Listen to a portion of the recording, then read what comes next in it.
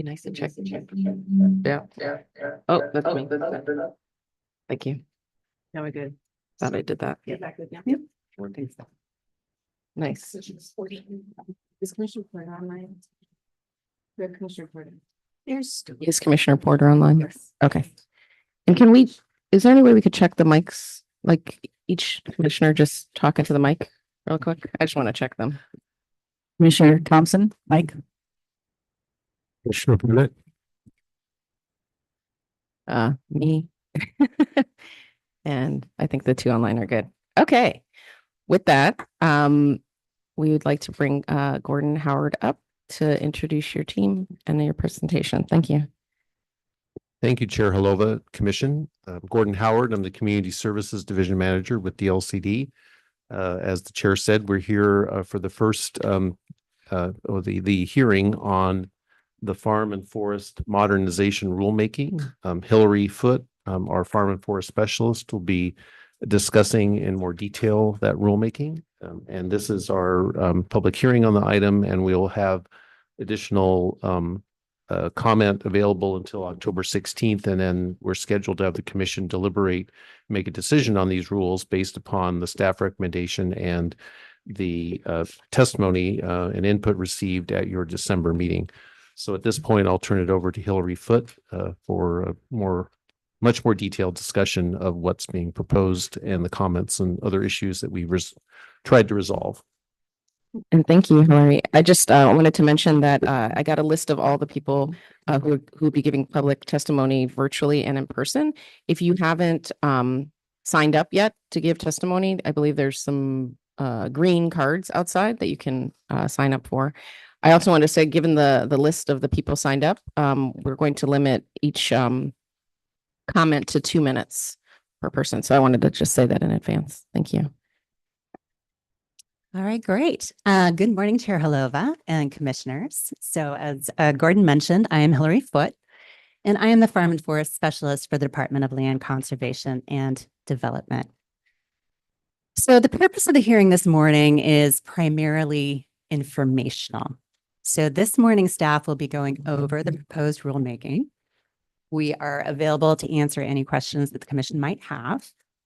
We are going to be hearing from members of the public this morning, and as Gordon had mentioned, public comment period will stay open through October 16th, and those comments will be provided to the commission in advance of your December meeting. And then at that December meeting, there will be an opportunity for commission members to further discuss the proposal, and you'll be voting on the proposal at that time. So as we're going over the proposal today, commission members might identify issues that you would like more information on. And so at the close of this agenda item, you may direct staff to provide additional information or additional feedback on particular issues to support you in those discussions in December. So just something to keep in the back of mind if we go through the proposal today.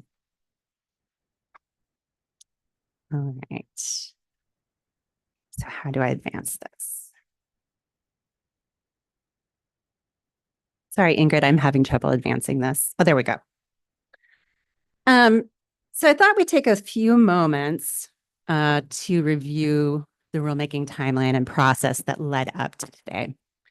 So at our January commission meeting, staff presented information on the need for this rulemaking. And at that time, the commission heard about 2 hours of public testimony, asking the commission to do more than just codify case law.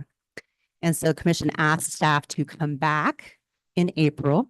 And then at the April commission meeting, LCDC asked us to consider additional items with our rulemaking advisory committee. So we'll be talking about that, those April additions a little bit separately this morning. Between March and July, our rulemaking advisory committee met 5 times. We held 5 3-hour-long meetings. We also collected public comment throughout that time period that was presented to the Rulemaking Advisory Committee for consideration. All of those meetings are posted to DLCD's YouTube channel, And all of that material, those public comments, materials that are RAC considered, they're posted to the rulemaking webpage for anybody who would like to review that. So at the close of those RAC meetings, the department staff considered those discussions and all of that material, and we came up with the proposal that is in your packets today. Notice of that proposal was provided to the Secretary of State in late August. And this is important because that notice to the Secretary of State represents a limitation on what we can do with this rulemaking. So at this point in time, the commission may not add new items or new topics into the rulemaking for consideration. You may modify language within the parameters of what was noticed. You may choose not to include language, but you cannot add new items since that notice has been issued. I would just also note that staff did review the proposal with the Local Officials Advisory Committee, and that committee expressed support for the proposal. So just to recap next steps, again, really quickly, written public comment after today will be taken through October 16th. After October 16th, there will be no more public comment or testimony on this item. So that's a date for folks to remember. And then on December 5th, the commission will be deliberating and voting on this item. Okay. So before we actually get into the proposal, I thought I'd take a moment to touch on the charge. So on the screen, you'll see is a summary of the charge for this rulemaking. And I'll take a moment just to touch on key points here. So the bulk of this 2024 rulemaking is technical in nature. It focuses on codification of common law, addressing some definitions and points of confusion, right? The desired outcome for this rulemaking, as expressed in the charge, is improved consistency of implementation and additional clarity that's needed to make that implementation a little bit easier for county planning staff. So county planning staff are the folks who on a daily basis interpret our rules for the public. Okay. So this rulemaking does not address key policy issues related to the Working Lands Conservation Program. But all of the work that we do when we're talking about farm and forest, goals 3 and 4, has to be aligned with the policy intent of those goals. And that is essentially the conservation of a certain type of limited resource land base that was identified based on the qualities of that soil to support the agricultural and timber economy. So that's something else to keep in mind as we're going over the proposal today and any time that we're talking about the farm and forest program. Okay. So I like buckets, as commission members may know. And so this proposal can really be broken down into 3 main groups. So the first is that codification of common law, and those topics are listed in the blue square on the left. We'll be going over all of those in just a moment. The additional items that the commission asked us to consider in April, and those are in the green square on the right. And then there's a third category in the bottom yellow box, and that is conforming rulemaking, which we haven't talked to the commission about, at least for farm and forest issues. But we'll be talking about that at the end of the agenda item this morning. So I'm going to touch on items also that were considered by the RAC, but for which there is no rulemaking proposal today. And this morning, I'm going to go over things pretty quickly. There's a lot of detailed information in the staff report on all of these issues. And I'm going to spend some more time on some items and very little time on other items. But again, we're here to answer any questions that the commission may have.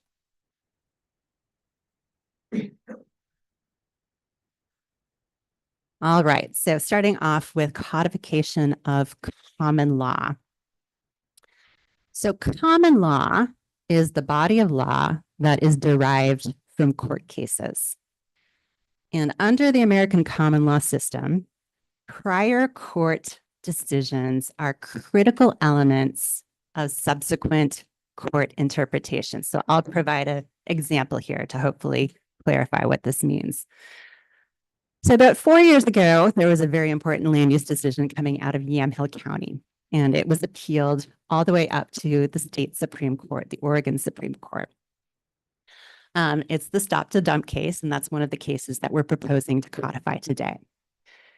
So since that decision by the Supreme Court, there have been several new different appeals, different decisions that when being considered by the Land Use Board of Appeals have been essentially remanded because the stop the dump case was cited in those reviews. So what happens here is the Land Use Board of Appeals sends that review back to the county. It remands it to run the hearings process all over again with instructions on the sufficiency of evidence and direction on essentially how to provide findings as they were described in that stop the dump case.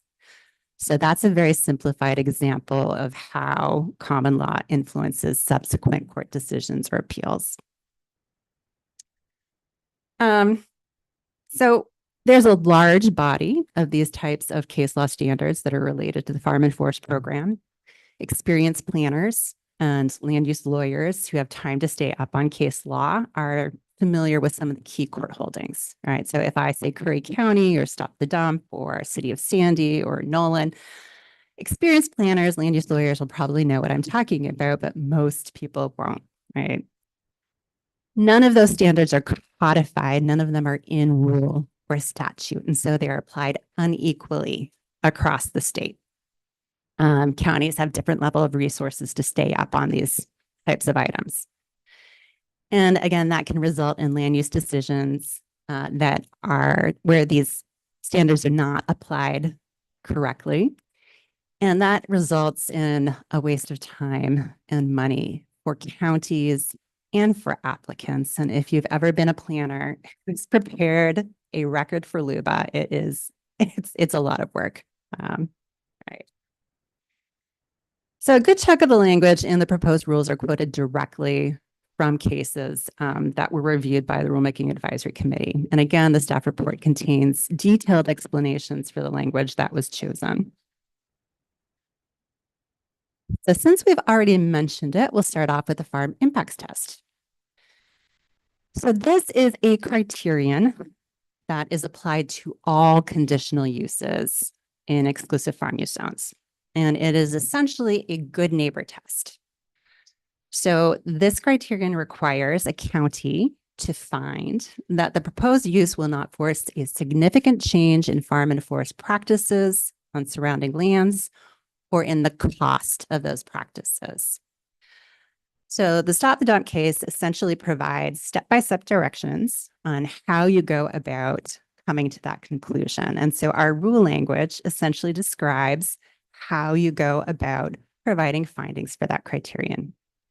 So first thing, you need to look around your proposed area of development and identify the farm and forest operations that are occurring in that area. So that makes sense. You cannot determine whether or not you're going to impact your neighbors if you don't know what they're doing. Then you need to consider how your proposal might impact those neighboring farming activities. And you consider those impacts individually. And then you consider all of the little impacts, if taken together, if they could have an effect on that farming operation.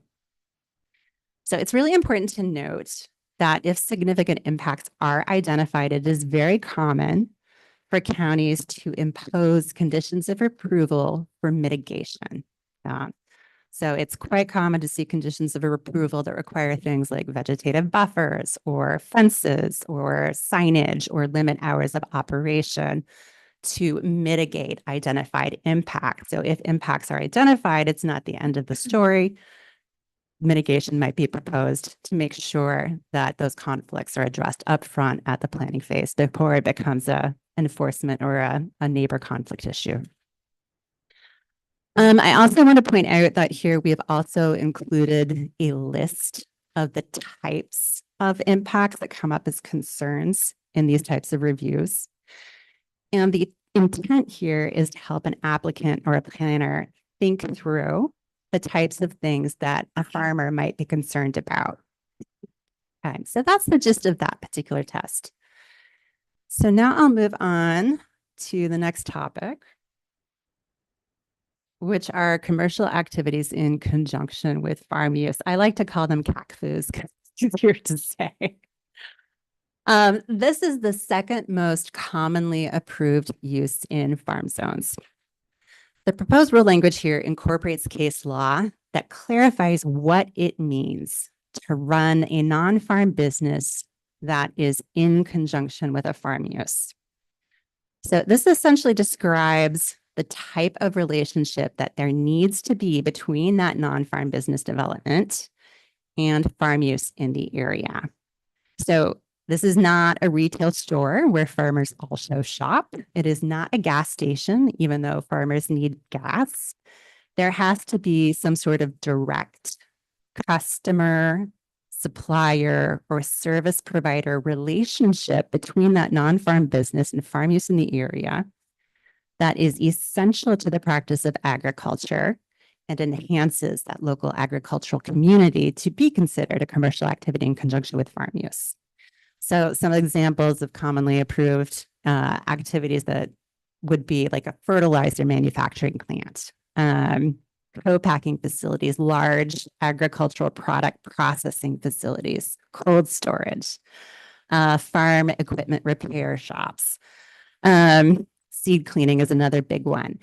And so when these are located in an exclusive farm use zone, as opposed to a rural commercial or rural industrial zone, they need to meet this test.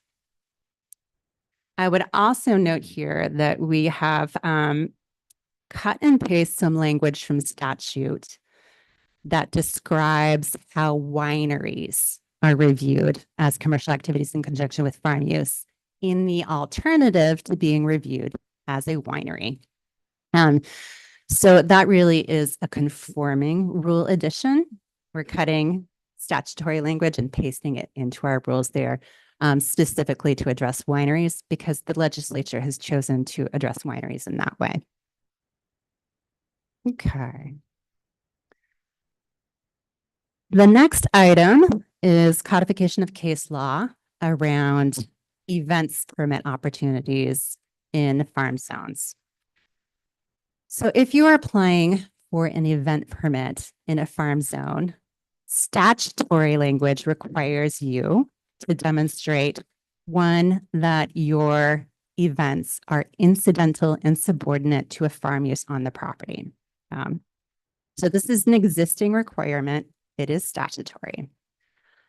The case in question here describes the types of factors that are to be considered when determining that subordinates. So it includes things like weighing relevant nature of the events versus the farm use, the intensity of the events versus the farm use, and the economic value of the events versus the farm use to conclude that farm use remains the predominant use of the property. And so the proposal is to codify that language that clarifies factors to be considered in determining subordinates. The second part of this language addresses a criterion that is applied to one category of events. So there's 4 categories of event permits that you can apply for. The fourth and most intensive category is a permit for 18 72-hour events. So that's essentially 4.5 months of long weekend events. So if you are applying for that event category, you also need to demonstrate that your events are necessary to support either the farm operation or commercial agricultural enterprises in the area.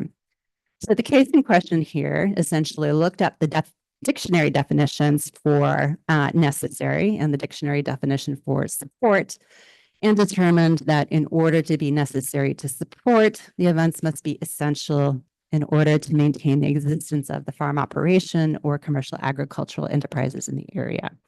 So that is the language from that case that we're proposing to include in rule here. Okay. The only thing I'm going to say about rural transportation facilities is that we have Hillary, I just had have a. one question I'm sorry, from here. Commissioner Bennett. Mhm.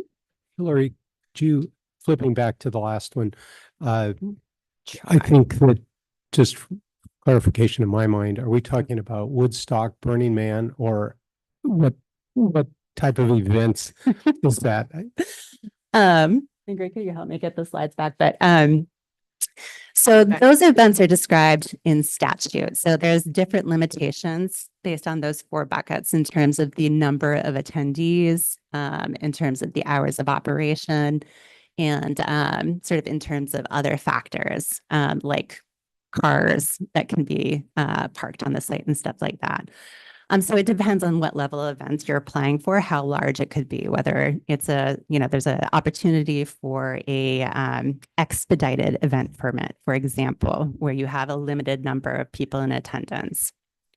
Where But we're not talking about an ag equipment show. We're talking about right. So event of- there's another one more back. Another opportunity for event permits in exclusive farm use zones, and that would be for a outdoor mass gathering, for example, which may or may not require a land use permit review.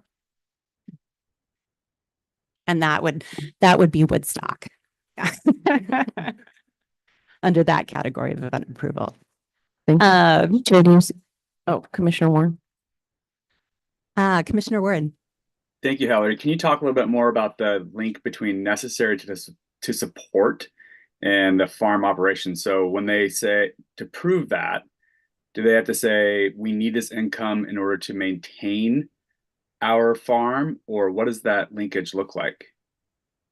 Thank you, Commissioner Warren. That's a great question, and you hit the nail right on the head. So this case interpreted that language to essentially say that you need to demonstrate that that income is necessary to maintain the existence of the farm operation or commercial agricultural enterprises in the area. So that is what that case says. Thank you. All right.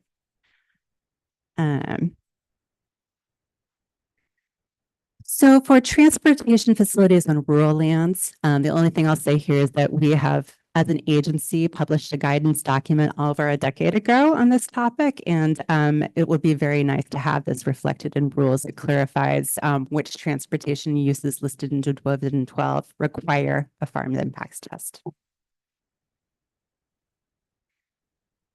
And then for private parks, this is actually an item that the commission identified in April. It is codification of case law, and it is a case that clarifies what is meant by a private park in an exclusive farm use zone, and gets at the recreational nature of a private park.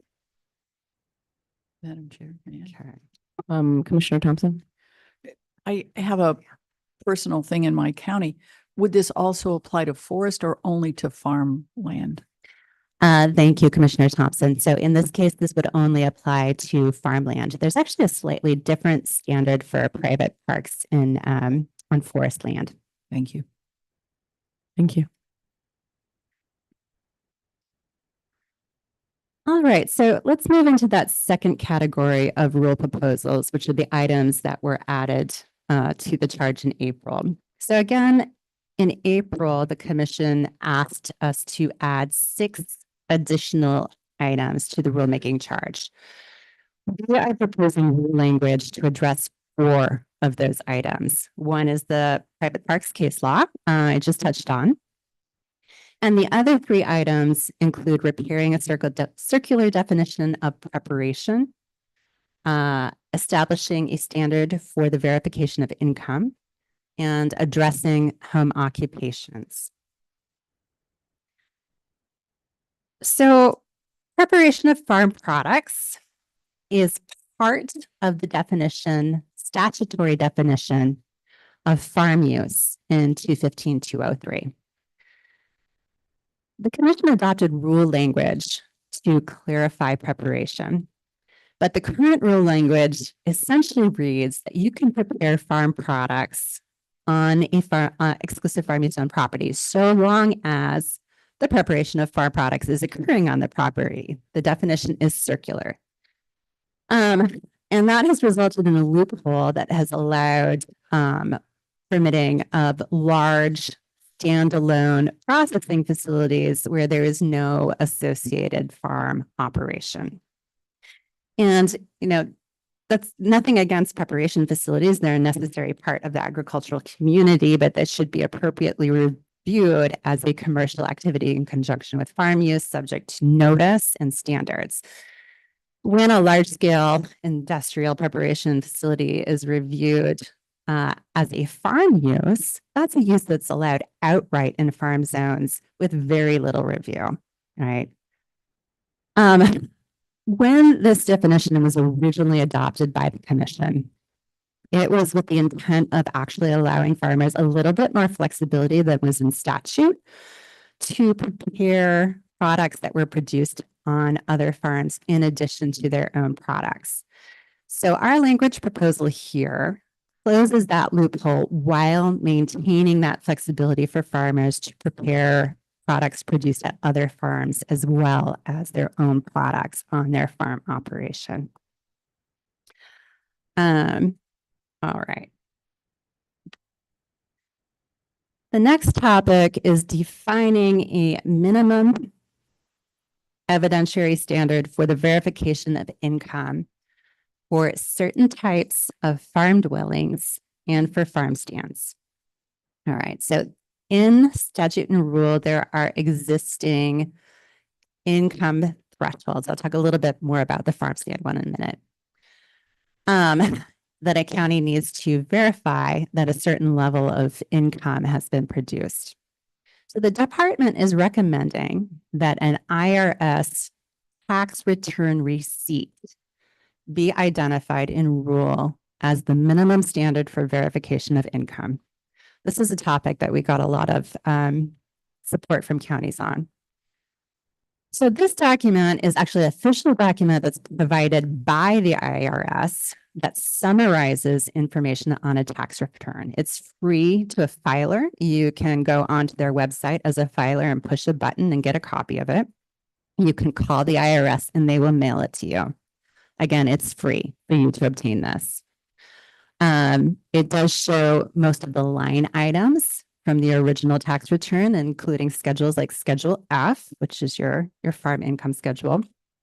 It does not show the filer's social security number or any tax account information. So that would be things like refund amounts, federal tax deposits, payments, penalties, interest, balances due. None of that information is in an IRS tax return receipt. Okay. So tax return information is used in a variety of different government programs in order to verify income. So that would be things like subsidized housing applications or student loan applications. For farm dwellings, this proof is required once at the time of the application, and it is not required ever again. For farm stands, there is an existing statutory limitation on the amount of revenue a farm stand can earn from the sale of retail incidental items. So that would be things like t-shirts and baskets, and from event fees. And so these are farm stand events, different than what we just talked about earlier. And the intent there with that threshold is that the legislature wanted to make sure that the farm stand use, the sale of farm products, maintained the primary use of a farm stand. It didn't turn into like a retail outlet for t-shirts and baskets and things like that. So that is an existing standard.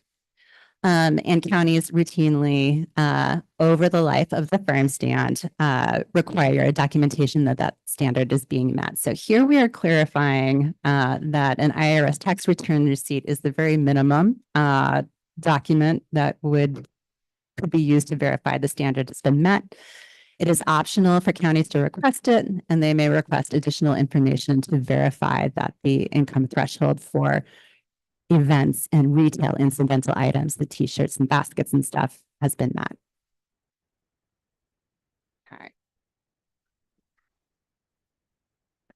All right. And for the last item, home occupations. The commission asked us to clarify whether uses that have already been established by the legislature as allowable in farm zones if certain standards are met may instead alternatively be reviewed as home occupations. And if they can, what happens to those standards that were established by the legislature? And so this topic can be a little bit confusing. So I'll try to explain it using our cidery example again here. So a cidery may be approved in exclusive farm use zone as a cider business. And that is described at length in statute at 215-451. In 215-451, the legislature has described in detail what they think a cider business is and what sorts of other activities go along with the cider business. So that includes things like luncheons, tours, tasting rooms, events, etc., and puts parameters around those sort of uses at a cider business. So the question here is, rather than being reviewed as a cider business subject to those standards in 215-451, can a cider business alternatively be reviewed as a home occupation where none of those standards in 215-451 are applied? So the approach that we are recommending here, in these cases where the use proposed as a home occupation is also listed in statute subject to standards, that the home occupation proposal may not be more intensive in scope or scale than would be otherwise allowed by the legislature. So using our cidery example again here, a cidery home occupation would not be allowed to be more intensive than a cider business permitted under 215-451, right? So for example, a cidery home occupation could not produce more than 100,000 gallons of cider a year. They could not host more than 18 days of events a year, because those are the limitations that are imposed by the legislature on cider businesses. It could be less intensive. So for example, a home occupation cider business would not have to meet certain minimum thresholds for a cider business in 215-451 in terms of like acreage planted in apples or pears or supply. If you wanted a more intensive cider business, you would apply as a commercial activity in conjunction with farm use. So here, we are trying to maintain the flexibility to permit different scales of uses in farm zones. So the small scale home occupation use, the uses that are established by the legislature, and the more intensive commercial activity in conjunction with farm use uses. So those are three options that a business can choose to pursue for different intensities of activity. And here we're clarifying that a home occupation is the small, non-intensive version of that, okay? We are also clarifying that in order to be a home occupation in these cases, there has to be a residential use to which that business is accessory. So it might seem obvious that a home occupation involves a home or a residential use, but staff actually believes that this is a very important clarification here. Okay.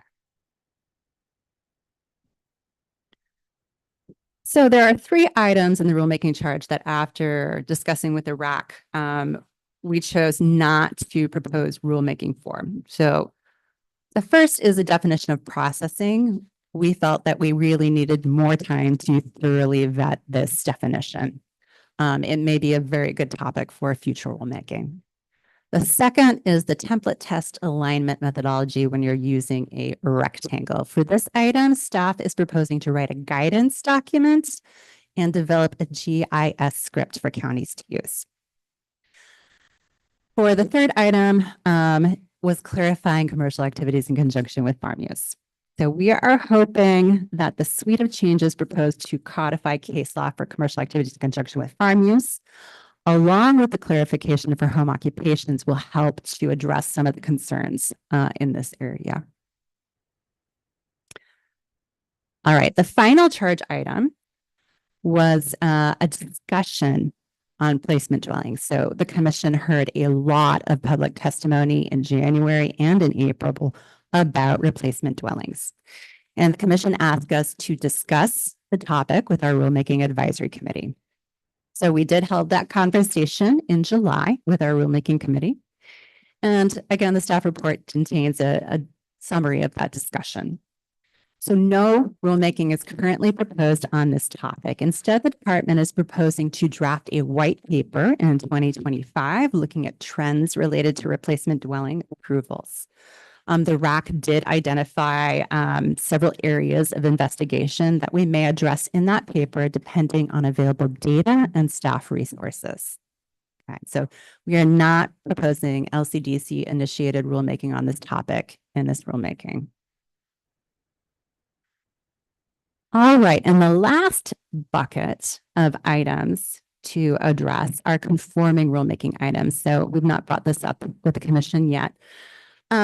This is a set of rule amendments that are really just aligning our rules with statute. We have not updated our farm and forest rules to reflect legislative changes since 2020.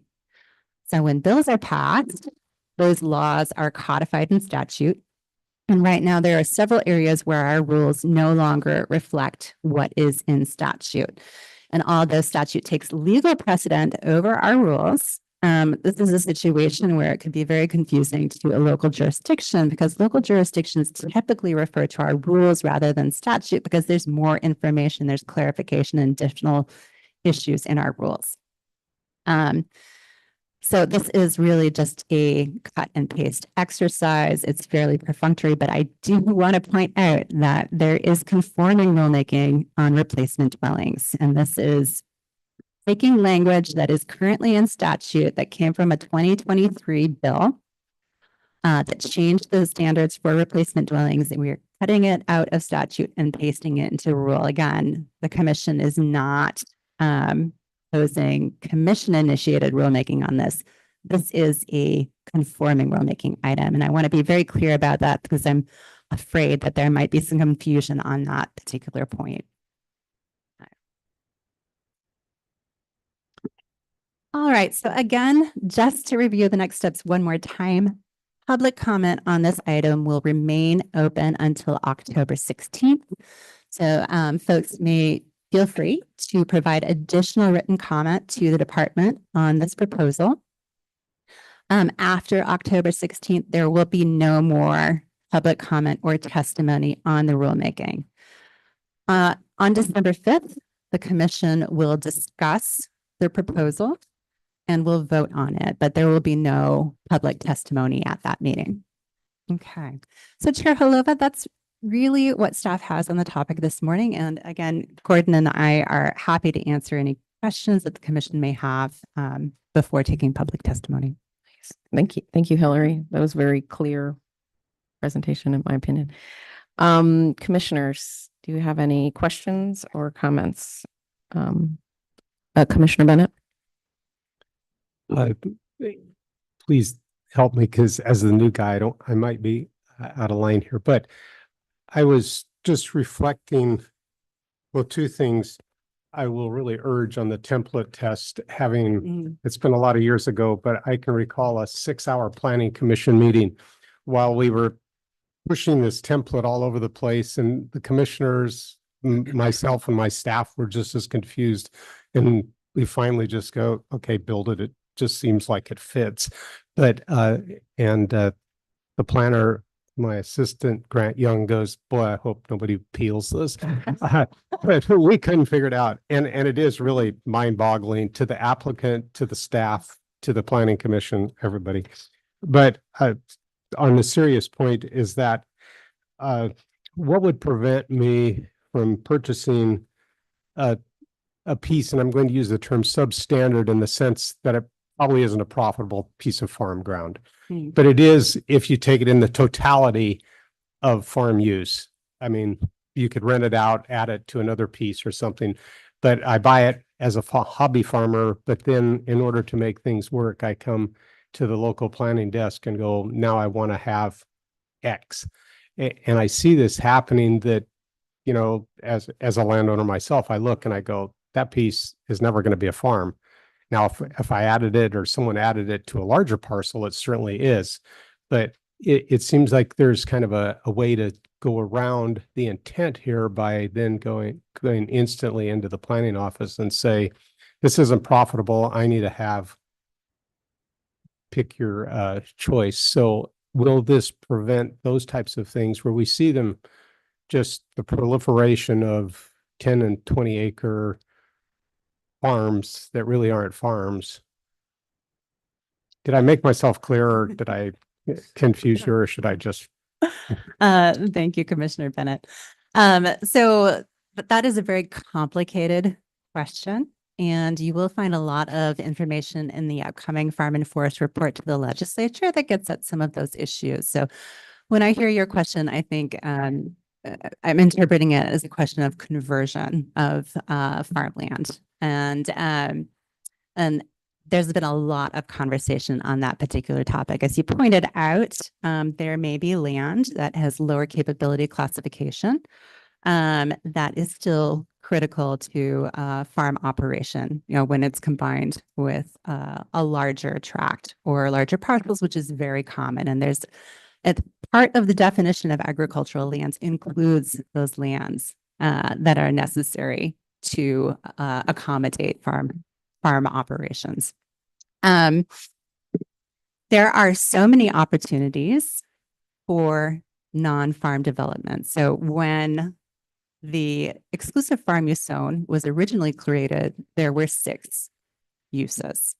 Now there are over 60. So you're right that there are a lot of different things that a owner of land that's protected under the Working Lands Conservation Program could pursue and could develop on that land, even though it is protected as exclusive farmland. And so the parameters and standards for that very wildly, depending on what type of use that you are proposing to develop. And I could go on for probably about an hour on this topic, but again, the intent with the rulemaking here is really technical cleanup and to make things clearer, to make it easier to implement at the counter. So we did have a lot of feedback from counties on our rulemaking agenda for this year. There were 6 county planners that sat on our rulemaking advisory committee. So about a third of our RAC was county planners, because it was very important to us for this particular rulemaking that we have their perspective and opinion on this topic. Hillary, is it safe to say that all the things that have been done will be helpful, though, to this? I'm not saying solving this issue, but to understanding what would be allowed on this. So thank you, Chair Holova. Yes. So all of these proposed rule amendments are intended to be helpful to implement the program clearly at the county level. Yeah. And I failed to mention that Commissioner Barbara Boyer on our commission is serving on the RAC. And so I just wanted to mention that. Commissioner Thompson. Oh, Commissioner Porter. Sorry, it takes me a second to unmute. Thank you so much. And this is a great presentation, and I think it's actually worthy of watching the repeat of it, because there's a lot of information there. So thank you for compiling it in a way that is understandable and relatively concise, considering how much you guys put together. Quick question on the white paper, if I may. Being in a position for decades, and on the side of issues that I was charged with trying to figure out how to interpret the intent behind a lot of the policies or the rules that various agencies are making. With the white paper, how do you foresee this being either interpreted or enforced? I mean, the various jurisdictions, if they're looking at your white paper, are you looking for them to kind of follow the white paper basically pretty much as a rule? Thank you, Commissioner Porter. So to answer you succinctly, no. A white paper documents information, trends, and development and identifies certain issues for consideration. And white papers are typically used to support later policy decisions. And so this white paper on replacement dwellings may be presented to the commission and may be used to support recommendation for further action by the department. Yeah. So it's sort of like a research paper that then promotes potential action. So, Think. so yeah. it potentially could be viewed as maybe a precursor to a future ruling. Is that how I'm interpreting that correctly?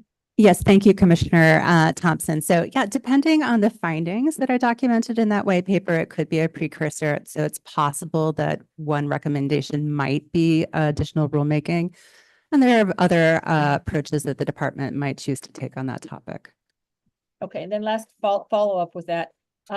Will the commission have the opportunity to read through the white paper and bless it before it's in there? I apologize. I've worked with a lot of department memorandums that were basically enforced as though they were written into rule. And so that's why I'm harping on this one. So will the commission have an opportunity to kind of take a look at it and bless it?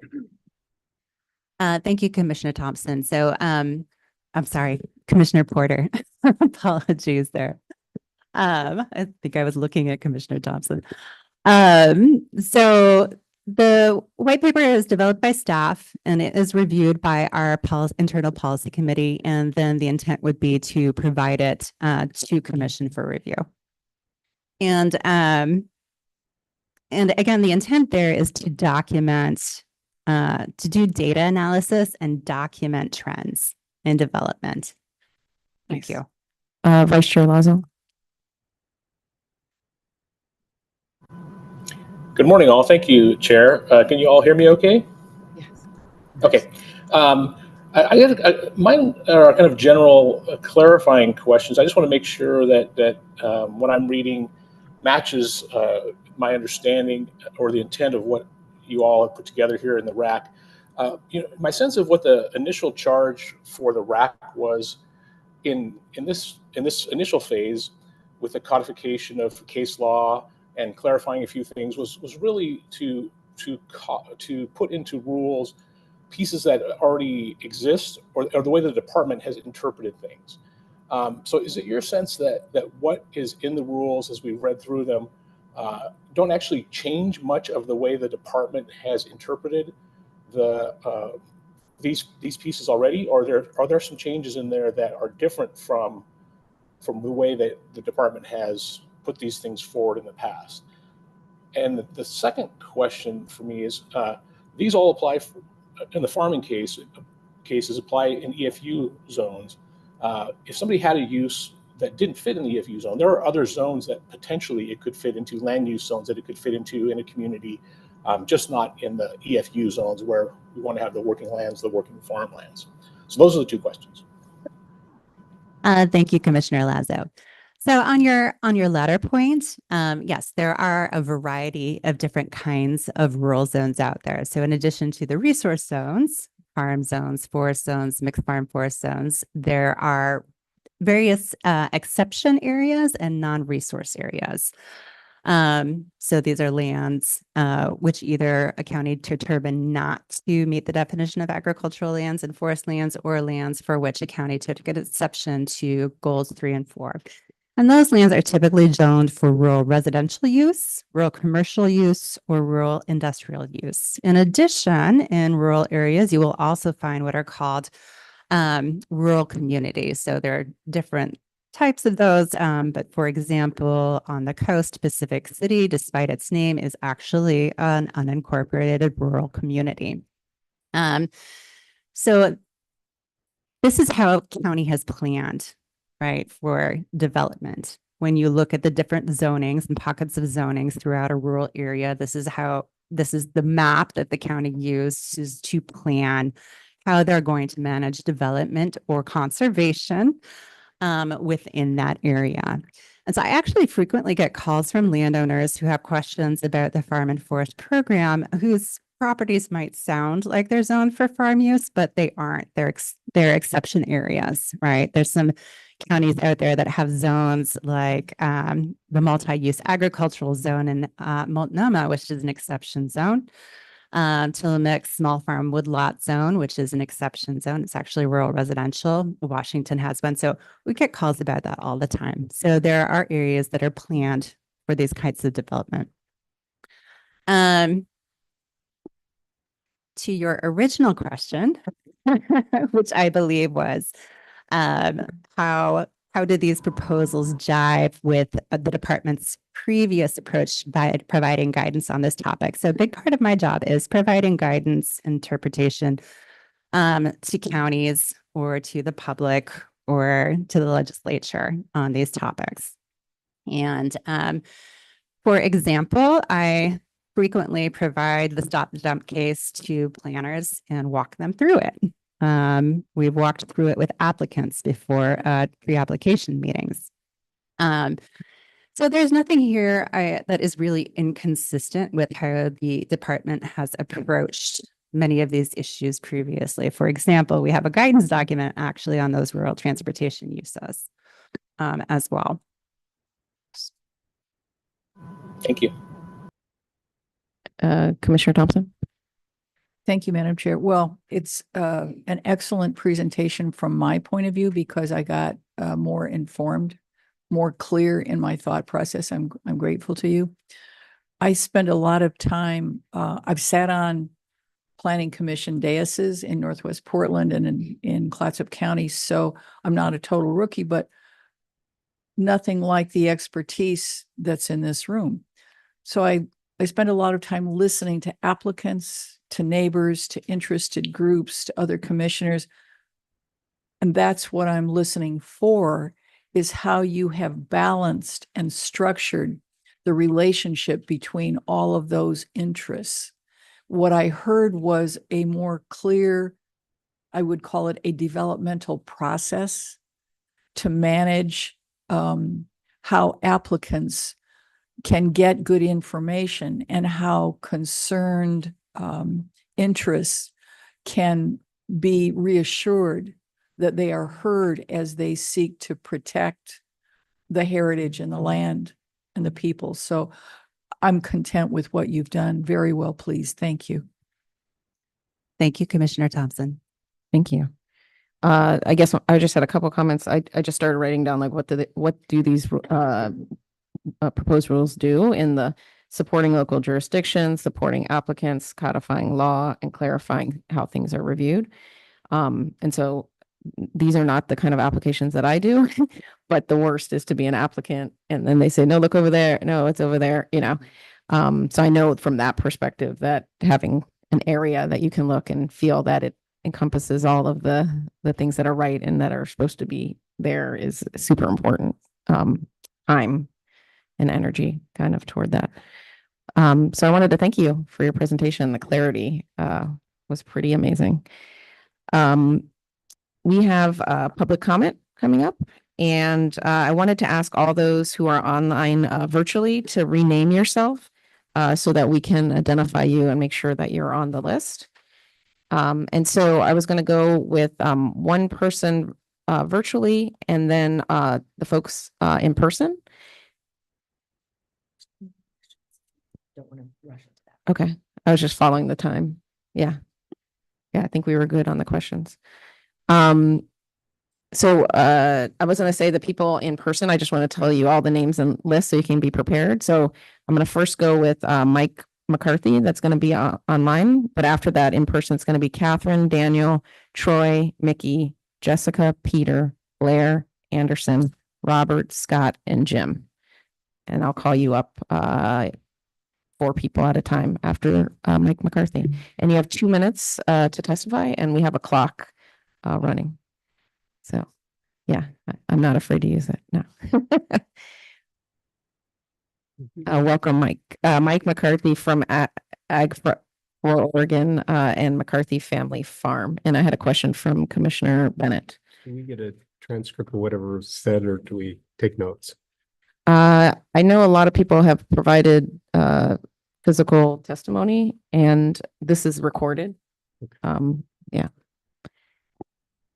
Okay. Welcome, Mike. Thank you, Chair Halava, Vice Chair Lazo, and members of the commission. Thank you for the opportunity to comment. I have been a RAC participant as a farmer. Please support approving the improvements to the rural language. I'm the first generation in my family to make a living farming. I've farmed several small operations, including starting out in high school farming in Roseburg, then a small cattle farm in Parkdale, then a small orchard. After farming my own farm, leasing farms, and working for a corporate farm for 17 years, I was able to buy additional land. I don't see anything in the RAC work or the RAC proposal that burdens small farms or burdens any farms. The rules are clearer and more precise and do not prevent farmers from farming. These comments will be very brief. I need to get back to pear harvest. Thank you for your work on this, and I hope you'll continue to support the RAC work. Thank you. Thank you, Mike.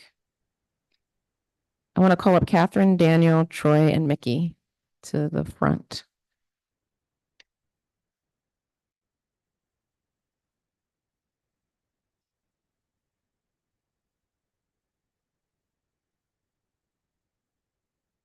And Catherine, is your last name Jernstead? Okay, so first we're going to have hear from Catherine Jernstead from Jernstead Century Farm and Jernsted's Daughters Farm. Good morning, commissioners, chair, and staff. My name is Catherine Jernstead, and I'm commenting today in support of Agenda Item 7 on behalf of the Jernstead Century Farm and Jernstead Daughters Farm. My father, Ernest Jernstead Jr., credited Oregon's land use system with making it possible to hold the farm intact in the face of land speculation and generational change. Our hope is that the program will still be doing this for the 5th and 6th generations that follow me. There have been innumerable highs and lows in agriculture since my great-grandparents set about farming in Yamhill County in the 1880s. But all of it is undergirded by a business plan that is based on the realities of soil, water, and market conditions. We have done dryland farming, mostly profitably, for over 130 years by adjusting crops and expectations accordingly. B&Bs and farm stands were included in the farm uses to help bridge the lean years that are inevitable in active farming operations. There needs to be consideration for the variety of scope and crops in the agricultural operations, because they all contribute to make up Oregon's second largest economic sector. Litigation comes when applications are approved for non-farm use like hotels.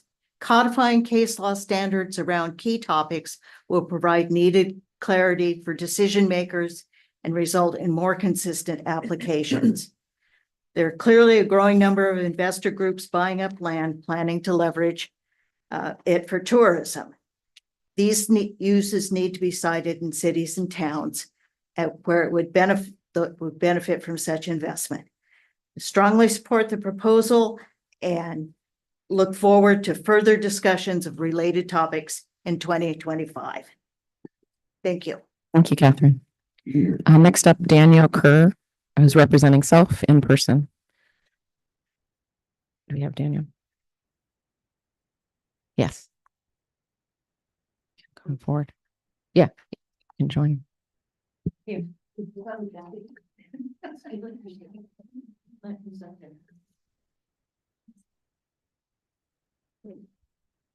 I forgot to mention, when speaking in the mic, you have to almost touch it. But don't touch it. My name's Daniel Kerr. I own a farm up in Kaiser, Oregon. And about 22 years ago, we were farming, we had pasture, livestock in the pasture, and then the owner of the baseball park, Volcanoes, came over and said, you have to get your livestock off your property because we're going to shoot fireworks. So, and I couldn't understand why they could do that when it's not allowed in farm zone. But what they do, they put the set off area right next to the property line. And then the fallout zone is on the farmland. And the fallout zone is what we get trash. So I'd like to clarify, make sure that the fallout zone is not allowed on EFU land and your commercial activities and your farm tests. City of Kaiser said they didn't have to do farm tests because they're in City of Kaiser, but they're using farmland. And we get hundreds of cars, people walking all over the farm, and it's because they set it off right at the property line. And so just to clarify, to make sure they have to follow the same rules if they're gonna use farmland. And I've got written correspondence with the city and the Marion County. Marion County says they can't do anything. And I'd like to submit that in the record. Thank you, Daniel. Next up is Troy Jones, who's representing self in person.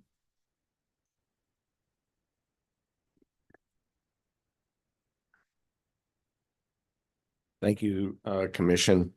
So for the record, my name is Troy Jones. I live at 22335 Gap Road in Harrisburg, Oregon. I'm here to testify today to let the LCDC know I fully support its efforts to update and improve the existing policies protecting Oregon's farmlands and forests. I'm actually very excited to see this happening. Everyone here is highly aware much is happening to negatively impact protected farm and forest use zones, replacement dwellings, home occupation, wind and solar energy, and expansion of urban growth boundaries. These matters can hit close to home. I live rural near Harrisburg, and currently there's a proposed 1,600-acre industrial solar facility being, there's a notice of intent. This industrial project would be placed on all high-value exclusive farm use lands.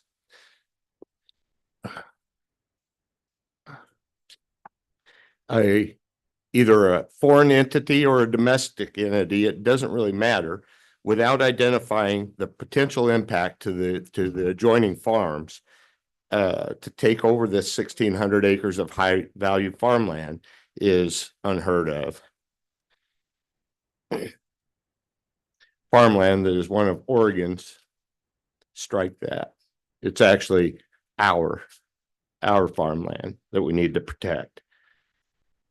Given this, I respectfully request the LCDC to take additional effort in regard to establishing detailed, meaningful requirements specifically for these replacement dwellings, home occupations, and wind and solar zone changes, which ultimately negatively impact our exclusive farm and forest use zones. Please take action to eliminate the introduction of inappropriate and harmful residential, commercial, and industrial development into these areas designated strictly for agricultural and timber production. Thank you. Thank you. Next up, we have Mickey Killingsworth, who's representing self in person. Okay.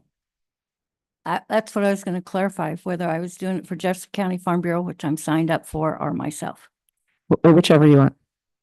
Okay. Well, do you want me to do them at the same time when I'm done? I don't know. Yeah. Okay. I'm at the same time. Different hats. Dear Chair and Commissioners, for the record, I'm Mickey Killingsworth, 798 Southeast Dover Lane, Madras, Oregon. I am one of two of the farmers on the rack for the Farm and Forest Modernization Program. I am a small farmer, and at some point in time, I think a definition of what a small farmer actually is needs to be defined. I hear it bannered around all the time, but when I say, well, are you a small farmer? Am I a small farmer? What is a small farmer? I have before you, those are my notes from sitting on the rack as one of the two farmers. They're very detailed. I can go in and quote different comments from different people. The process was very thorough, even though some people that were on the rack may disagree. I applaud Hillary and Gordon and the support staff for what they achieved and for the document that they prepared for you today. And the presentation, as you've noticed today, was very thorough again. I encourage you to go back and watch any of the recordings of the RAC if you have any questions on the process.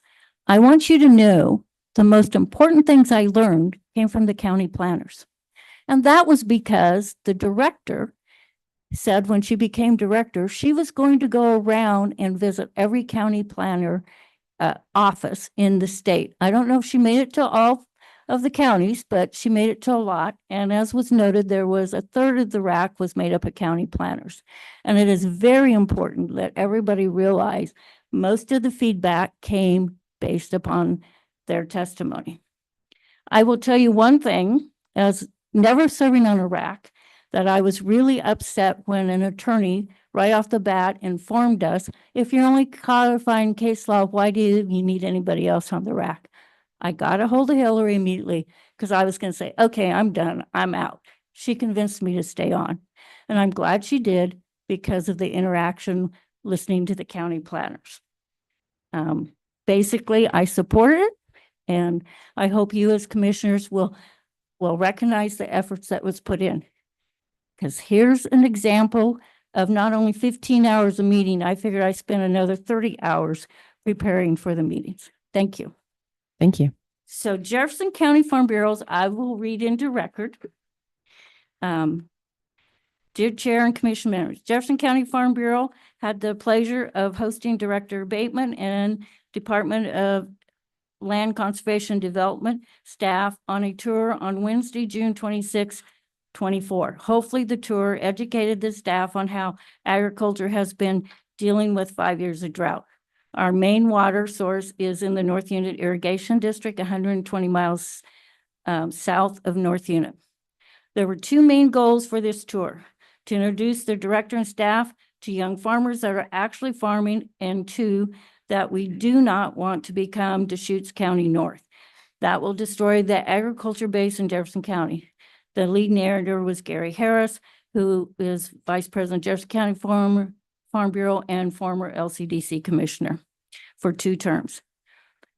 So the big thing, and I'm just going to summarize, is Commissioner Bennett was pre-Commissioner Bennett, and he got to attend part of the tour, and he learned a lot. And at the Senate Natural Resource hearing and wildfire hearing on Tuesday, Kevin Richards, who was one of the young farmers who was hosted and featured on this tour, he testified before that committee. I would recommend that you guys go look at that hearing. It was very impactful and very informative. Again, Jefferson County Farm Bureau will offer any LCDC commissioner a tour. If you want to come over to Madras, we'll set it up. We'll take you on your own tour. And that's just a standing offer because we believe in what the RAC is doing and the Farm and Forest Moderation Program. It has been way too long that DLCD has not moved forward. And this was a huge undertaking, and we appreciate the efforts of staff and the commission. Thank you. Thank you, Mickey. I'd like to bring, you can come up to the front, Jessica, Peter, Blair, and Anderson.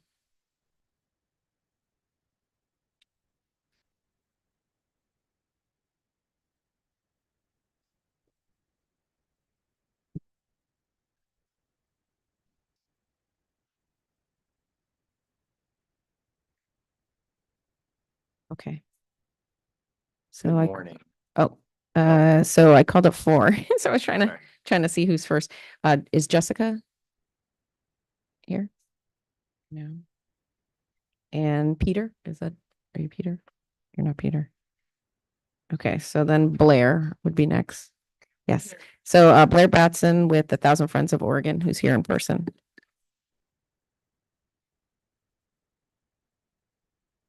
Good morning, commissioners. My name is Blair Batson. I'm a staff attorney for 1,000 Friends of Oregon. This is the 4th LCDC meeting this year where we commented on your rulemaking process starting in January of last year. We appreciate the commission giving this process a year's time with multiple hearings for people of varying opinions to comment.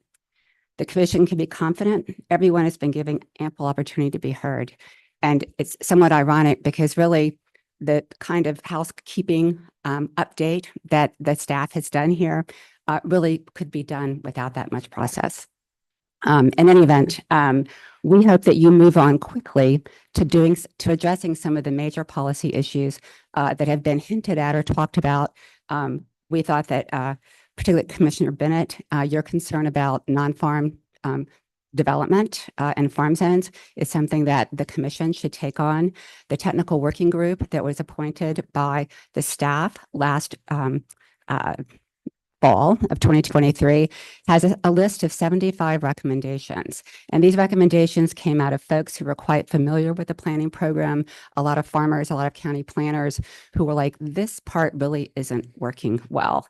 And the non-farm dwelling issues and non-farm divisions, land divisions, were one of those major issues. So there are a series of recommendations on actions the commission could take, and we really encourage you to dive into those without much delay. We also encourage you, we see that the staff recommendation is to do a study or a white paper on replacement dwellings. As you know, we would very much like you to direct the RAC in October to come up with a proposed rule on replacement dwellings to present to you so you can vote on it in December. We don't think you really need to wait. So with that, we support the package, except we have one concern about the home occupation provisions. Technical, not going to get into it here. We'll submit written comments on it. But thank you very much for the opportunity to comment. Thank you, Blair. Next up is Anderson Beals from The Ground LLC, and he's in person. Good morning. My name is Anderson Beals, and I represent The Ground LLC. Thank you for the opportunity to comment. The Ground is a family farm in Yamhill County that raises cows, pigs, chickens, ducks, turkeys, vegetables, and edible flowers. And it also hosts guests for food and hospitality services to connect people to the land. And don't worry, I am not here to apply for a Woodstock event permit, but that may come in the future. Okay, that kind of bombed, sorry.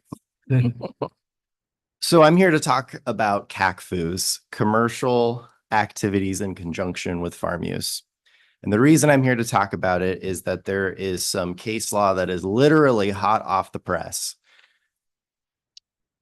As of Wednesday, the Court of Appeals affirmed without opinion a LUBA case called Friends of Yamhill County versus Yamhill County and Carlton Hub LLC.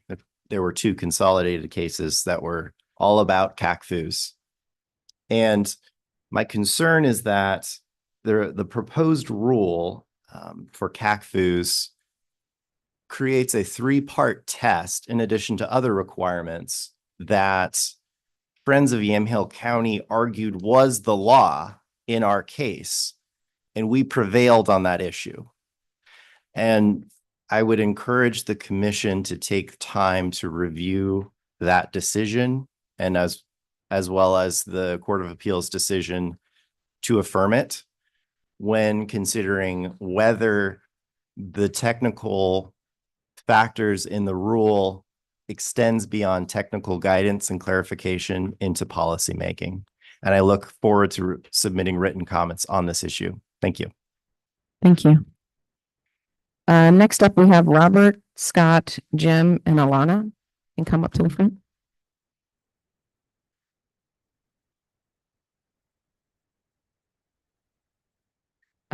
Jim Johnson. Cool. We'll get to it.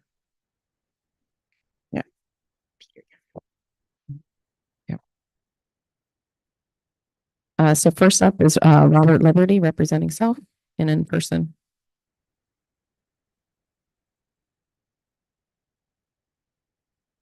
Members of the commission and Director Bateman, good morning. Over the past 42 years, I've appeared before you scores of times to talk about policy. Not today. I'm here to talk about politics. More precisely, why, thank you. More precisely, why you should resist any temptation to make a political decision rather than a policy decision. There are three reasons for this. First, Politics is the business of the people down the street in the state capitol.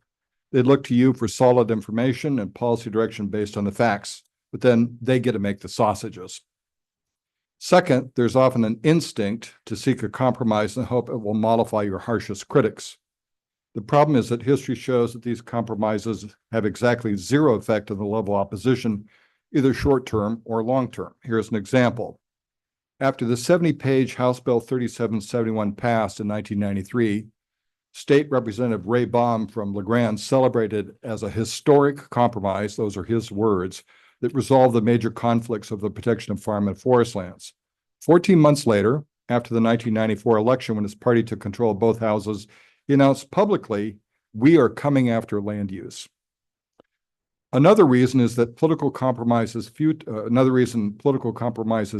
is that the cast of characters in the land use arena, like other public policy subjects, is constantly changing.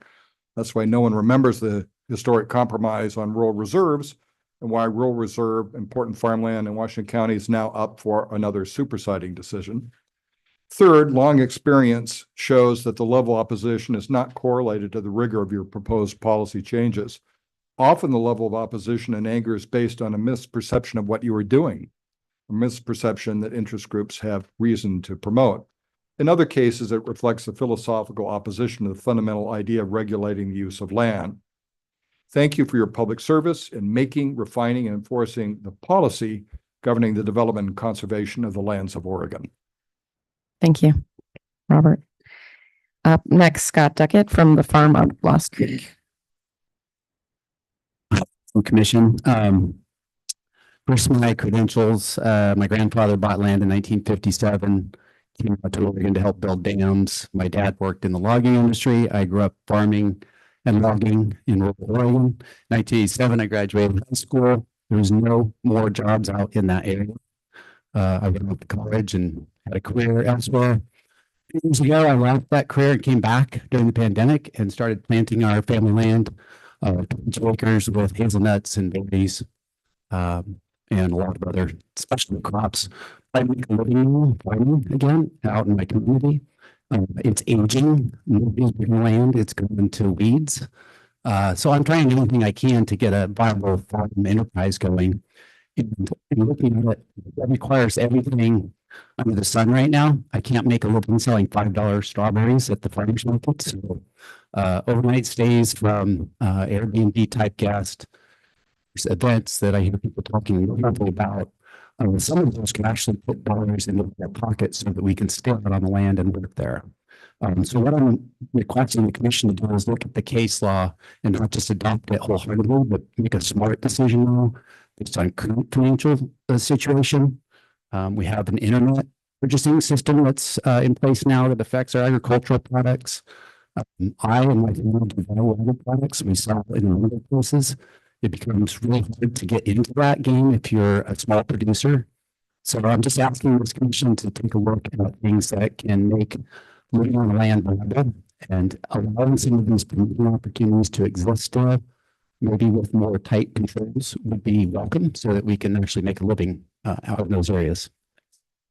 Thanks, Scott. Up next is Jim Johnson, ODA.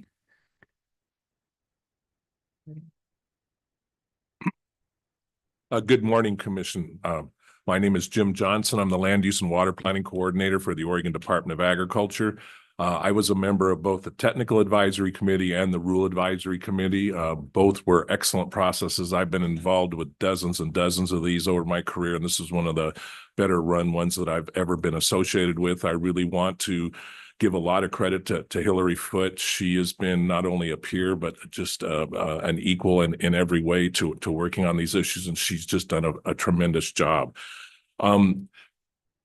I've been at the Department of Agriculture for a long time, and I get a lot of calls about the Oregon Planning Program, and most of those calls relate to things about interpretations related to the exclusive farm use zone, definitions of terms that are in the exclusive farm use zone, and issues related to how do we deal with compatibility and conflict with non-farm uses. I'm the department's expert on right to farm, for example. And so many of the things that are being discussed today are not only case law, But they deal with those issues, and it's going to go a long ways, I think, towards helping counties to implement that. And as a past county planner, I can tell you that's very important. I was too impressed, as Mickey Killingsworth talked to you, with the involvement of the county planners in this situation. I don't believe I've ever been involved in a rule advisory committee that's had this high of a percentage of county planners on it, and it really paid off because they really interjected a lot of information into this. Quickly, I just wanted to address a couple of questions that came up. Commissioner Bennett, mass gatherings, it's been a bane of my career because they're really not a land use decision, yet they impact land use. And so it's always kind of an interesting to deal with. I've seen good ones and I've seen bad ones. The tourism or the agritourism rules and the statute go a long ways to helping to maybe take some of that away from the mass gathering. But the mass gathering stuff came out actually as part of my career when I worked for Wasco County. It was related to the Rajneesh Param World Festival, and so it's kind of its own little world, and it's kind of hard to look at it the same way as you look at the events and the like. The discussion you had about preparation, and I'll hurry up real quick here, whatever, but the discussion you had about preparation in the definition of farm use and like that staff gave you is right on. I was involved in drafting that part of the rule with Ron Eber, and the discussion that Hillary gave you is right to point. I just wanted to emphasize that. And lastly, I was the staff person for DLCD that worked on the original income standard for farm dwellings. And ever since then, I've got nothing but questions from county planners on how do we verify compliance with this? How do we determine whether somebody's making the 80,000? What's being proposed here will go a long ways towards addressing that. Thank you very much. Thank you, Jim. Next up is Alana Carnegie with Carnegie Family Farms. Thanks so much, Chair, Commissioners, for your work and attention on this matter. I am a fourth generation farmer in Benton County. And I want to comment specifically on bringing the relevance of the home occupation and future look into expanding replacement dwelling rules. So I'm farming because my family was already farming. I've had so many peers over the years who have gone into farming for maybe 5 to 10 years and not been able to make a go of that. A large part of that involves access to affordable land and land that you can invest in for the long haul. So to highlight with how this relates to like home occupations. So the residential use being primary, to me, is a really important to keep EFU and rural lands from becoming like high-end vacation resorts. And I have a friend who's been farming for 14 years. For other people, she's been farming since her early 20s. And she's been looking for land to buy. And she said pretty much every property she went to, there was somebody looking to buy it as an Airbnb. So if you're looking to buy it as an Airbnb or as a speculation, that trumps that primary residence. So just to highlight that, and then to also highlight with desire that the replacement dwellings is pursued and prioritized. Blair mentioned that as well, that those Airbnbs, those like luxury developments, build a big home and then it's no longer a farmland. It's no longer something that people in their 30s can afford. Yeah, thanks. Thank you for your testimony. I'm going to go next to Peter Kissinger from Plumper Pumpkin Patch and Tree Farm, who I believe is online. Yes, thank you. Hello, my name is Peter Kessinger. I'm the co-owner of Plumper Pumpkin Patch and Tree Farm located outside of Portland. I'm speaking today in opposition to the rulemaking item number 7. Our 65-acre farm was purchased by my parents in 1993 from a farm who had the farm for over 100 years. Why did they sell this beautiful farm? Because farming is hard. Today we're growing pumpkins, Christmas trees, and hay, but all this income alone is not enough to sustain our business. That's why my father turned to agritourism, starting the pumpkin patch we're running today in order to farm and sell directly to consumers. and provide an authentic farm experience to them. And our farm is not alone. All across Oregon, farmers are using agritourism to supplement their income so they can continue farming their lands. A study done by Oregon State Extension has shown that agritourism has directly generated $350 million annually and created nearly 11,000 jobs. Yet there's a constant fear from us that these land use laws, as they stand today, could lead to our operations being shut down. By codifying case law, like the farm impacts test, this will further restrict agritourism as a lifeline to many small Oregon farms. This department should not adopt such controversial rules without a fair and engaging process, without the engagement from farmers like me. My father is almost 68 years old, and if I hadn't stepped up, our farm would have folded. I stand here as a member of the next generation. How can you help me and others like me stay in farming? Thank you. Thank you, Peter. Is Jessica from Basil and Bee's Nursery online or in person? Okay, she's not coming. Okay, thank you. Okay, so I'm gonna go to, if there's nobody else in person, virtually, to Jan. I'm just gonna say the list, the whole list, so that you can get prepared. Jan, Lee, Neil, Rory, Nina, Sheila, Scotty, Catherine, Robin, Hope, Aaron, Zoe, Frank, Jana, and Justin. Okay. So I'm going to start off with Jan Lee from the Oregon Association of Conservation Districts. Good morning, Commissioners. I'm Jan Lee, President of the Oregon Association of Conservation Districts, and I was also a member of the current RAC. OACD represents the 45 soil and water conservation districts in your areas. We're in general agreement with the majority of the proposed rules. These will provide guidance to achieve more consistency throughout the state, I believe. We do have some specific comments on certain areas, and we'll provide those in writing in October. I really want to commend the staff for a very transparent and inclusive RAC process. Everyone was really given the opportunity to comment throughout the process, and we had a large and diverse group of 23 members. I participated, as Jim Johnson had also mentioned, in many RACs for a number of agencies and over the years, and I found this one to be highly effective with really exceptional staff support. Well, this is really a good start to modernizing the rules. I think we need to address more of the issues, and we need to address them sooner than later so that we can really have overall consistency statewide for many of these difficult issues.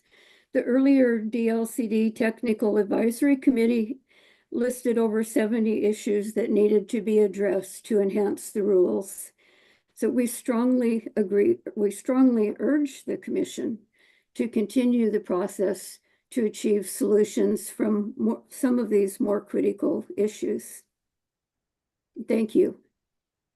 Thank you.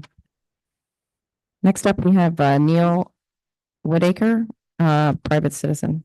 He is not with us yet. Okay. Next up, we have Rory Isbell from Central Oregon Land Watch. Yes, good morning, Chair Halova and Commissioners. My name is Rory Isbell. I'm a staff attorney and Rural Lands Program Director with Central Oregon Land Watch.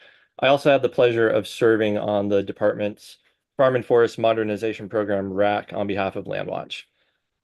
We support the proposed rules and do recommend adoption by this commission. The rules are best described as housekeeping amendments, as they largely codify existing case law that's already applicable to land use permit applicants. The rulemaking process was very robust. It included multiple interests, including farmers, industry representatives, property rights advocates, land use applicants, attorneys, and as you've heard, county planners.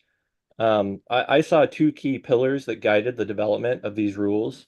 Those are existing case law and the experience of those county planners. Every meeting started with a roundtable discussion from those planners who explained where they run into problems trying to explain certain vague rule standards to land use applicants. The RAC, led by your excellent department staff, worked faithfully to respond to that input from county planners and all other interests represented on the RAC. and the proposed set of rules provide the needed clarity and uniformity for all of Oregon's 36 counties. And we hope to see them adopted. We do offer a few small changes to the draft rules that we'll describe in our written comments. And in my last few seconds here, we do want to urge the commission in future rulemaking to address this issue that Landwatch has told you about before, about spot zoning of farm and forest lands. That's happening particularly here in Deschutes County. We've lost about 3,000 acres over the last 15 years by these individual applications that rezone and convert our limited supply of agricultural lands to facilitate rural sprawl and industrial development in the middle of farm zones. So we hope to see this program continue to address that and other of the many pressing issues affecting our farm and forest lands. Thank you so much. Thank you. Up next, we have Nina Sackett-Kronberg from Be Easy Farm LLC.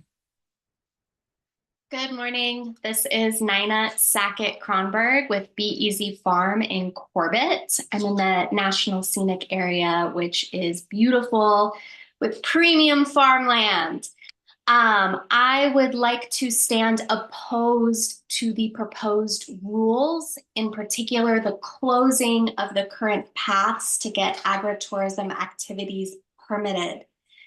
I endorse the positions of the Oregon Property Association, the Oregon Farm Bureau, Plumper Pumpkin Patch, and my fellow farmers engaged in agritourism activities.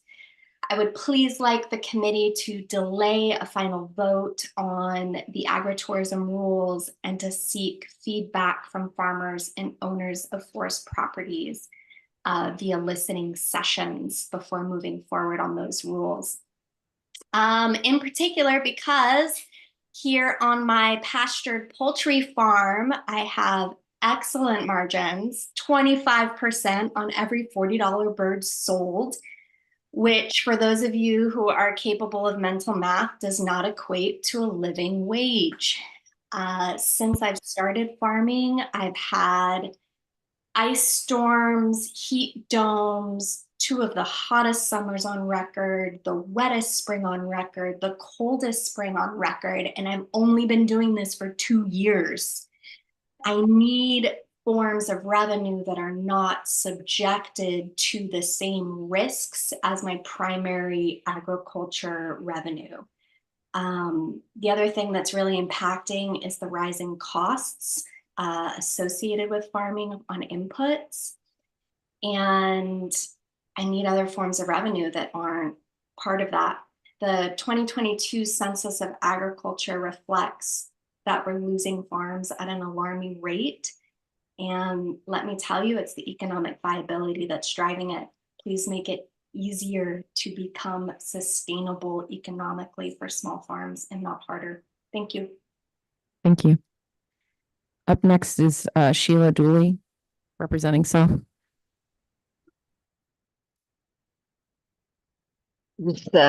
Sorry. Okay.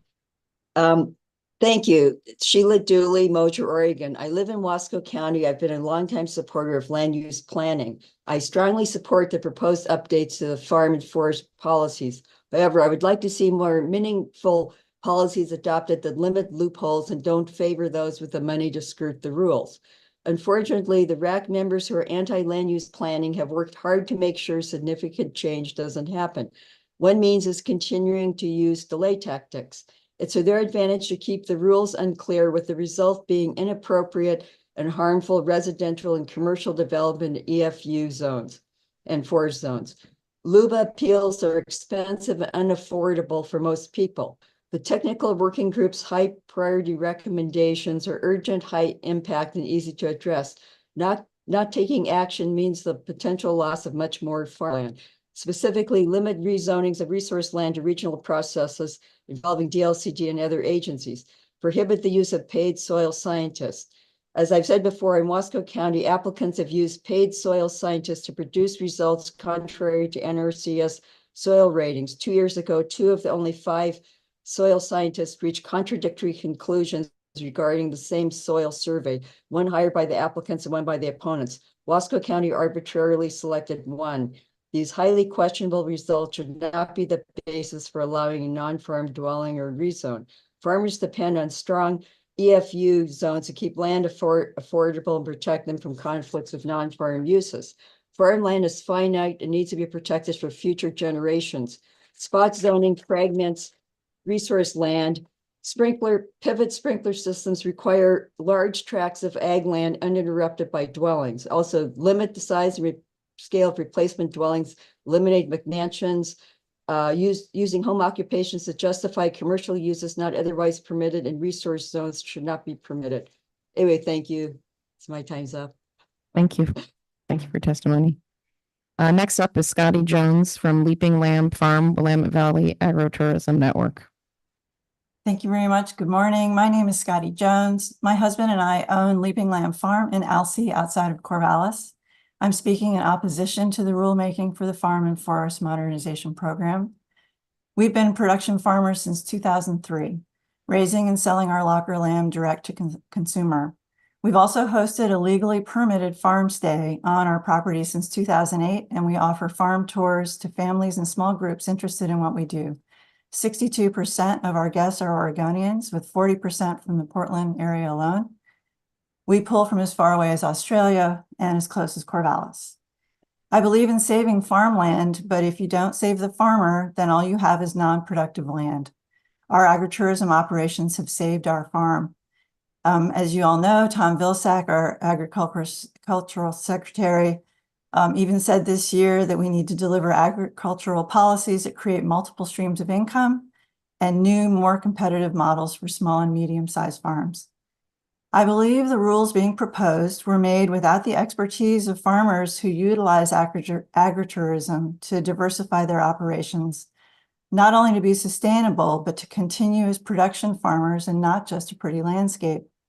The process was non-inclusive, and the department should not move forward with adopting such controversial rules without a fair process.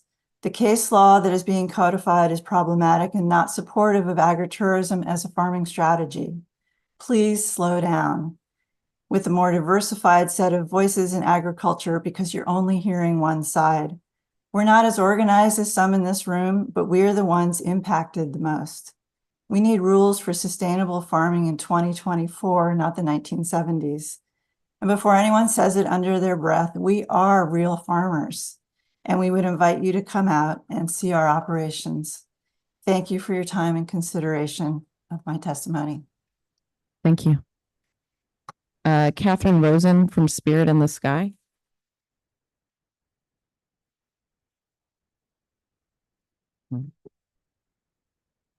Good morning. Am I on? Yes.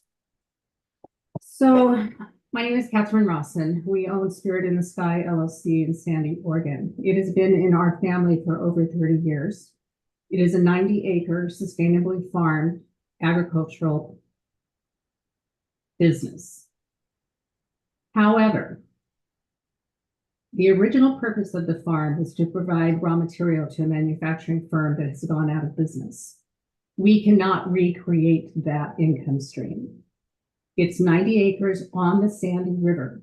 We have over a fourth of a mile of Sandy River frontage. So in addition to farming, we lease farmland to farmers who cannot afford it. But in addition to that, what we would like to do is have organized groups that hike through our property, learning about medicinal herbs, going through a medicinal forest, and cleaning up the Sandy River bank that is being invaded with invasive species like Scotch broom. With the current rules and the rule changes, proposals, it would make it nearly impossible for us to do that. Our land has been held by less than 10 owners since 1850. So I endorse Scotty Jones and all of the other independent farmers, and please slow down. I asked to be put on to that committee, and all of us were denied. You're making rules for people who own the land without actually owning the land. Thank you for your time. Thank you. Next up is Hope Thatcher from Landwatch, Lane County. She is under the name Lori.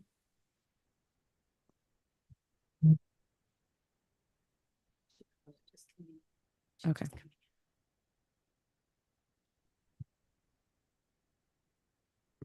Hope, we're ready for you. Hello, thank you. Can you hear me? Yes. I'm sorry about the confusion on my name. This is Hope from Landwash Lane County. I'm here to speak in favor of the proposed rulemaking.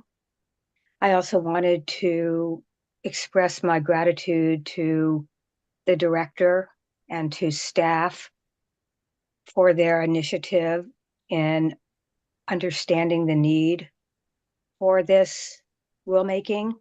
I live in Lane County, and here in Lane County, elected officials would prefer and are currently pursuing interpretations that they make as the basis for land use planners rather than relying on interpretations from the courts and the state itself. So I feel like the clarity is really necessary, because without clarity and consistency and codification of case law, big developers with big monies who can hire experienced land use attorneys are able to exploit the laws that are in place. In Lane County, there's even an attitude from the elected officials that the administrative rules are established, quote, willy-nilly, end quote, without any process whatsoever, which is clearly not the case. I followed this process from afar, remotely, and it was far from willy-nilly. Our elected officials in Lane County also believe that Lane Code doesn't have to comply with administrative rules, that only statutory law is actually law. And so any clarifications and consistency that can be added can only help, in our opinion. Thank you for your time. Thank you. Up next is Aaron Nichols from Stoneboat Farm.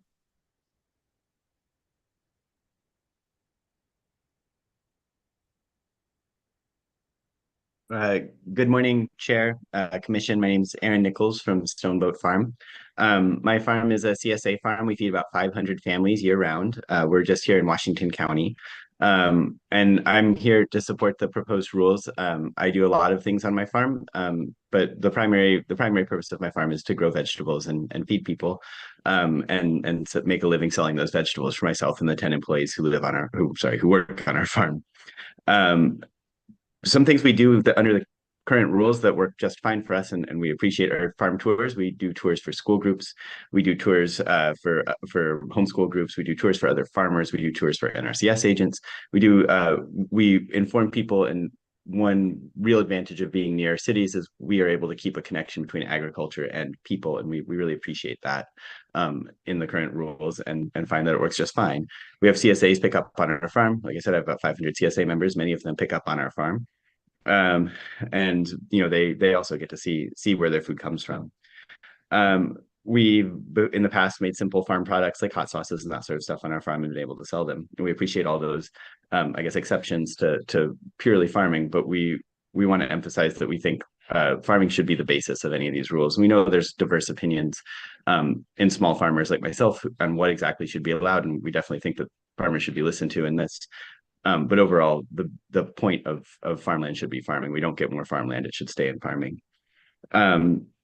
So as I said, I support these rules. As does my farm, and we support putting farming first. But the biggest reason I'm here is for the letter that I submitted about Keep Oregon Farming, which I feel is a group that does not support farmers and does not come from farmers. I'm pretty well connected in the farming community and know very few people who have worked with that group. And so you can see our letter signed by 30 farmers in a number of groups calling that out as not as more of an astroturf campaign than a grassroots campaign. I appreciate it. Thank you. Thank you. Up next is Zoe Lynn Powers from Radler White Parks in Alexander. Thank you, commissioners.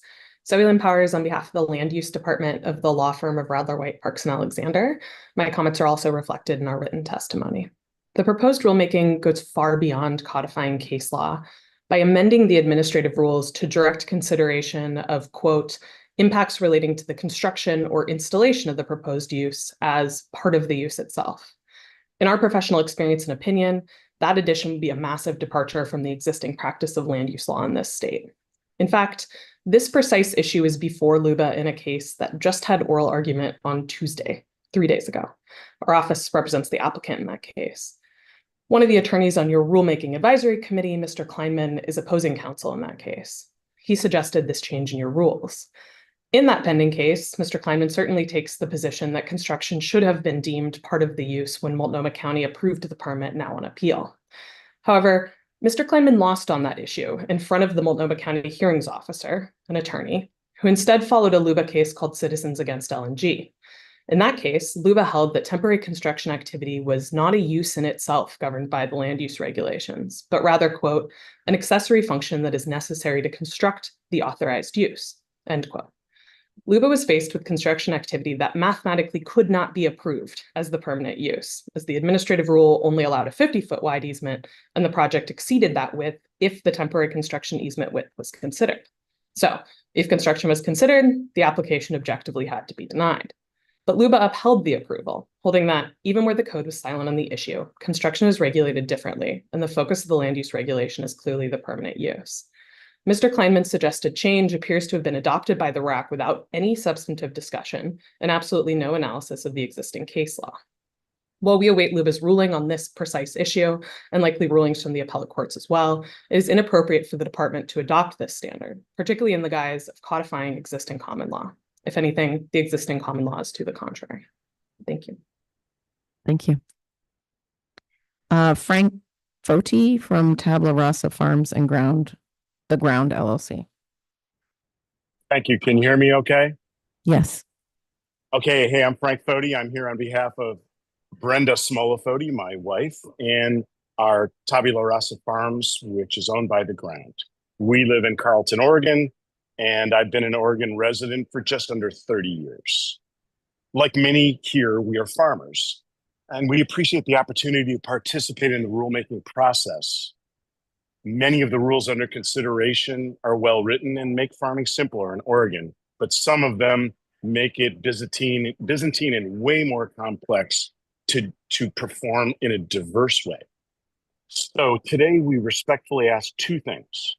First, we request more listening sessions to make sure these rules work for everyone. And second, we request that you change the word "and" to "or" in the following proposed rule, which is OAR 660-033-0130, section 42A.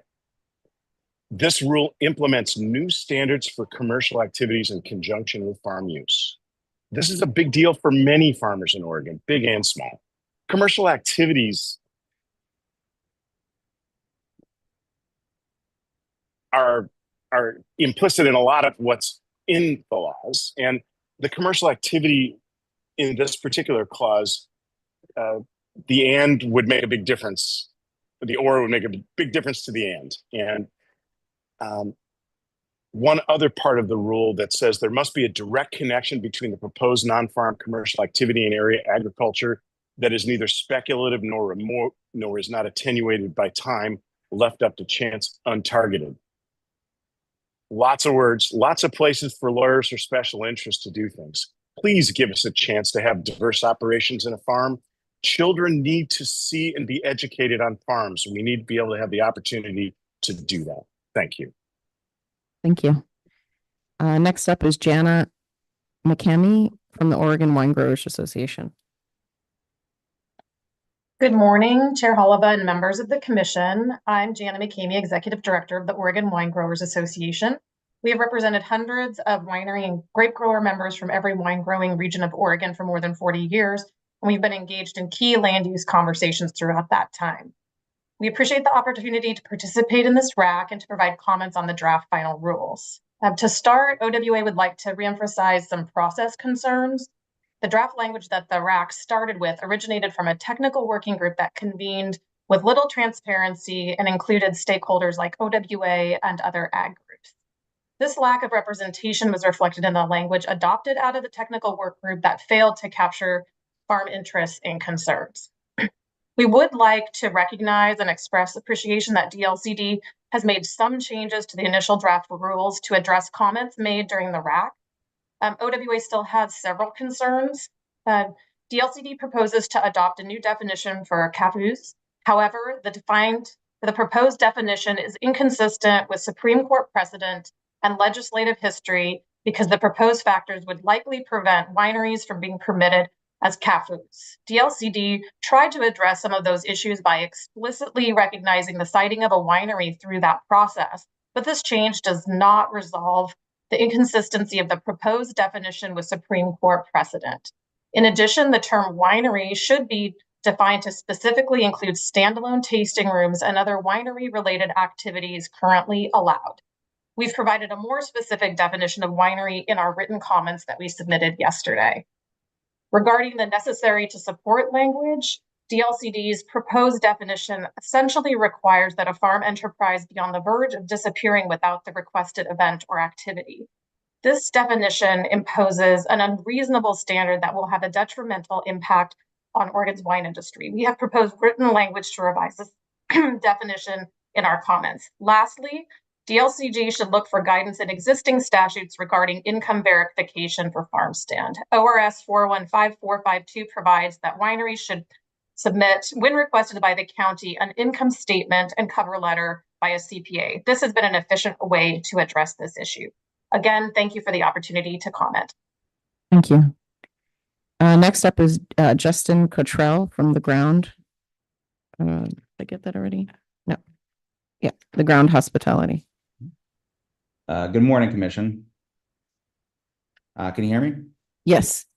My name is Justin Cottrell. I am a resident of Yamhill County, and I am the Director of Hospitality at The Ground. I urge you to pause revisions to the farm and forest rules that would further restrict what some describe as non-farm uses.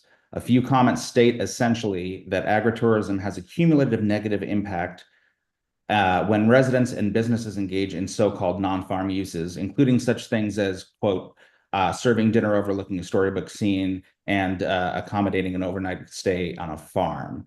But as both a farming and agritourism business, the impact we make is not in what we do, but in how and why we do it.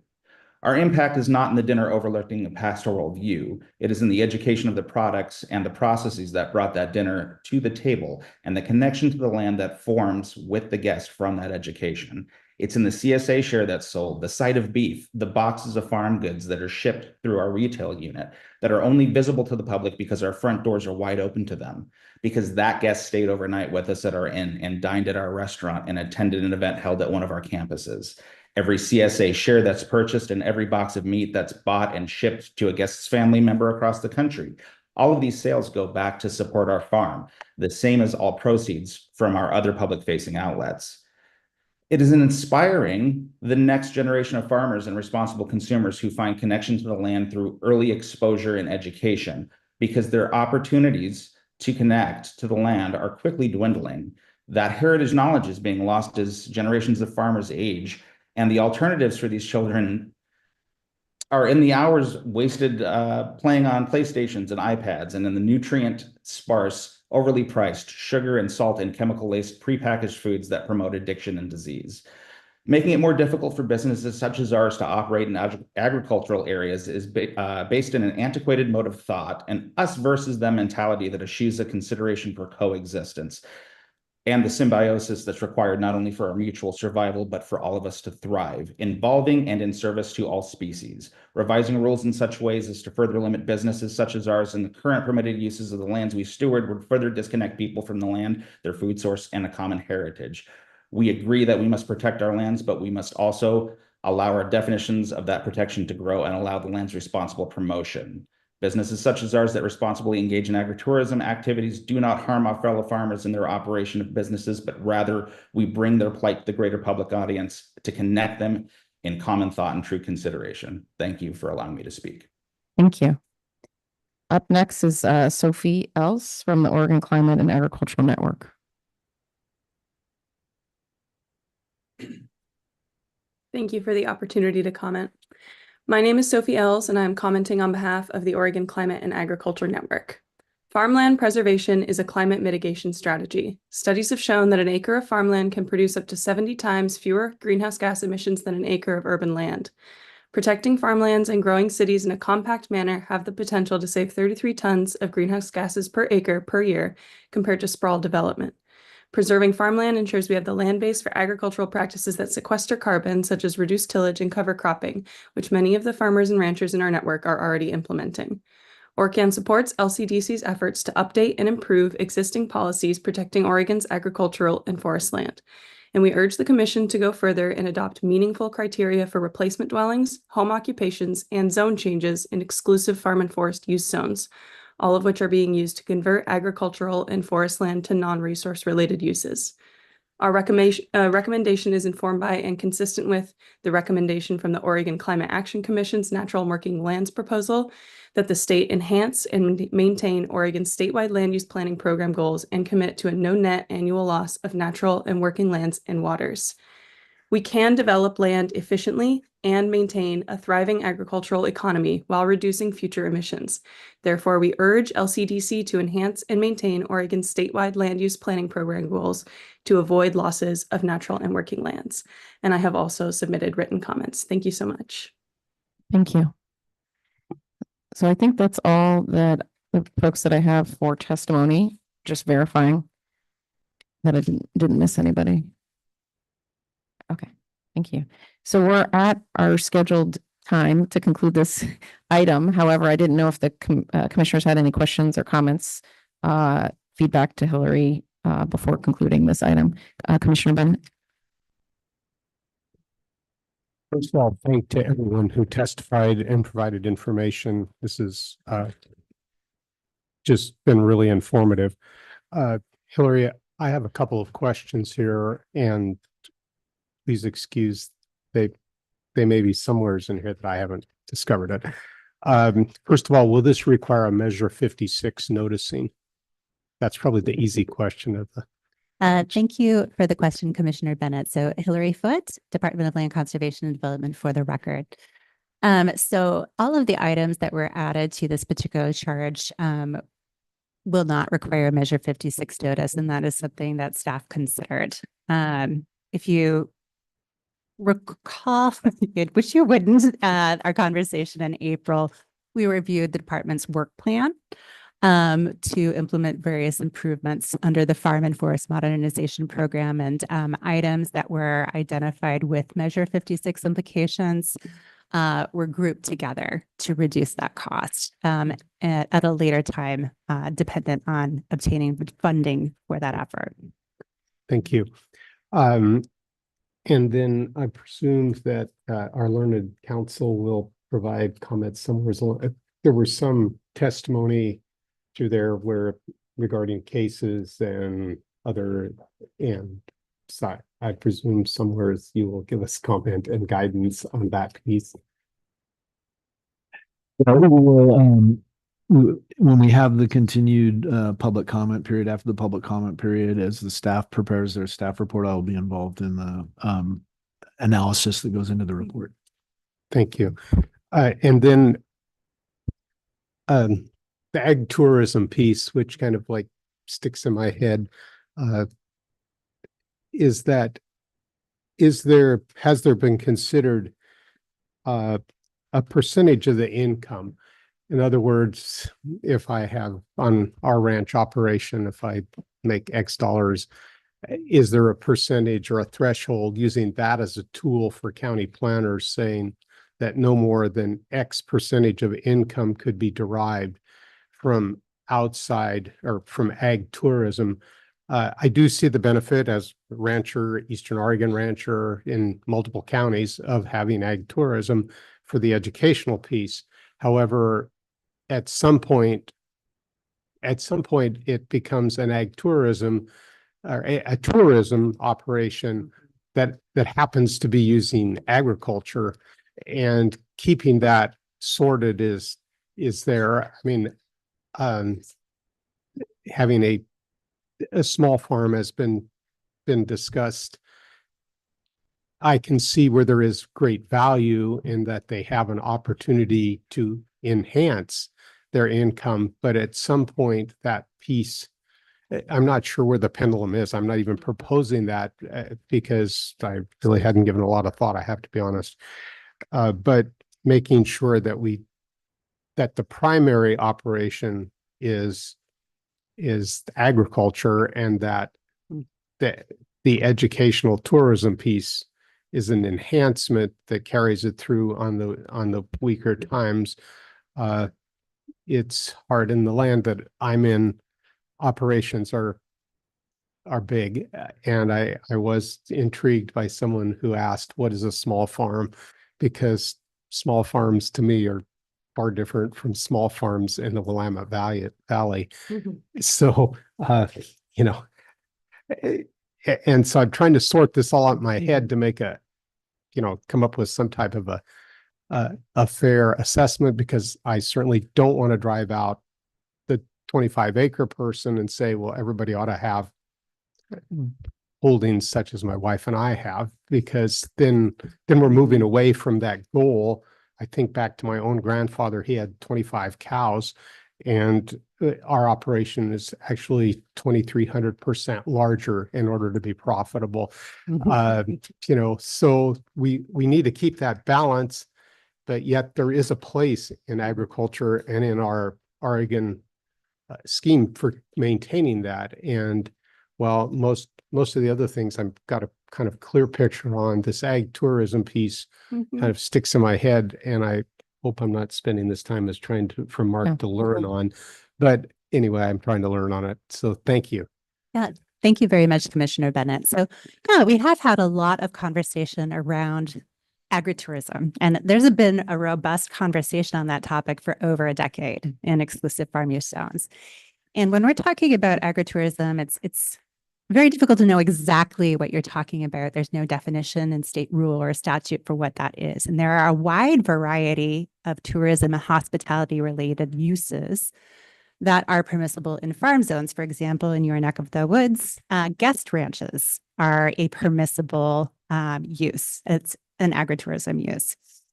There are a wide variety of other things that are also permissible under different pathways in exclusive farm use zones. Some of them are farm uses outright, like UPICs. Others are sub 1 uses, which are allowed uses still subject to the land use review, like farm stands, for example. And others are sub 2 uses that are subject to a farm impacts test. So that would be like a home occupation related hospitality use, for example, bed and breakfasts and short-term rentals. So home occupations, bed and breakfasts, and short-term rentals are actually the most common home occupation use that gets approved in farm zones. So there are a wide variety of things that we could be talking about when we're talking about agritourism, tourism, hospitality. Their upcoming Farm and Forest report that will be in your packets for the December meeting has a large section on this topic. And we do understand that there's been some concern around this articulated during this proceeding. For this rulemaking, the focus is very narrow. For that events standard, if you are applying for an agritourism event, we are clarifying, again, the types of factors that need to be considered in order to demonstrate that that event is going to be subordinate to a primary farm use on the property. So again, it's already a requirement in statutes that it be subordinate. We're clarifying what those factors for consideration are. And then if you're applying for the really intensive event permit, that's the 4.5 months of weekend events. There's an existing standard, which is that it's necessary to support. And there, again, we are taking language from case law and codifying it in rule. But there's more information coming on the general topic of agritourism that we'll be discussing in December. Commissioner Warren? Oh, well, before we get to that, sorry, Chair, Commissioner Bennett, before we go on, agritourism is an area where the legislature in 2011 in particular spent a lot of time and effort and wrote fairly detailed statutes, not completely detailed that there wasn't some case law that came out of it, but they got into a lot of these issues. And I think what the testimony, if I could characterize a lot of the testimony you heard today, are people who are not happy with those case law standards, or perhaps not even happy with the legislative standards. And our charge was to codify the case law, not to reconsider the case law. And perhaps while theoretically the commission could reconsider the case law, since the legislature had such great interest in this and had a detailed statute, we believe it would be more appropriate before we go and try to change all the rules regarding agritourism to hear from the legislature to see if they want to do it as a statute or if they want to direct us to work on that directly. So that's another consideration in this situation as well. And they've been waiting. Yeah, quick follow-up. I just think then perhaps maybe just so that it's clear once again, I believe I understand it. We're not going beyond the legislative or case law in this case on ag tourism. Correct? Yes, that's correct. I think maybe that didn't get heard perhaps then. So thanks. Thank you for that clarification. Commissioner Warren. Thank you, Commissioner Bennett, for asking those questions. I have the exact same question, but I'm going to ask in a little different way. Do the current rules further restrict agritourism in Oregon?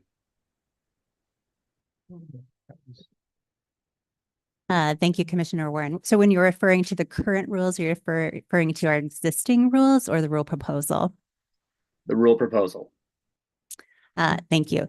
So the current rule proposal clarifies some of the terms that are in existing statutory language, and they codify those decisions, those holdings that have already been issued by the courts. Could you say that simpler in like a yes or a no sort of a? Yeah. Thank you, Commissioner Warren, Chair Lova. The intent of the rules is that they do not change the current agritourism combination of statutes and case law to make it any easier or more difficult to establish an agritourism facility in the state. Thank you, Gordon. I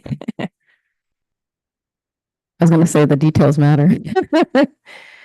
Vice Chair Lazo.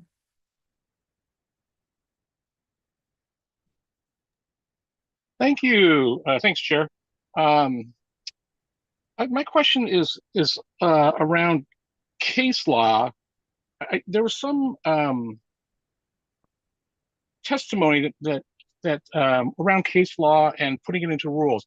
And this might be a question for Gordon or for Mr. Shipsey or for Steve. Does case law supersede our rules? And if that's the case, then what is the impact of codifying case law then? And if case law changes, and I think we've seen this in the past, I think we talked a little bit about this, about codifying the existing case law, will we need to go back and change our rules if case law related to what we're codifying changes? So the underlying piece is it my understanding that case law supersedes rules? Yeah, thank you, Commissioner Lazo. Mr. Shipsey may have some additional comments, but the way the hierarchy, in a sense, is the first stage is a statute, which is established by the legislature. The second subsidiary is a rule, administrative rule adopted by your commission to implement the statute consistent with those statutes. And then a case law comes into effect essentially when there are situations where a question is not answered either in a statute or in the administrative rule. In other words, for example, all of the case law on commercial activities in conjunction of farm use, there's a statute that says they're allowed in agricultural zones subject as a conditional use, subject to the farm impacts test. And that's all the statute says.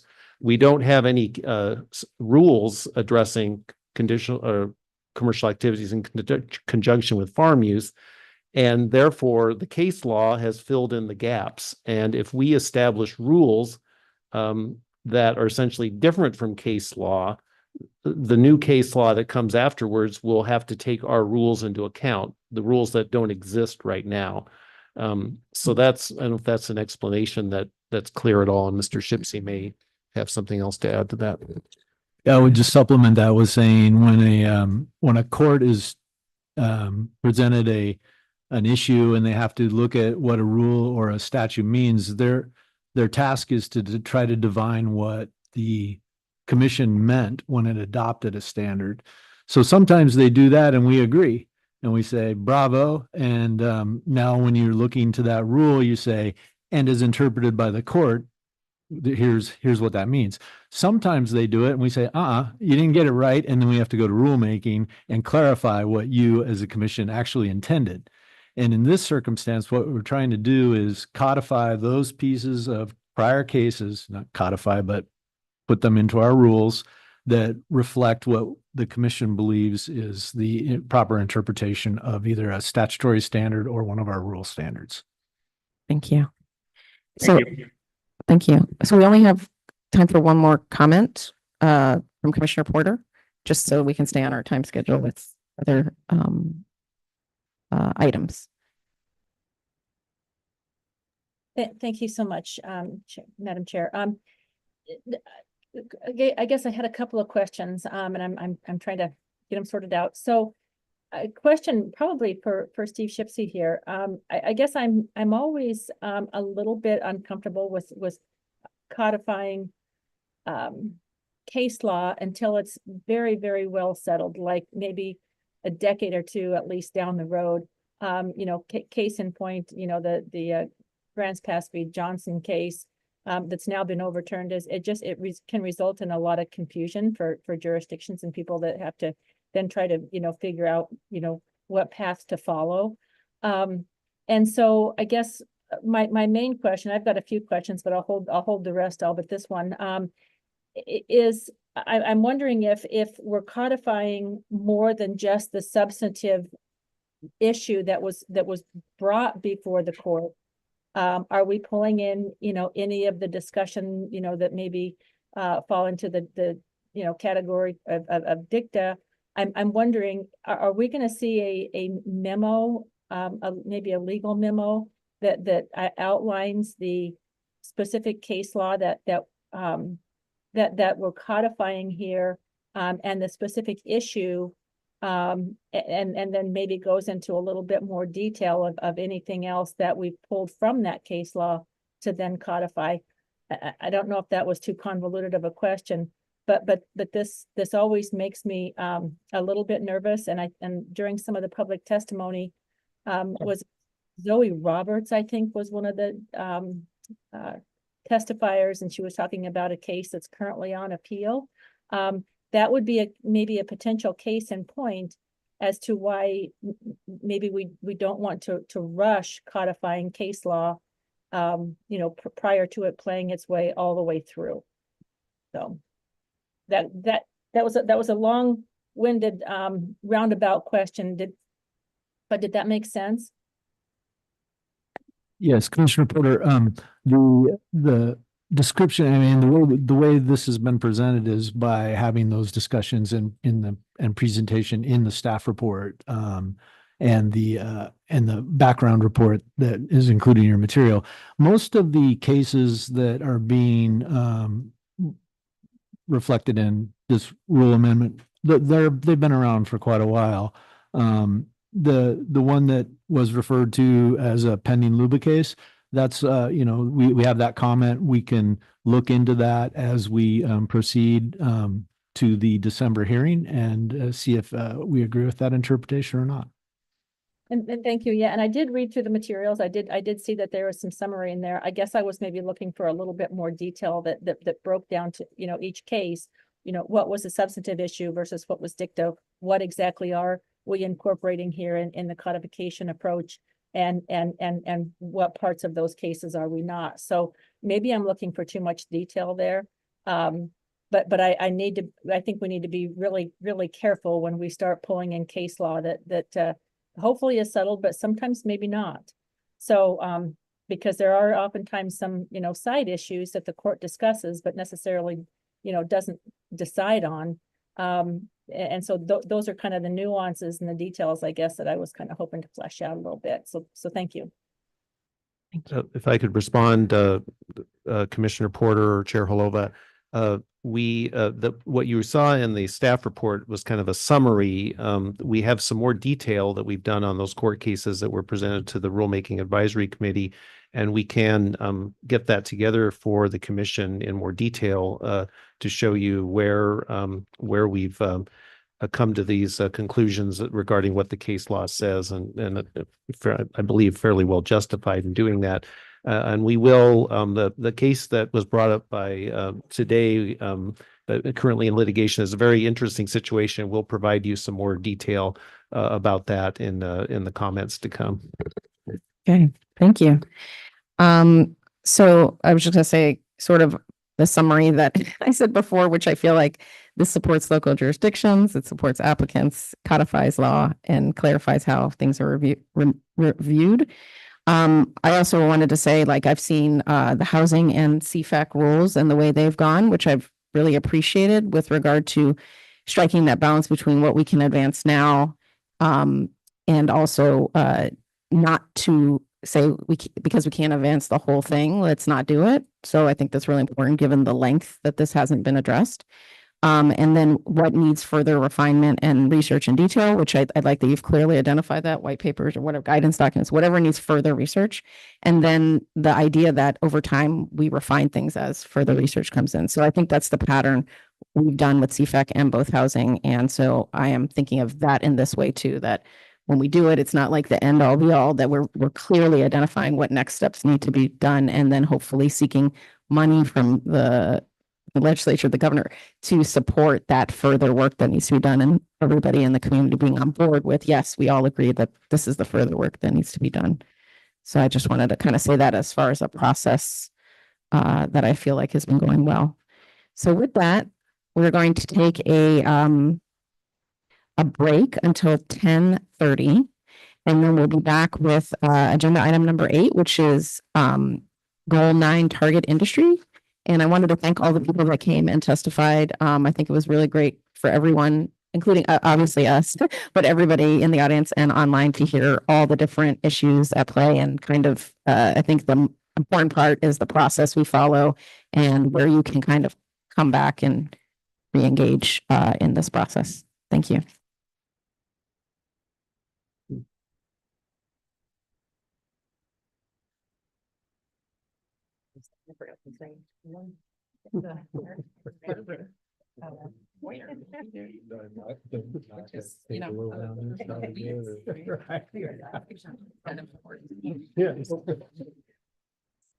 My speed bump behind me. Just be careful.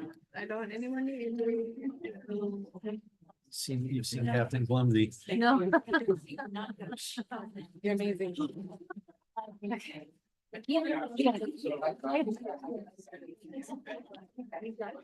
Yes.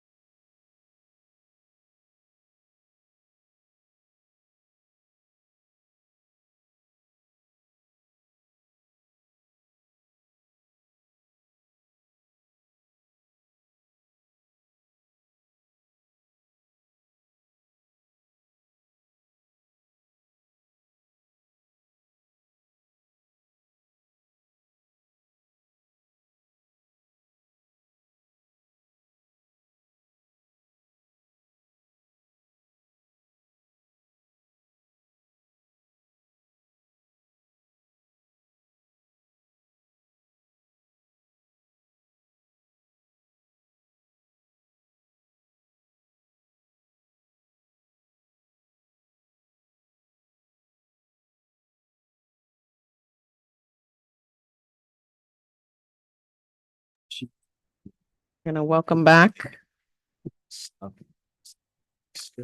Here we go. Welcome back to the Land Conservation and Development Commission meeting. We are going to start off with agenda item 8, which is the goal 9 target industry. I just wanted to make a comment that I really appreciated after our last item, all the interactions between people who came to testify and helping each other out with, I need this. Why don't you talk to this person? That was very nice to see that interaction happening there. So in some ways, community can be formed through our processes also. I'm going to welcome Gordon Howard, Community Service Division Manager, and you can introduce Leah. Thank you, Chair Halova. Your next item is amendments to OAR 660-0009 or economic development rules related to target industries rulemaking and an approach for that. And to give the presentation today is our economic development specialist, Lee McElvain.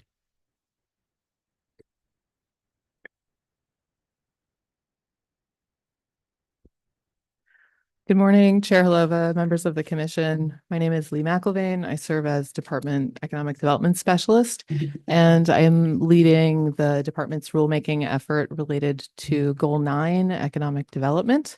And the purpose of this rulemaking is to provide definition around a commonly used methodology known as the target industries approach, and provide guidance to local governments on its appropriate application in an economic opportunities analysis.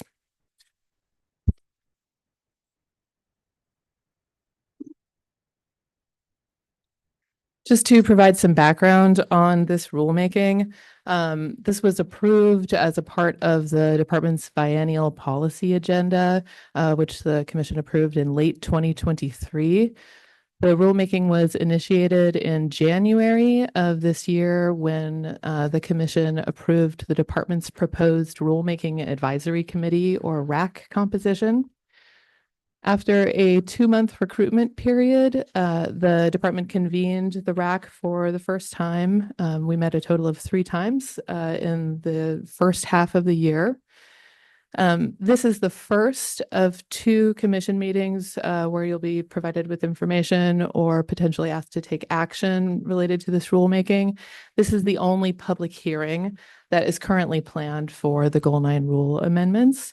The public comment period, however, is open until October 16th, which provides the department time to convene the RAC a 4th and final time if necessary in response to guidance provided by the commission today or public feedback that we receive. The second and final planned adoption hearing is scheduled for December of this year. And so this is a part of our process moving towards that.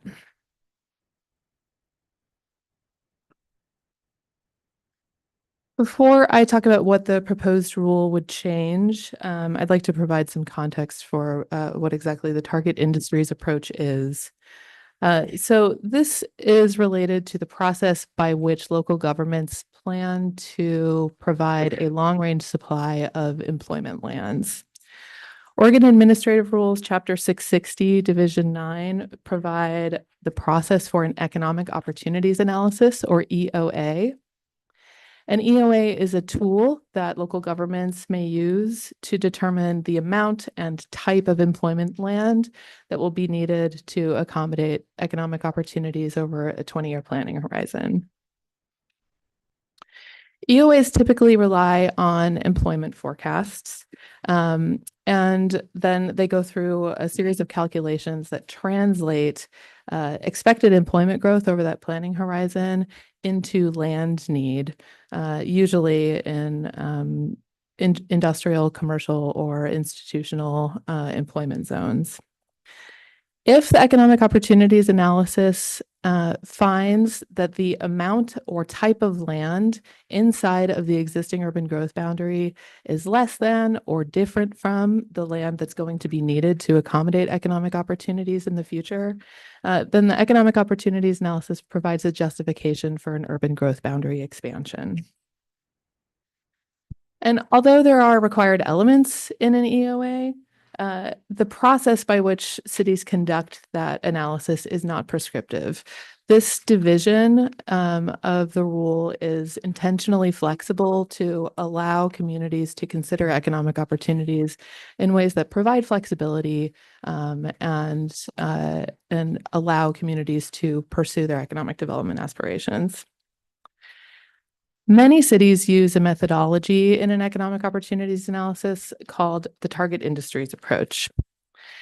This approach is slightly different than relying on an employment forecast for what type of job growth a community can expect in the future. The target industries approach instead looks at the needs of a specific industry that a community might find desirable. It identifies the total land need, looks at the site characteristics, and then includes a need for that site in the economic opportunities analysis. So for example, a city looking to accommodate a warehousing and distribution center in the future would identify in their economic opportunities analysis a need for a site of 50 to 80 acres in size that has access to Interstate 5 or Interstate 84, for example. The target industries approach is typically used for land consumptive industries, such as that warehousing and distribution center example, a data center, a large industrial or manufacturing operation are common types of uses that we would see for the target industries approach. And we also typically see the target industries approach applied in situations where a local government might not agree with what its employment forecast is showing in terms of expected employment growth in that community over a 20-year planning horizon. So if there is misalignment between a community's economic development aspirations and what a forecast is showing it should expect to grow, that is a good reason for a community to use a target industries approach methodology. And then I would just mention that this approach really is practical. It's based in fact, it's useful, and it's been commonly applied for quite a long time.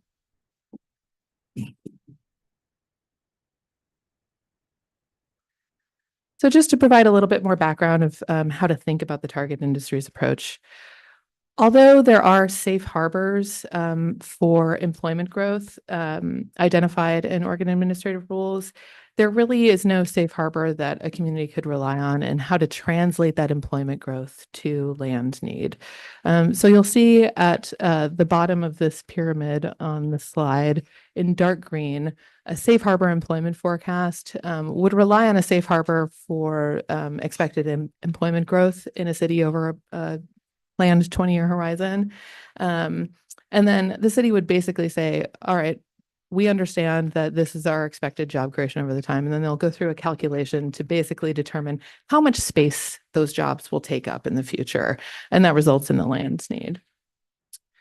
Other local governments will also rely on an employment growth forecast, but they might be aspirational and step away from that safe harbor. So if they identify a particular business or industry that is considered more desirable, or they'd like to see additional job opportunities in their community in the future, they might augment or expand upon the existing safe harbor forecast. But again, the method of determining what the land needed is derived from that job growth, and the city essentially makes assumptions about how much space those expected jobs are going to need. The target industries approach is a different form of methodology because it is not based in job creation. It instead uses industry needs to determine what the required space is, rather than what the expected job creation is to determine what the space is. So it's fundamentally different method of analysis because it is not derived from job growth. It tends to be aspirational, like the middle section of the pyramid here, but it doesn't necessarily have to be. Most of the common applications of the target industries approach, though, tend to be used when a city would like to expand its employment growth beyond what a safe harbor would indicate.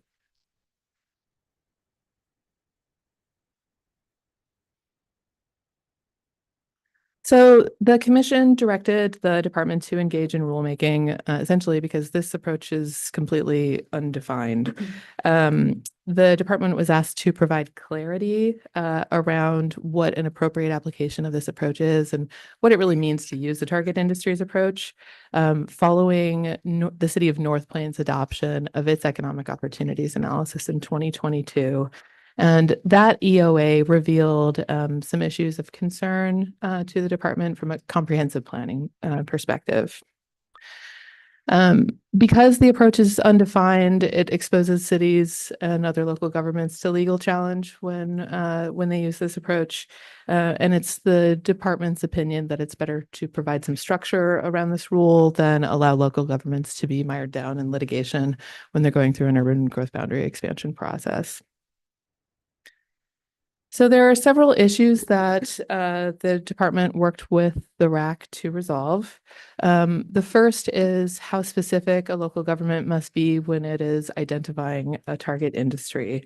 The question, for example, is it enough to identify manufacturing writ large as a target industry, or should a local government be required in its economic opportunities analysis to be more specific about what type of manufacturing it is seeking to recruit or expand? This is an important question because different types of industries have different site needs, and an economic opportunities analysis is at its most base level a justification for the types of sites and the amount of land that a city is making an argument for, especially if it's moving towards an urban growth boundary expansion. Another issue that we're seeking to address through this rulemaking is resulting from the fact that many times that the target industries approach is used, it can result in a large and aspirational urban growth boundary expansion. That is not necessarily a problem in and of itself, but the department understands there to be concerns statewide that there is a shortage of industrial sites, specifically large lot industrial sites in certain regions of the state. And so we believe that this is an opportunity to ensure that significant employment sites are preserved for use by target industries and for productive industrial activity. And then finally, there is an issue with the use of the target industry approach where we have seen communities argue that there does not need to be a connection made between expected employment growth and the total land demand that's identified in an economic opportunities analysis. And it's the department's position that land need that is asserted in an EOA should in some way reflect the number of jobs that are expected to be accommodated on those sites. And this is especially important if a community is expecting to recruit a large new employer that might result in significant job creation. There are many implications for other elements of a community's comprehensive plan in that case.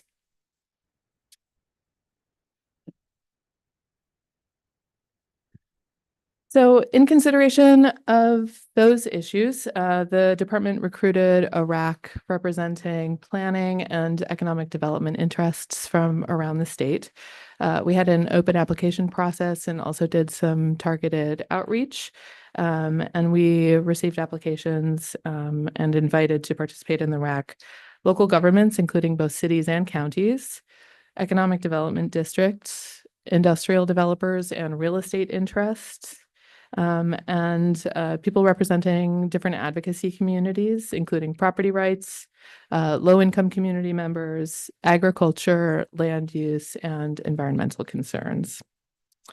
And the Rulemaking Advisory Committee considered many questions, but definitely spent the most time deliberating how exactly to define a target industry and to what level of specificity, and also how to structure the site protections that have been introduced in the proposed amendment.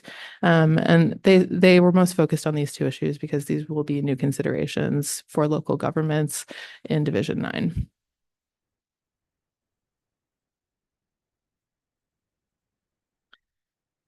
So I'll now cover the key changes proposed by the rule language.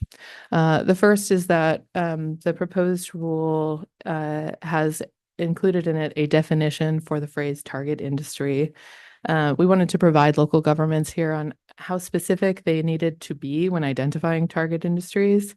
And we really needed to thread the needle on this issue because we certainly don't want to require local governments to be overly specific about what they expect their economic outcomes to be over a 20-year period. We certainly cannot ask anyone to tell the future, especially when it comes to local economic development. But we also don't want to be overly broad. And that's really important because if it's not clear what the site requirements are of a specific industry, then it weakens the analysis that's included, and also has implications for what sort of development should be allowed to occur in the future. We are asking that economic opportunities analyses that use this approach refer to something called the North American Industry Classification System, which is more than a federal, it's a multinational data set that essentially assigns coding values to essentially every type of business in North America. This is robust federal data that is used by the Oregon Employment Department. It's used by economists. It is used by people who conduct economic opportunities analyses within local planning departments and expert consultants.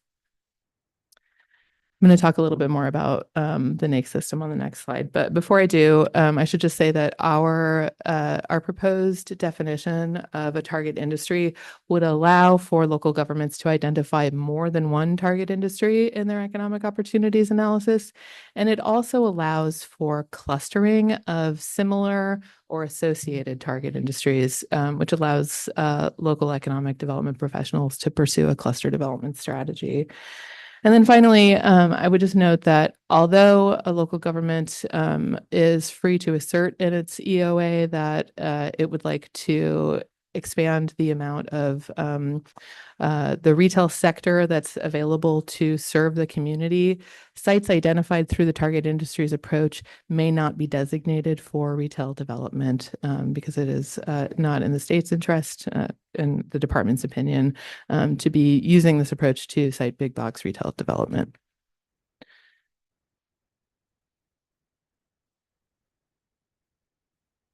So just to provide a little bit more information about the North American Industry Classification, or NAICS system, this is a coding system that basically nests industries and associates them to larger economic sectors. So if you look at the table on the left here, this is NAICS code 11, which includes all agriculture, forestry, fishing, and hunting. So this is basically any natural resource industry that is cultivated or harvested in North America. With each digit that is added to this NAICS code, we get more specific about exactly what a business is producing. And if you go all the way down to the 6-digit level, which would be NAICS code 111332, you're looking at grape vineyards. We decided through consultation with the Rulemaking Advisory Committee that a target industry should be identified by the local government at a 3-digit level, which basically we think is sort of a Goldilocks sweet spot between being overly specific and being overly broad. So it really does allow us to assist a local government in those important site protections and site needs identifications work that will be required under this rule if it's adopted.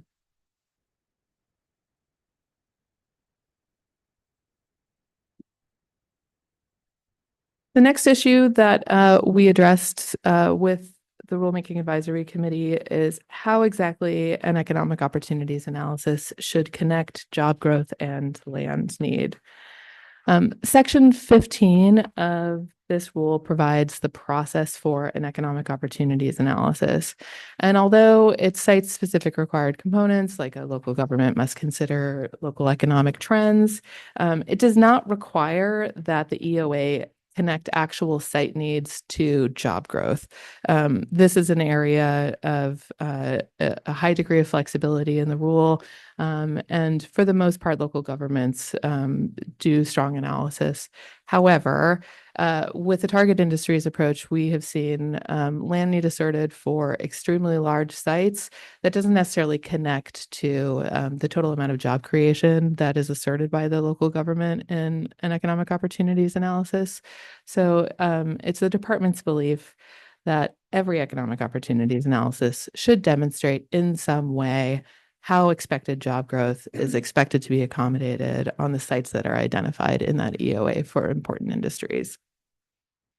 And we really think that this will encourage better comprehensive planning because it allows local governments to anticipate what the real needs are at the site level. So we're talking about, inbound commuters. Are we talking about services that are required by workers? Maybe even additional housing if we're expecting significant job creation through opportunities identified in the EOA.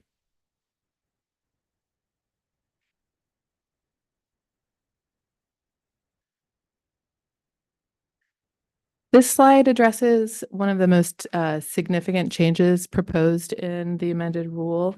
The rule language, as it's currently written, would protect target industry sites for economic development opportunities. And it does this by requiring that local governments adopt regulation that preserves sites for their intended use that's identified in the EOA. However, it's not completely inflexible. So if a local government identifies food manufacturing, for example, as a target industry, it is free to pursue another manufacturing opportunity as long as there is a finding by the local government that the opportunity that they would like to pivot to offers equal or greater economic and community benefit as what the originally identified industry was. So we think it's good to allow some flexibility in this rule. We certainly don't want local governments to be completely penned in on predictions made 10 years prior, especially if there is a bird in hand that, could provide excellent job creation, wealth creation, and other opportunities in the community. This section of the rule also proposes that supportive and subordinate uses be allowed on target industry sites. So, for example, if we're looking at a food manufacturing facility, the rule would allow, as it's currently written, for the establishment of an office that supports that manufacturing facility, and also supportive uses for workers, such as a place to get coffee or a childcare facility. We want to make sure that we're doing good comprehensive planning on these large employment sites. Most importantly, though, the proposed rule would not allow target industry sites to be rezoned for commercial or residential use. We think that this is one of the stronger recommendations, and it was largely supported by the Rulemaking Advisory Committee. It doesn't mean that these sites will be locked into industrial employment uses for eternity, but a local government would need to conduct another economic opportunities analysis if it determines that this site is no longer needed for industrial development in the future to show that it could be developed for residential or commercial use.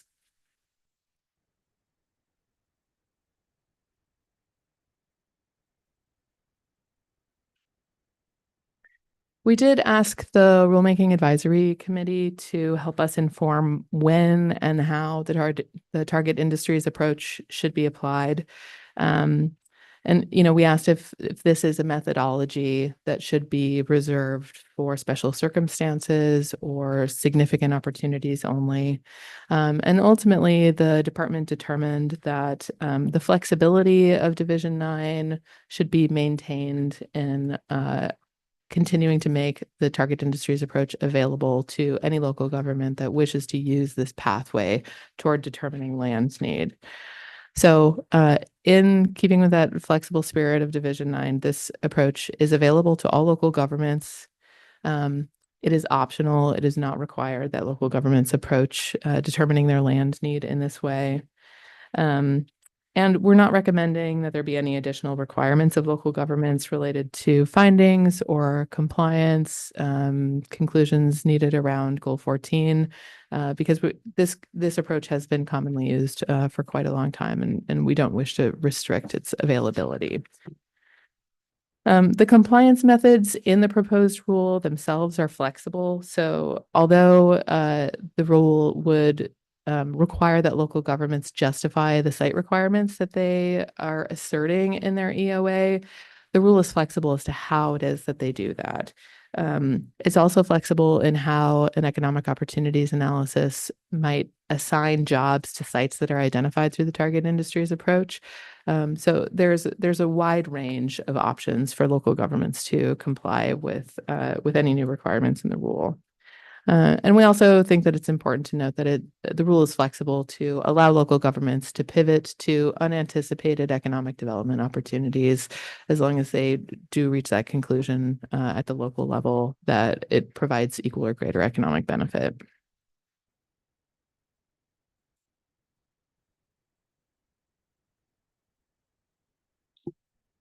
So the department doesn't recommend any action at this time. This is a briefing, and we would appreciate any direction or guidance that the commission has to offer. Thank you. Thank you. We're going to go to commissioner questions and discussions, but we first want to go to Commissioner Porter, as she's the liaison to this RAC, to see if she has any comments first. I know, Commissioner Porter, you talked about this earlier in another meeting, another agenda item we had. She might have stepped away. I know. Okay, we'll come back to her. Commissioner Warren, I believe you had a question, comment. Yeah, thank you, Chair, and thank you, Lee. I think this is awesome. I'm really excited about it. And also, you got the blessing of Beth Goodman, who is the one who probably processes the most of these around the state. So that's congratulations. I have a question about the downzoning portion, and this may just be coming from a place of ignorance, but don't cities typically use designations when doing EOAs instead of zoning? Thank you for the question, Commissioner Warren. Cities usually designate employment lands into various zones: industrial, commercial, institutional, sometimes an office zone or mixed use zone. And Division 9 of Oregon Administrative Rules, Chapter 660, allows that communities downzone their employment lands as long as the land use action is consistent with their most recently conducted economic opportunities analysis. So there is some freedom that exists within the rule to allow cities to make changes to their existing zoning designations on employment lands, and even changing employment designations towards other uses, such as residential use. This rule is it provides quite a bit more structure around what type of rezoning could occur for a site that was identified for the target industry through the target industries approach. And the department is basically saying through this rule amendment, if this is a significant employment site that presents a significant economic development opportunity for the community, we would like to see the city hold to that and see it developed for industrial or other employment use, unless there is a determination made that a different use provides the same type of economic benefit. So that's the difference between what the current rule says and how target industry sites would be considered under this proposed rule. Great. Commissioner Thank you for that clarification. May I ask one more question, Chair? Yes, please. Lee, could you expand on the process for which a city could redesignate to residential lands? Because I've definitely seen instances where cities have brought in lands for industrial use, and then for one reason or another did not realize that development. Could you just walk us through what a city would have to do to redesignate into residential, please? Commissioner Warren, are you asking about all industrial lands under the current rule, or is your question more related to what the proposed rule suggests for target industry sites? Proposed rule, please.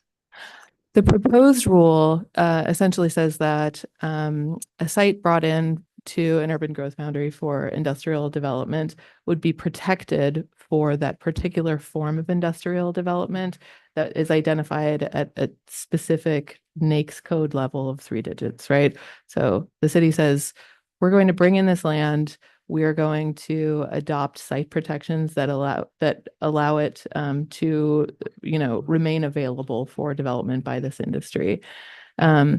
If there is another industry that is interested in developing the site and the local government makes a determination of greater or equal economic benefit, then it can create local findings that would allow that form of development to occur. There is not a path for a target industry site to be rezoned for residential or commercial use unless the local government conducts another economic opportunities analysis that essentially says our prior analysis was mistaken. We don't actually see an economic development opportunity here, and this land is no longer required for key economic development opportunities in the future. So it would be acceptable to develop it for residential use, but it would need to go through a process of conducting and adopting that new economic opportunities analysis and then rezoning the land based on the conclusions of that new EOA. Yes, which is a comprehensive plan amendment. Thank you, Gordon. Yeah, thank you for that. I think that's a very exceptional process for local governments to use through the target industries approach. So thank you for clarifying that. Commissioner Thompson. Thank you.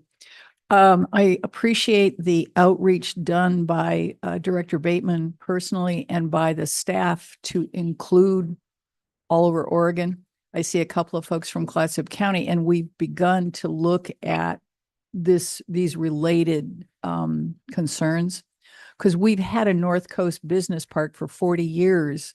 In spite of our intentions and our efforts, what it became was a homeless camp.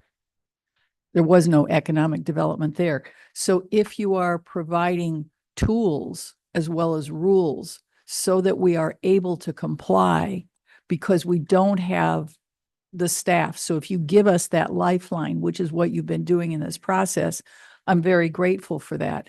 I just point out that our increased challenges from the Habitat Conservation Plan, the FEMA buy-up and the FEMA flood maps means that we're looking also at related needs like electricity, broadband, freshwater, wastewater, because we've developed a brewing sector that's really important and enjoyed by a lot of people.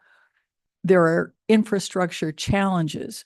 So to the extent that you can keep giving us lifelines that allow us to not only say what may or may not happen, but transition to what can and will happen, that's where the department adds value and creates loyalty. Because one of the challenges I see in the other example you mentioned was the public perception and reaction and response.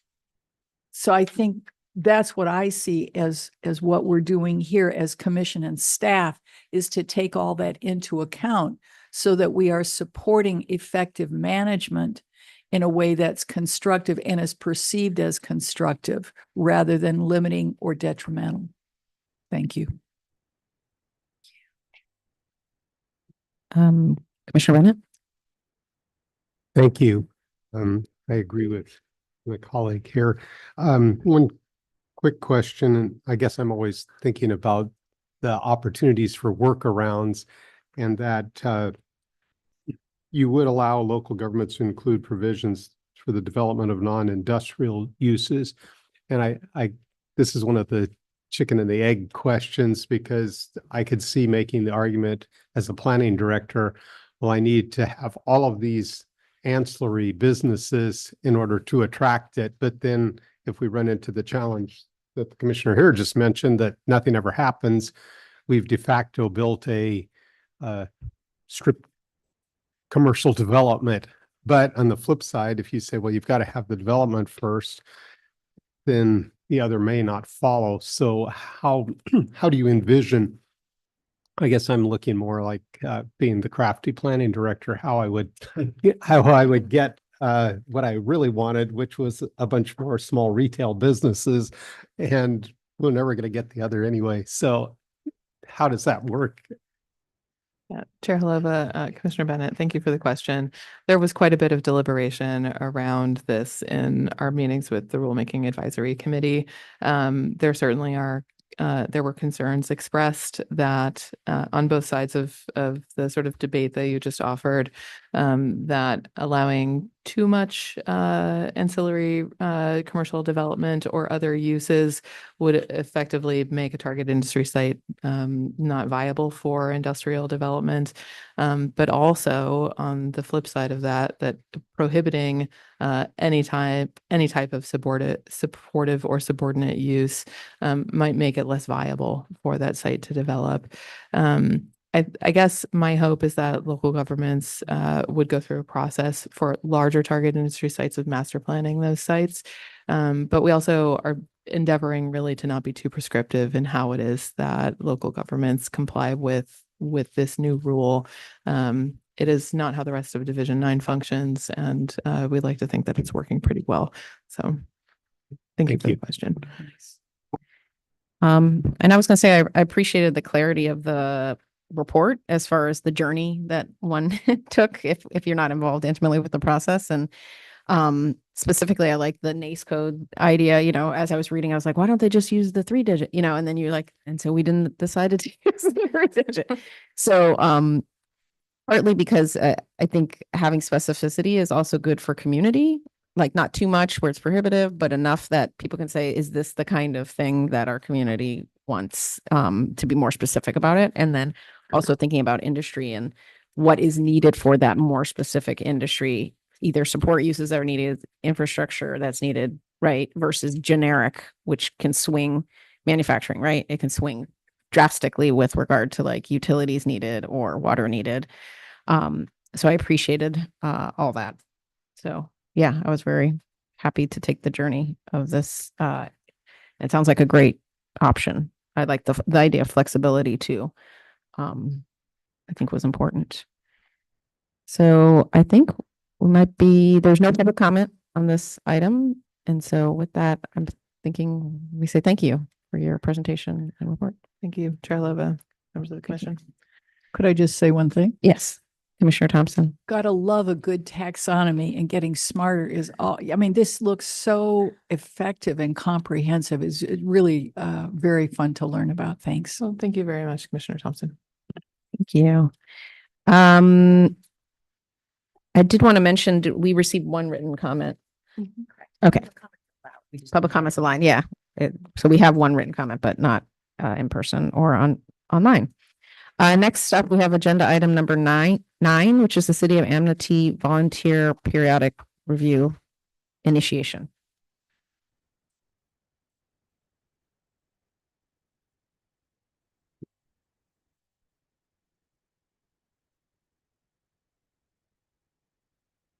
So that ought to take about 30 seconds. Anybody that wants to do something on their own ought to get to go do that. That would be my motion right away. Yeah. Yeah, and I wanted to remind commissioners in person, feel free to stand up. If you need to stand up, I might stand up at some point. And if you need to pop out for a second and come back, that's fine also.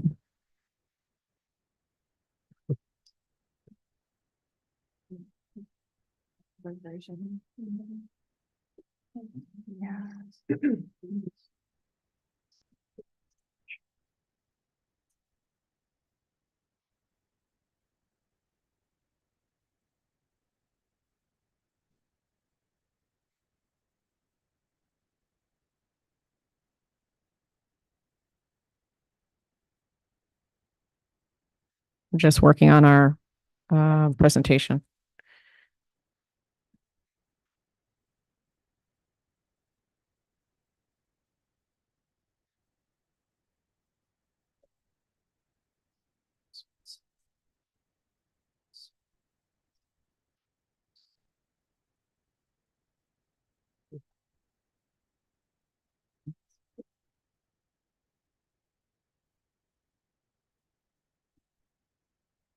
Chair Halova, commissioners, good morning. Morning. Oh, right. Gordon Howard, for item 9, City of Amity Periodic Review, Volunteer Periodic Review Initiation. We're very happy to be bringing this forward to the commission and present today as our Mid-Willamette Valley Regional Representative Melissa Ahrens. Now it's my turn. Chair Halova and Commissioners, good morning. As Gordon just said, I'm Melissa Ahrens, Mid-Willamette Valley Regional Representative with the department. Apologies for If you the put it, really bring it right to your, yeah. Apologies for the non-updated item number and Gordon's title on the slide. We were having some tech issues earlier this week and it didn't get modified before. I'm here today to speak to you about a request from the City of Amity to initiate voluntary periodic review. DLCD staff will first give a general overview of the proposal, and then we're going to turn it over to the city administrator and the mayor or the mayor who are here with us today and would like to speak in support of the proposal.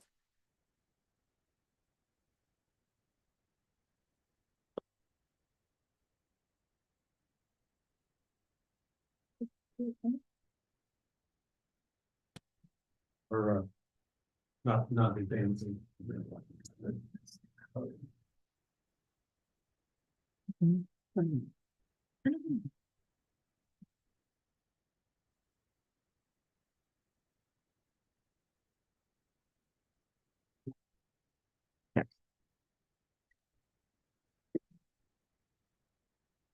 The administrative rules for periodic review allow a city or county to ask LCDC to approve the initiation of periodic review outside of a state prescribed schedule.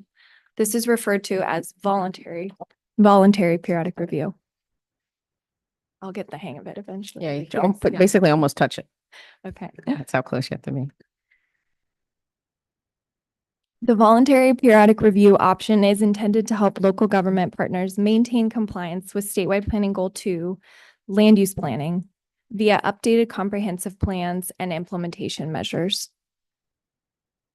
The voluntary periodic review steps include establishment of a work program that allows a city to organize tasks into manageable pieces.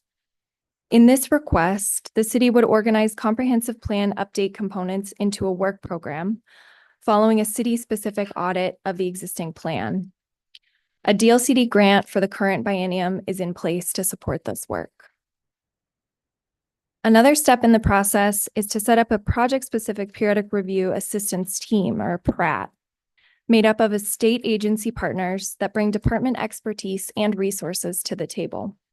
This can help alleviate the burden of local partners to hire consultants or provide in-house staff time on a comprehensive plan update project.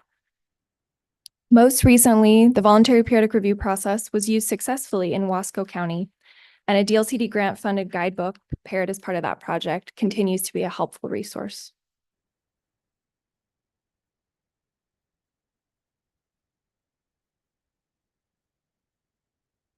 The city's letter requesting to initiate voluntary periodic review is included as attachment A to item 9 in your packet and summarizes the major reasons a comprehensive plan update is needed. Specifically, an internally consistent and updated comprehensive plan for the city of Amity is needed to respond to local and state conditions that have changed significantly since initial acknowledgement in 1979. An updated plan is also needed to help the city work toward fulfilling Governor Kotek's housing priorities. Lastly, the current plan inadequately addresses Amity's infrastructure needs, long-term economic development goals, and opportunities to balance community culture with the development and tourist pressures of the Eola Amity Hills American viticultural area.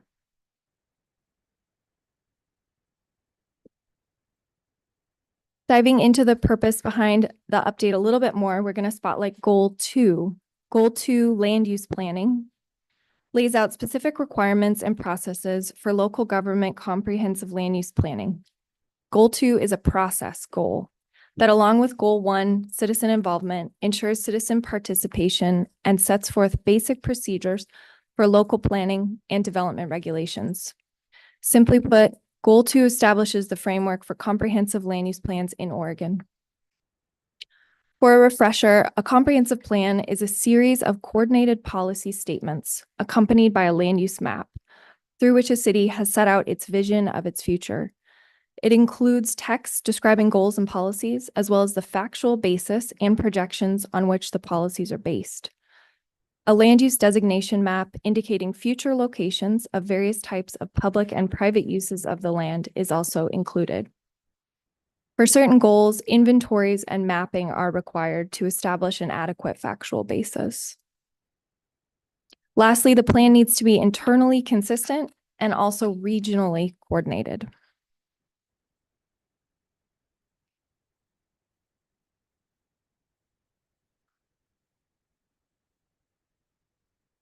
Comprehensive plan policies guide a range of land uses, including commercial and industrial development, housing, infrastructure, and conservation of natural resources.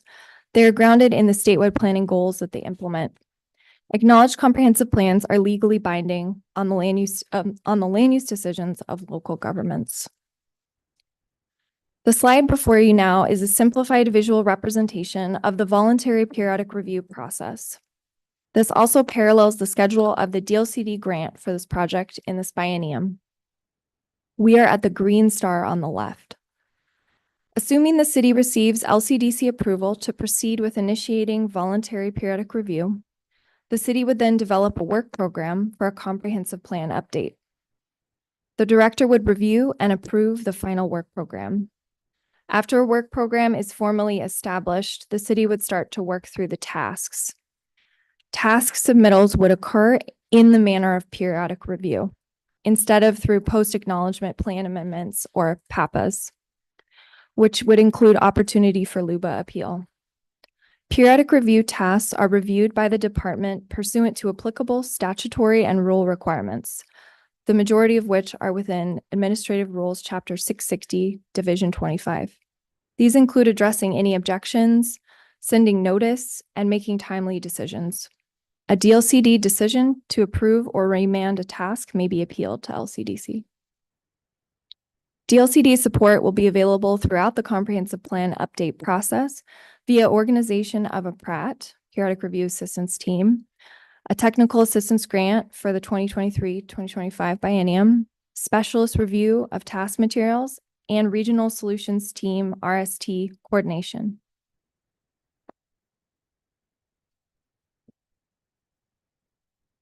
Built into the DLCD grant for this project, as well as the city's request to initiate voluntary periodic review, is an emphasis on community engagement. A community visioning and inclusive outreach plan has already been prepared by the city's consultant and will continue to guide the community engagement component of the project. This ensures consistency with statewide planning goal 1, citizen involvement, and is an important part of the city's comprehensive planning process. Working through a strong work program like voluntary periodic review will support the city of Amity in meeting their citizen involvement goals. As mentioned earlier, the administrative rules for periodic review allow LCDC to approve the initiation of periodic review outside of a state prescribed schedule. The city needs to include justification of local circumstances that warrant periodic review and identify goals that they intend to address. To satisfy this requirement, the city has submitted the materials included in Attachment A to this item in your packet.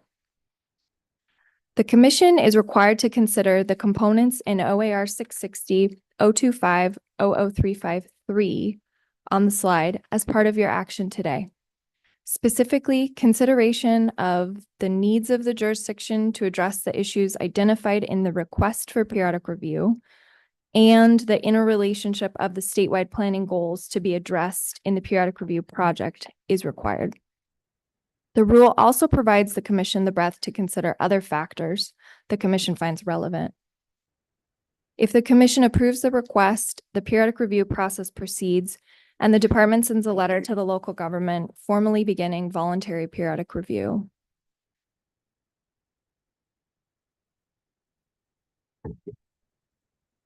Based on the relevant criteria, the department recommends approval of the city's request for the following reasons. The city's request includes adequate justification for the Commission to approve initiation of voluntary periodic review.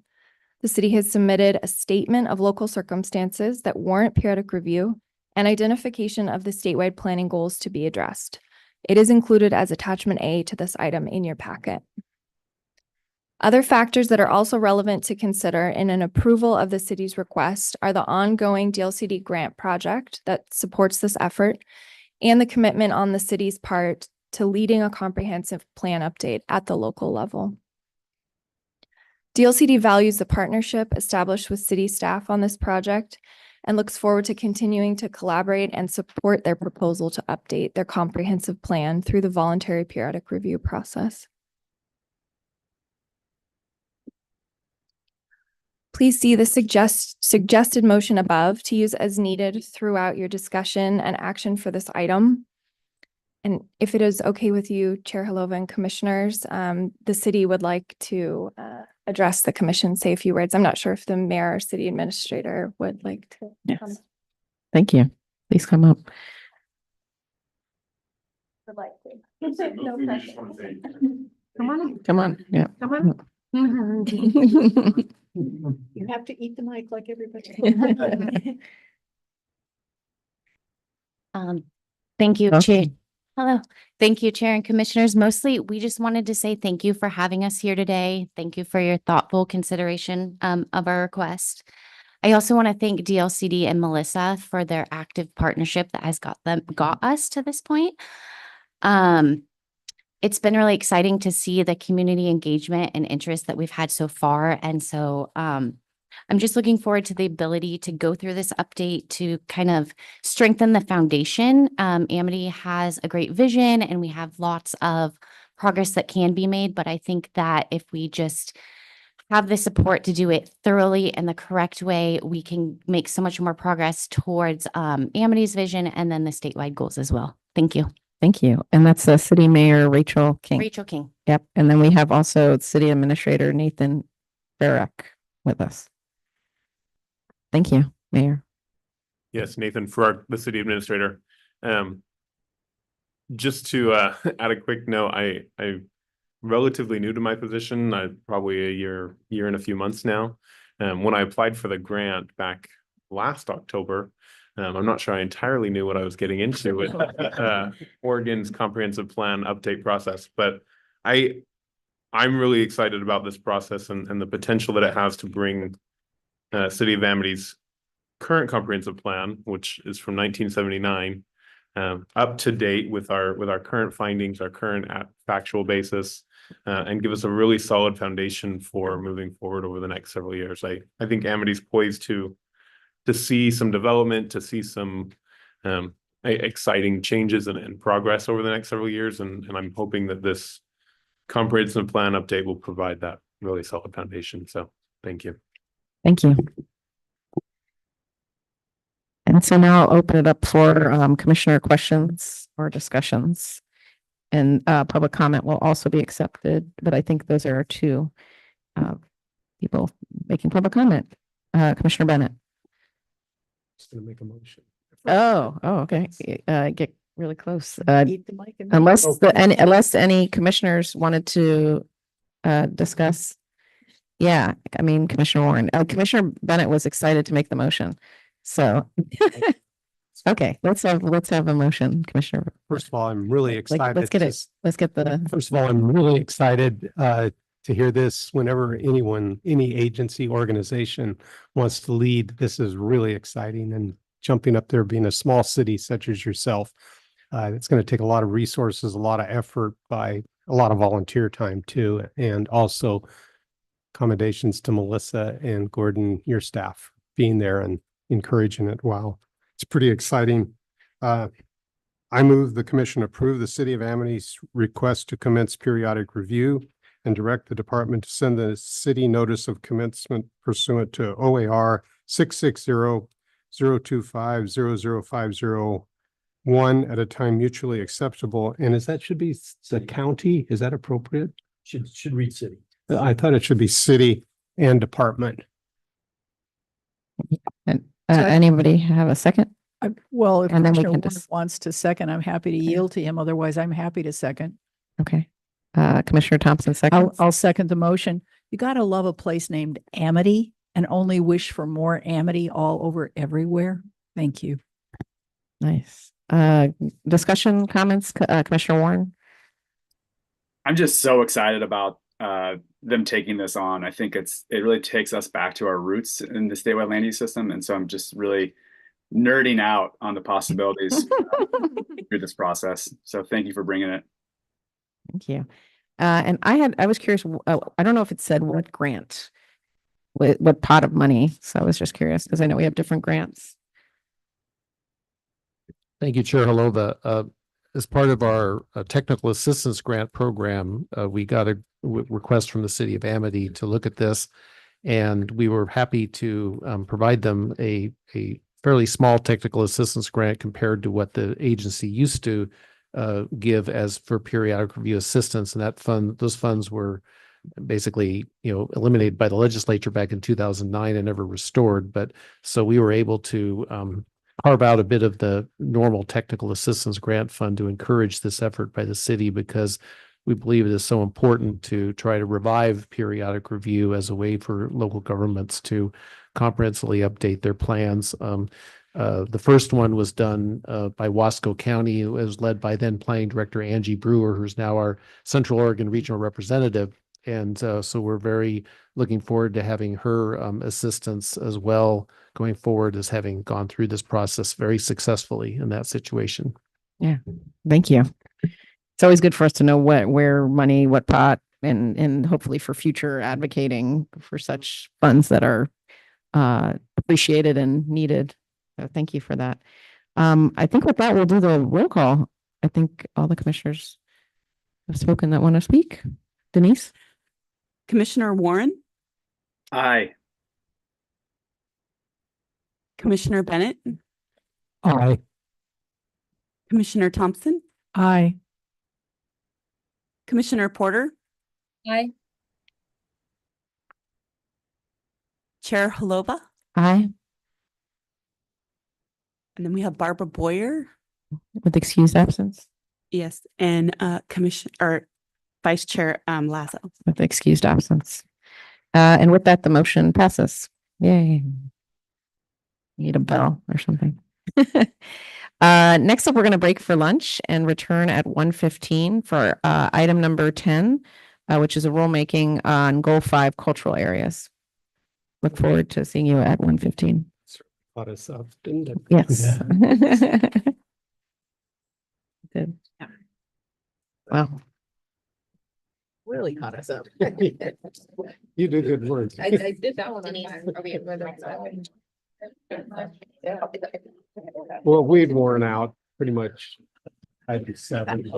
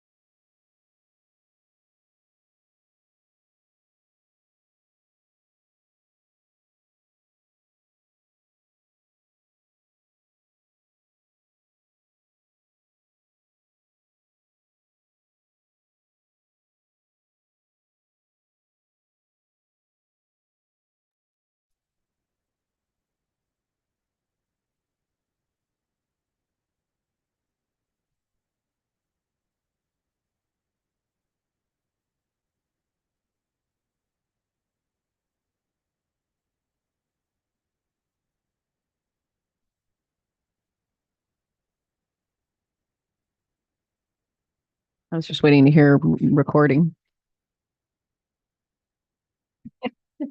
Thank you. Welcome back to the Land Conservation and Development Commission meeting. We're going to be starting back with agenda item number 10, rulemaking goal 5. And this item includes a public hearing on a new rule, OAR 660023, for cultural areas under statewide land use planning goal 5. There'll be an opportunity for verbal public comment during this hearing. Written comment is accepted through October 16th, 2024. After considering the department's proposed amendments and public testimony submitted through October 16, 2024, Commission is expected to discuss and vote on a final rules at our December 2024 meeting. So we're going to have a presentation and then questions and discussion. And then we have at least 2 people signed up for public comment. If you are interested in giving public comment, you can fill out the green form outside or identify yourself on virtually so that they can call your name. I'd like to bring forward Gordon Howard, Community Service Division Manager, to introduce your team. Thank you, Chair Holova.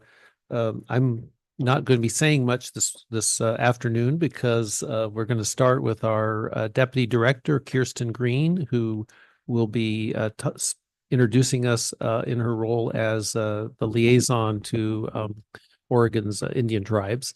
And then Amanda Punton will follow her, our natural resources specialist, who has been working on the details of the proposed cultural areas goal 5 rule. So I'll turn it over to Kirsten now.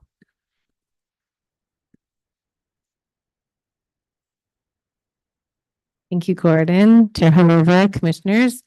My name is Kirsten Green. I serve as the Deputy Director of the department and Agency Tribal Liaison at the Director's Delegation. Ingrid, I think this is for you.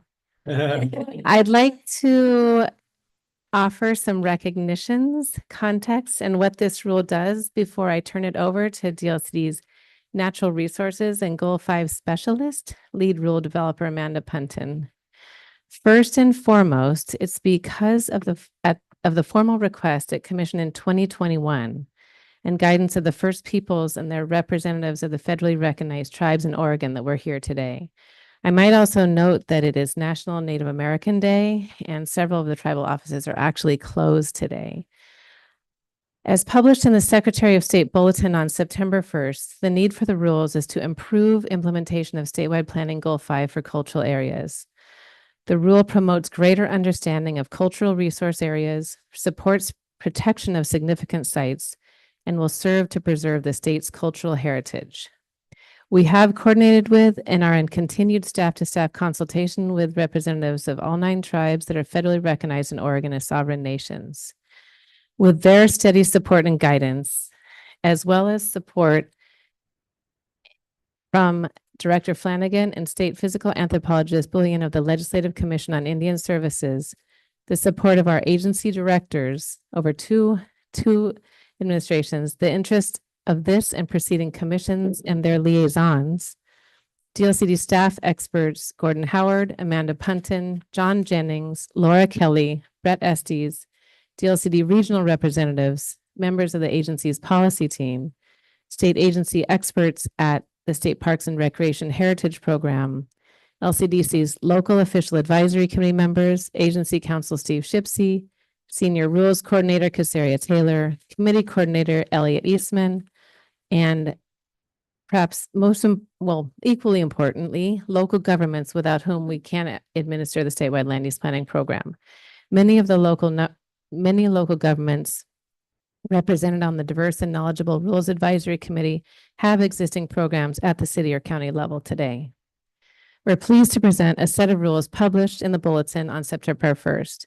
Those rules, the committee charge, and membership are included in your packets under agenda item 10 and are available online. This process began in earnest 4 years ago in the fall of 2020 when staff of the Confederated Tribes of Coos, Lower Umpqua, and Sayusla Indians identified for us the failures of Goal 5 for tribes. That sharing kicked off several discussions, including a request from tribal representatives and the interim executive director of the Legislative Commission on Indian Services at the time, Mr. Danny Santos, at the Commission's January 2021 meeting for rulemaking to better define cultural areas under the Goal 5 rule. In preparation for formal rulemaking, tribal representatives met with DLCD staff during 2021 to 2022. DLCD conducted a survey of local governments during that same period. This commission formally initiated rulemaking at November 2023 meeting in Medford. So to today, the rules do a few things which Amanda will cover in more detail. They define cultural areas previously missing from administrative rule and even though identified as a statewide land use planning resource under Goal 5. The rules encourage information sharing from local governments to applicants and developers about existing state law protecting invaluable archaeological resources. These rules encourage better communication and information sharing among local governments around and Oregon tribes in the context of land use planning and development. Finally, a bit deeper in recent historic context. Last year, we celebrated 50 years of nationally recognized comprehensive planning in Oregon. When you think about time immemorial, it does seem a blip, but we're very proud of Oregon's statewide land use planning program. When the legislature created the planning program in 1973, however, 5 of Oregon's tribes, we now know them today, had been legally terminated. In full, 61 tribes in Oregon had been terminated by the 1954 Western Oregon Indian Termination Act passed by Congress, ushering in further trauma to sovereign people in the termination era. As testimony to their marked perseverance, 5 of those tribes achieved recognition once again in the 1970s and 1980s. The Siletz Indian Tribe in 1977, the Confederated Tribes of Grand Ronde in 1983, the Confederated Tribes of Kusla, Umpqua, and Sayusla Indians in 1984, the Klamath Indian Tribes in 1986, and the Coquel Indian Tribe in 1989. The Columbia River Treaty Tribes were not affected by that bill, and the Burns Paiute achieved recognition in the 60s. The significance of these dates is that when local governments went to comply with Oregon statewide land use planning goal 5 to create inventories of cultural areas, most tribes had been terminated by Congress and simply weren't legally recognized to share their wisdom and guidance during the foundational acknowledgement years under Oregon's current land use planning program. Consistent with our statutory government-to-government responsibilities under Senate Bill 770 in 2001, this rule is an attempt to help correct some of the most egregious deficiencies in our land use planning framework. We're extremely grateful to Commissioner Thompson for serving as our commission liaison. Commissioner Thompson has been present at all of the rulemaking advisory committees and the webinars. We have one more rulemaking advisory committee meeting on October 8th. We have 2 additional drop-in sessions to come, just sort of open house format online, October 3rd from 2:30 to 4 and October 10th from 1 to 2:30. Anyone is welcome to come to those, and hopefully Amanda Punton will be there with me to help answer any questions. With that, I'll turn it over to Amanda. Thank you. Thank you.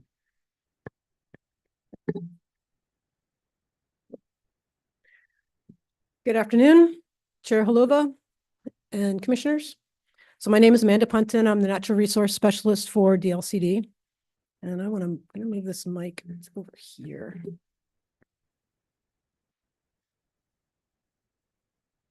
How's that? All right, so I'm going to start with what will be a recap for some of you and maybe new information for a couple of our new commissioners about what we're doing here. So statewide land use goal 5 has several resource categories, one of which is cultural areas. And over the years, we have had 2 sets of rules for directing local governments for how they should implement goal 5. And the first set of rules was in Chapter 660, Division 16. And that had a few rules that spoke generally to all resource categories except aggregate, and aggregate had its own rules. Then in 1996, we moved to a new set of rules, Division 23, for all of our Goal 5 resource categories except cultural areas. And the reason for not addressing cultural areas in 1996 with the new Division 23, a lot of those reasons were explained by Deputy Director Green. So what we are proposing today is to add a rule to Division 23 for cultural areas.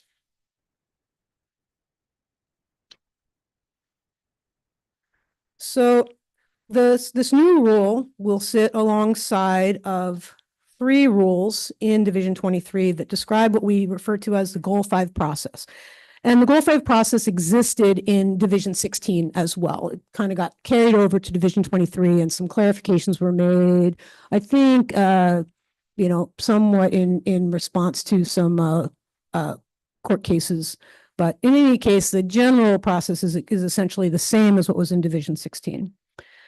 This new rule will take its place in as Rule OAR 660-230210, which has been sitting patiently waiting for this rule to be inserted. One other thing that what we're proposing to amend is the applicability rule, the last rule in Division 23, which now basically says Division 23 applies to all resource categories except cultural areas, and proposing to strike the except cultural areas.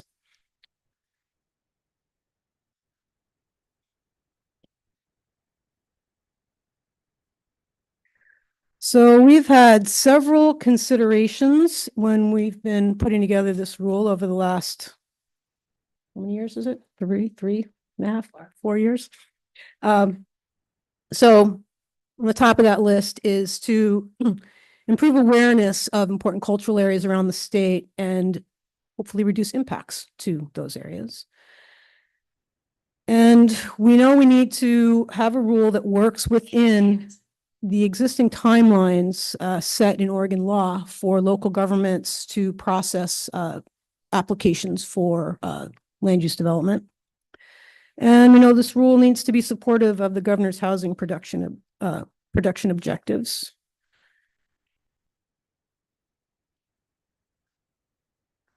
So we're hoping this rule will use the local land use permitting process as a point of contact to build awareness and compliance with existing state laws that pertain to archaeological sites.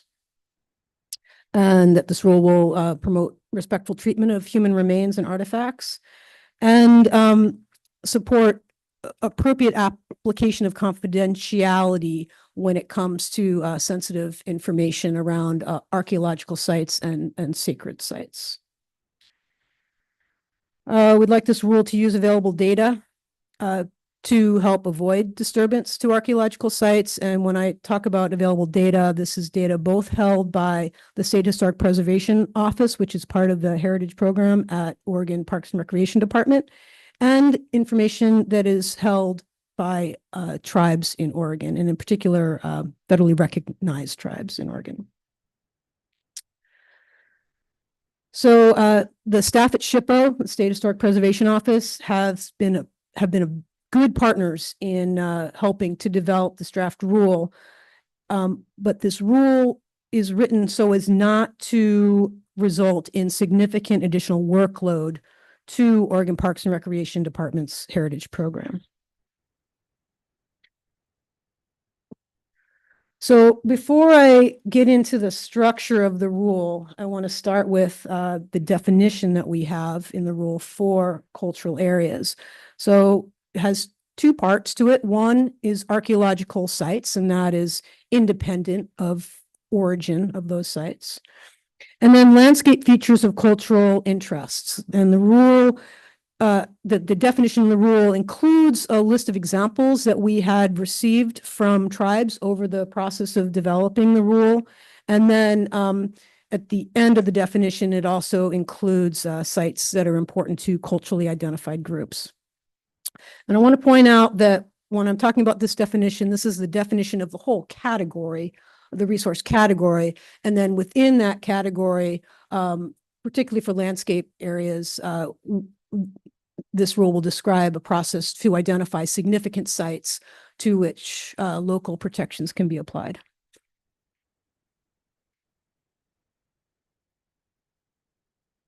All right, so for those of you who have been here when I've presented before, you've seen this graphic. So this explains more about what the standard Goal 5 process is and how the individual resource rules can relate to the standard Goal 5 process. So in Division 23, we have three rules, 030, 040, and 050. First, the Goal 5 process starts with identifying, doing your inventory. Inventory is both a verb and a noun, right? So you have the inventory to kind of look to see what's out there, and then the noun is what you end up with as your list of significant sites to which local protections will apply. And then once you have your list of significant sites, you conduct an ESEE analysis, and we should all chant this together, which is an ESEE analysis is an analysis of the economic, social, environmental, and energy consequences of a decision to allow, limit, or prohibit a conflicting use. So then based on that analysis, the local government then adopts protection measures that would apply to those resource sites. And I want to call out that if you look up protection in the dictionary, it might look a little different than the definition of protection in Division 23. And I actually think maybe it's not in the goal itself. But essentially, protection means for a resource category, it's applying the rule. And for a site, it's applying what the local code says you do to protect the site, right? So often within Goal 5, protection is a compromise because as with the rest of the land use program, there's a lot of things that are trying to be balanced. And so protection of a site may very well include some degradation of a site. So in the rule that we're looking at today, for landscape areas, it's pretty much telling local governments follow the standard Goal 5 process. The rule provides a little additional direction to help like understand that process or apply that process to this particular resource category. But pretty much it's a standard Goal 5 process. For archaeological sites, the rule points to a state inventory, and that's an inventory that's maintained by the State Historic Preservation Office and the Heritage Program at Oregon Parks. And it also prescribes protections for archaeological sites. So we kind of have a mishmash here, right, of the rule kind of being on its own, saying this is what you do for this particular resource. But for landscape areas, we're really looking at the standard Goal 5 process. So these are the sections of the rule in the draft that has been posted for public comment. So it starts with definitions. Next section talks about relation of this rule to other rules in the division. And so cultural areas overlap with a couple, three other resource categories, maybe even more, right? Depending on what's important to people.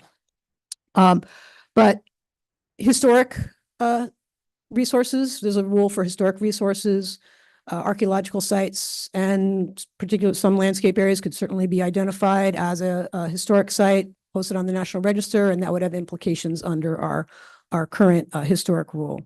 A landscape area might have to do with a vista that's important to a story that's been told over many, many generations. And a vista is very similar to a scenic view and site, which we have a separate rule for. So that's what Section 2 of this rule does, is talk about that interrelationship or which rule you look to when you have those kind of overlaps. So then the rule moves on to talking about inventories. And as I mentioned, the inventory approach for archaeological resources are different than for landscape resources. And for archaeological, it recognizes the state inventory, which I don't think I named earlier, but that is the Oregon Archaeological Records Remote Access Database. And then for landscape areas, we don't have anything state or federal or anything to point to. So we basically are left with saying local governments will need to develop their own inventories. Although when I say need to, the rule doesn't actually require jurisdiction-wide inventories, but when there is an inventory of archaeological site of significant landscape areas, it will live in a local comprehensive plan. So the rules, the following two sections talk about protection for these two types of cultural areas. And so for archaeological sites, I'll talk more about, how we go about improving communication and information sharing, as was mentioned earlier. And, in fact is that the rule really speaks to all archaeological sites, whether it meets the state definition of significant or not, or whether it's in the SHPO's ORA database or not. And then for landscape sites, standard process. So then section 7, landscapes of interest. So this is kind of back to this broader category of a Goal 5 resource, recognizing that we've had a gap in our program for many years and we need to do some catch up, which will take time. So right now we don't have landscape areas mostly identified in local comprehensive plans. So the approach to those areas is similar to what we use for the archaeological sites as a notice to tribes information sharing in order to hopefully obtain voluntary measures to avoid some impacts to those sites. And then I'll talk more later about how a UGB expansion triggers the application of all the Goal 5 rules, and so it would trigger this rule and maybe require that a landscape area be brought through the standard Goal 5 process. Section 8 talks about optional local government to tribal government agreements that could serve to replace some of the portions of the rule that apply directly. We imagine that those would be more thoughtful and better and more attuned with what the needs of the tribes would be. But they might take some time to develop, and certainly that is at the discretion of the local government and the tribe if they want to work on those agreements. And then the last section of the rule just kind of clarifies what parts of the rule are required, what parts are optional, what parts apply directly, and what parts would require a plan amendment in order to result in protection for a resource site.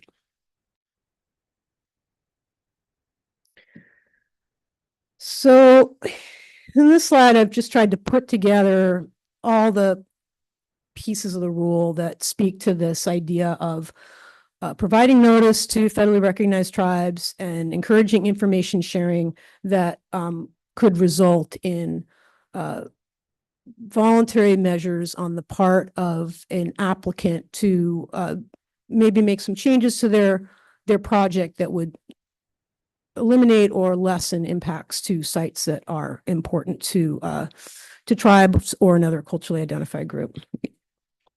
So for archaeological sites, the rule, this is part that applies directly, would require local governments to include in their applications for land use authorization information about our existing laws and permit requirements for archaeological sites. So that is, it's unlawful to alter an archaeological site without a permit. And if you stumble upon an archaeological site inadvertently, then you need to get in touch with SHPO and get a permit. So then that's for all land use applications. Actually, it's probably all land use applications that involve ground disturbance, but I don't have that here. All right, so then for the kind of applications that are reviewed through a public process in which there is time to allow communication, information sharing, then those projects, so involving ground disturbance and reviewed through a public process, they also, those require notice to tribes. And then for landscape areas, there's also a requirement for notice to tribes, and this is under that section 7 for the landscape areas of interest. And here the criteria are that the land use application is on rural lands, and also, same as for the archaeological sites, that it's reviewed through a public process, again, because that's what gives us time, right, to encourage this information sharing. So generally, for both archaeological sites and landscape areas, tribes will be aware of urban growth boundary amendments. And local governments, when they get a response to a notice, they will share that information with the applicant, and they will include information in the record of the decision. And they will also include in the recommendations, and they'll include in the record of the decision recommendations for avoiding impacts to a site. And in this, I understand that I'm talking about sharing all this information, and at the same time, we care about confidentiality, particularly for archaeological sites, but confidentiality is always considered in how information is shared. You know, who needs to know and who doesn't need to know. But it's shared such that it can influence the decision, hopefully, or influence the applicants, how they pursue what they are trying to do on the property. So this notice and back and forth sharing needs to occur or be able to occur within the review timelines described in statute. So 120 days for a city, 150 days for a county. And because of those short time periods, the rule requires 2 notices. One at the time an application is received, and maybe there's less information in that, but there's information about like where it is, generally what's happening, and giving the tribes a heads up, this is happening, something's happening in this area. And then there's a 30-day review period that local governments have to deem an application complete. Once an application is complete, tribes will be notified that the application is complete and given information as to how to access that application. So in this, even though I've described these set review timelines, it's possible for the applicant to say it's okay to postpone the final date of the application being deemed complete, or give the local government more time in the review process. And so if there was information about a more complicated archaeological site, the applicant knew that they were going to have to be moving through it or trying to avoid it, the applicant would have the opportunity to ask for more time if that was going to affect what their application was going to say.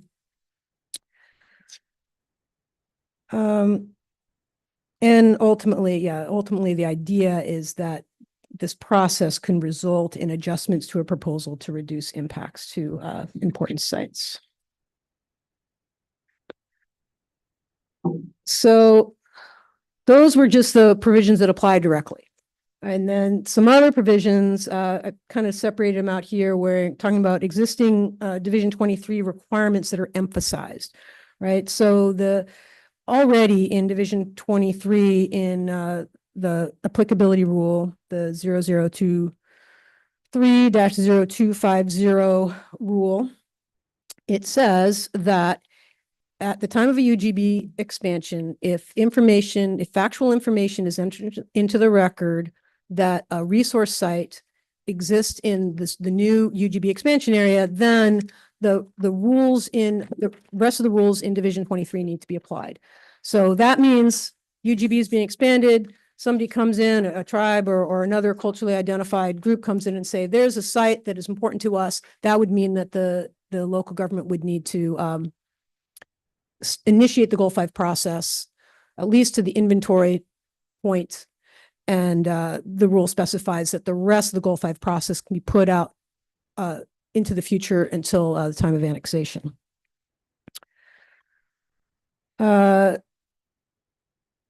So I'd mentioned that this rule does not require a city or county to inventory their entire jurisdiction for landscape areas of significance.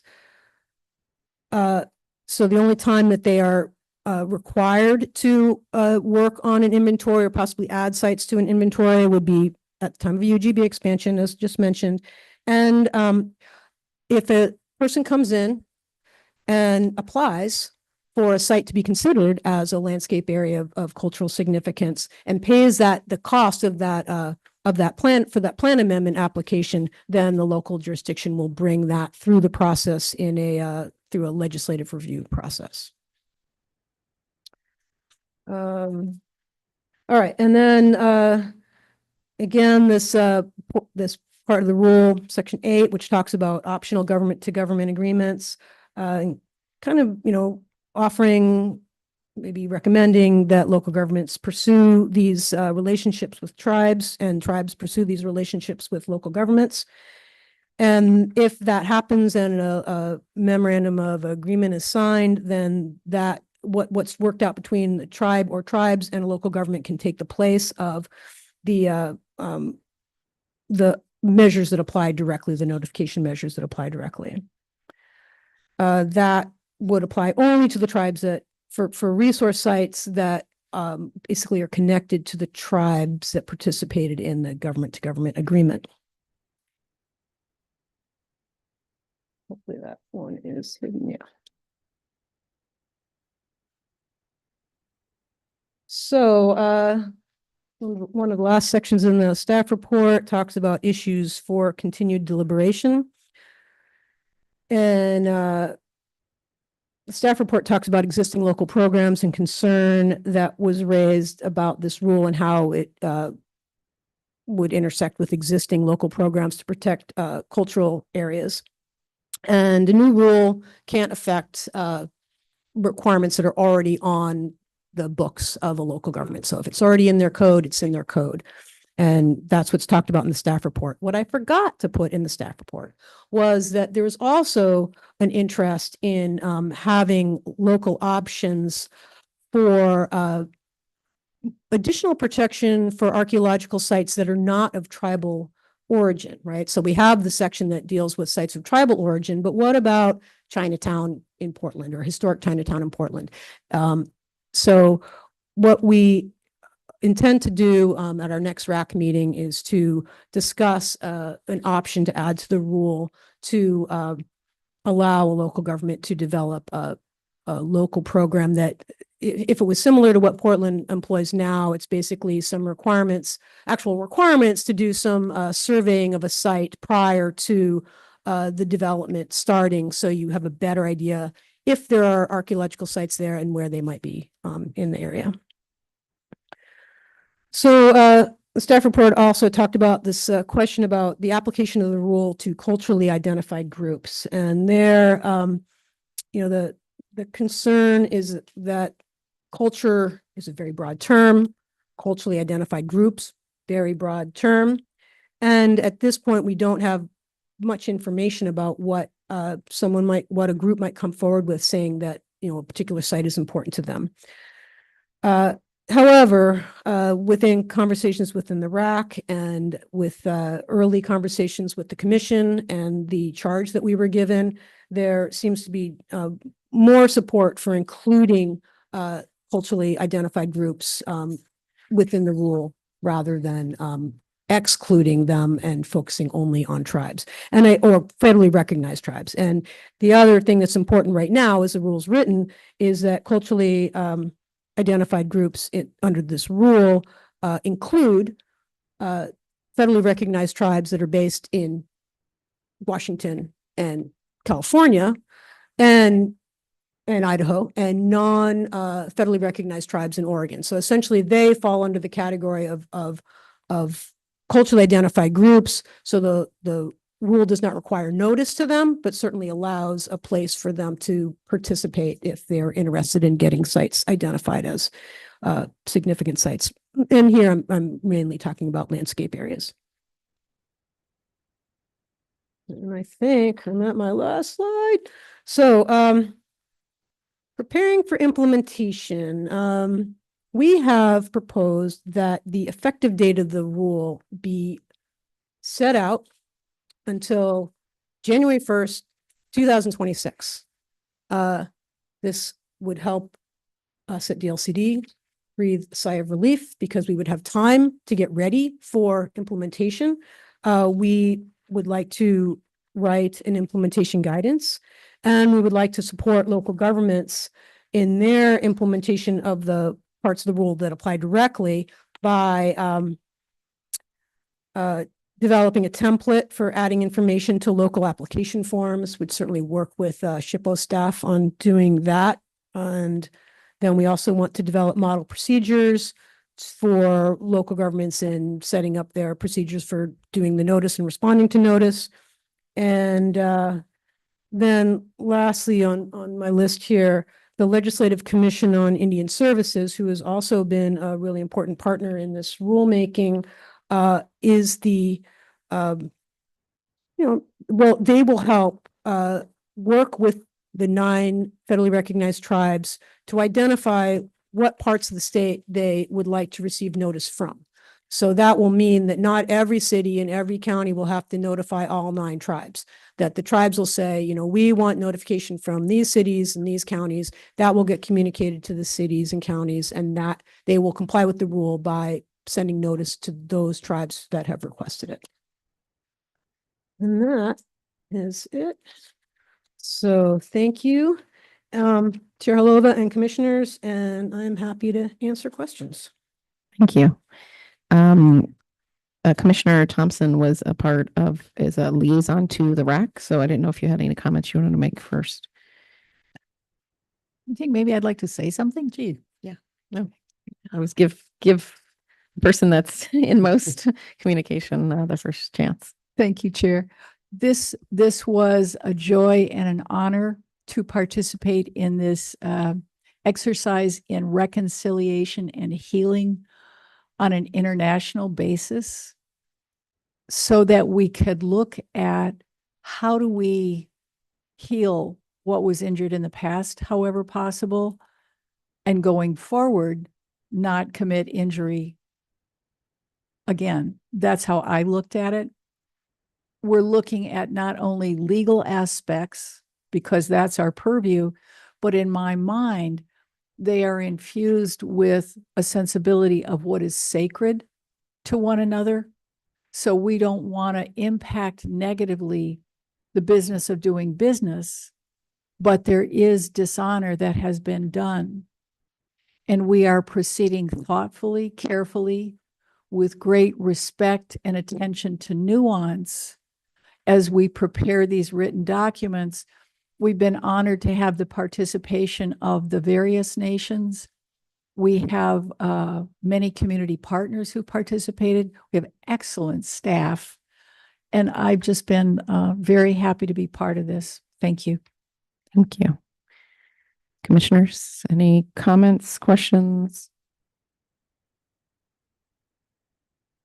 Commissioner Warren? Yeah, thank you, Chair, and thank you, Amanda and Kirsten, for moving this important rulemaking forward. I'm really excited about it. And I think you've laid it out really nicely and clearly, so I appreciate that as well. I just want to speak a little bit to the culturally identified groups. I think I was one of the commissioners who kind of brought up this conversation in one of our meetings. And I just want to maybe provide a little more clarity about what I think about when I think of culturally identified groups, or how landscape areas might apply to some of those groups. And here in Eugene, there was a community called the Over the Bridge community, which was the first Black community in Eugene. And because of sundown laws, they were not allowed to live within the city limits at the time. In 1948, Lane County destroyed their community in order to build a bridge. And so that area now is what I would consider to be an area of like significant heritage for our Black community here in Eugene. And so areas like that, I think, would be a prime candidate for these kind of protections in the future. Thank you. Any other commissioners? Commissioner Bennett? Thank you, Chair. And thanks for the presentation. I do know that a lot of the counties, the smaller counties, really don't have a great local inventory. Their comp plan is pretty thin especially those that had early acknowledgement. So is there going to be a process to help them through SHPO or so that, I would believe that most all of them want to participate and want to get up to speed, but it's going to be a tough lift for them. funding is tight for the local planning along with the state. So I think that's something that we need to keep, and maybe as we look at budgetary priorities in the future, that it's someplace that we could go there. And also because some of the counties really don't have a tribal presence, they're kind of there. It might have been ceded lands, Nez Perce lands from, so it's going to be a large learning curve and a large tasking for both the agency and the counties, is my observation, just from looking at a variety of comp plans of cities and counties. Thank you, Director. Thank you, Chair Halova and Vice Chair Lazo on the phone, and Commissioner Bennett. Thanks for the observation and the question. I know this has Director Bateman's attention too. We've been, we're aware of the need to update comprehensive plans across Oregon for a variety of issues, this being one. With the loss of, as Gordon has mentioned earlier today, mandatory periodic review. We don't have that cycle anymore. So we've lost that cycle, sort of a maintenance program, if you will. But we'd be pleased to, ask Gordon if we could make this a possibility under his technical assistance program. He knows that I'm always after those funds for one thing or another.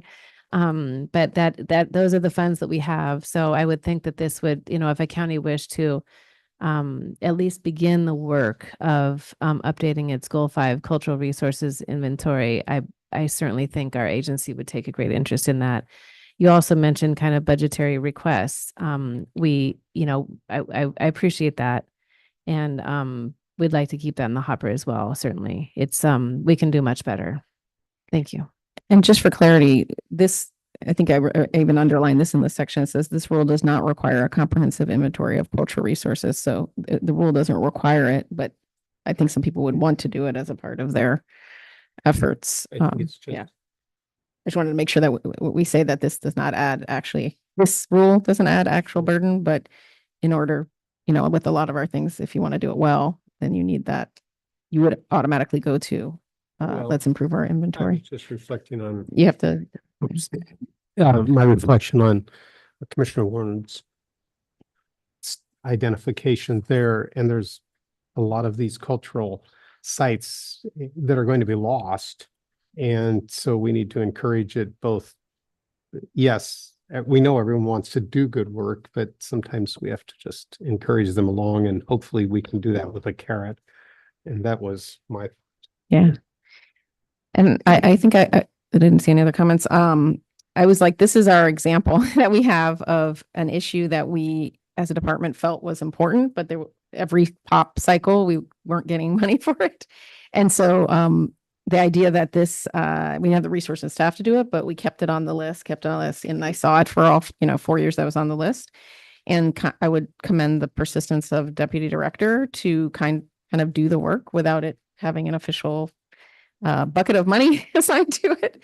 And so I think when I first came to the department, I didn't hear much about government to government relations or tribal relations, and through the work, and I know that there's other people that are supporting you, but of Deputy Director, like it became a thing, which it should have been a thing a long time ago. So I wanted to say that this is the example that I keep on referring to of things that are important to us that we should keep in our, if the commissioners are constantly knowing it's there, even if we don't have funding. We even talked at some point, like, could we get a foundation to fund this? And a lot of the foundations don't fund things that they feel like government should be doing automatically. So this has sort of been a passion project for many of us. And of course, it's the tribes that brought it to our attention in the first place. So I didn't know if you had anything. It's so funny because we've been advocating for so long that now that it's here, I'm like, how did we do this again? So maybe you can speak to that. How did we do this again? Thank you, Chair Halova. I would say barely. This has been a very busy policy agenda, as you know, and I just have to thank Director Bateman for allowing me to work on this, and also Amanda in her time. Amanda is 0.75 FTE with our agency, so finding the time to work on this even within that and her other coastal responsibilities has been incredible. We could not do this at all without the representatives of the federally recognized tribes and local governments on the phone. There are several RAC members. If I could just mention Counselor Les Anderson with the Klamath Tribes is on the line and is waiting to address the group, if that's okay.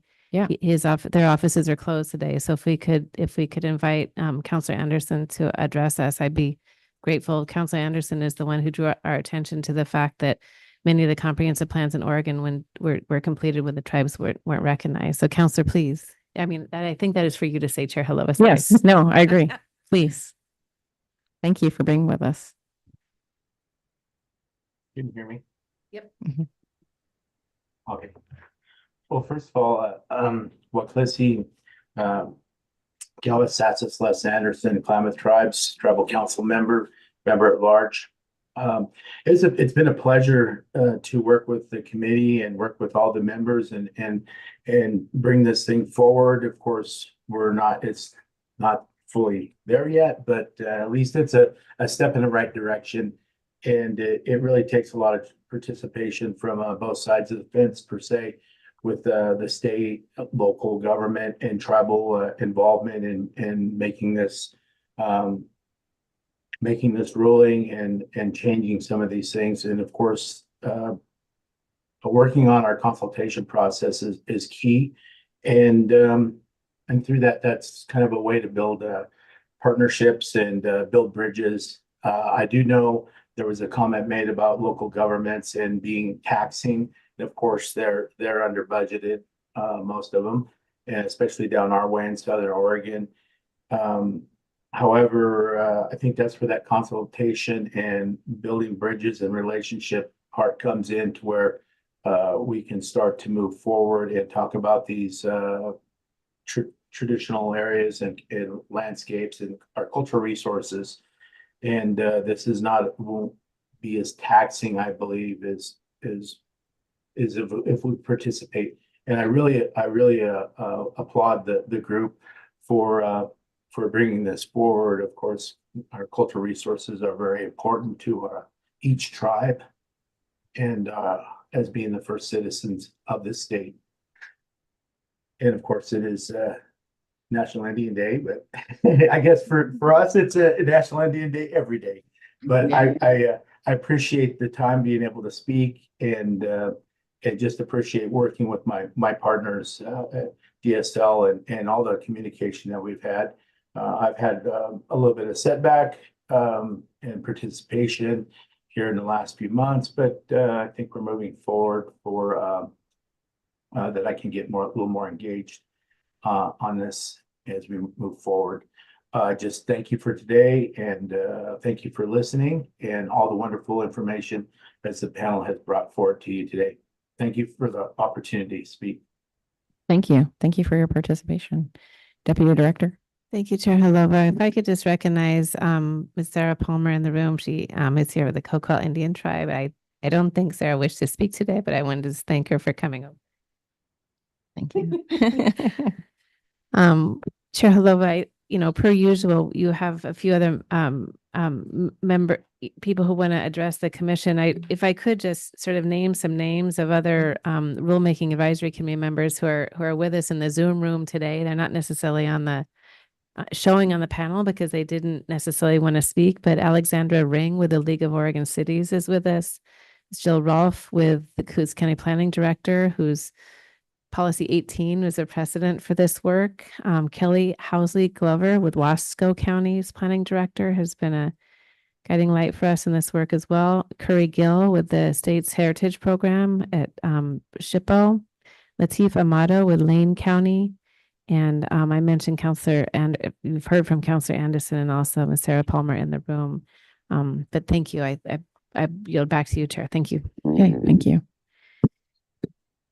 I have two people that are signed up for public comment that are virtual, but I don't actually see them on the, they're coming in. Okay. Robin Hayakawa from Central Oregon Land Watch.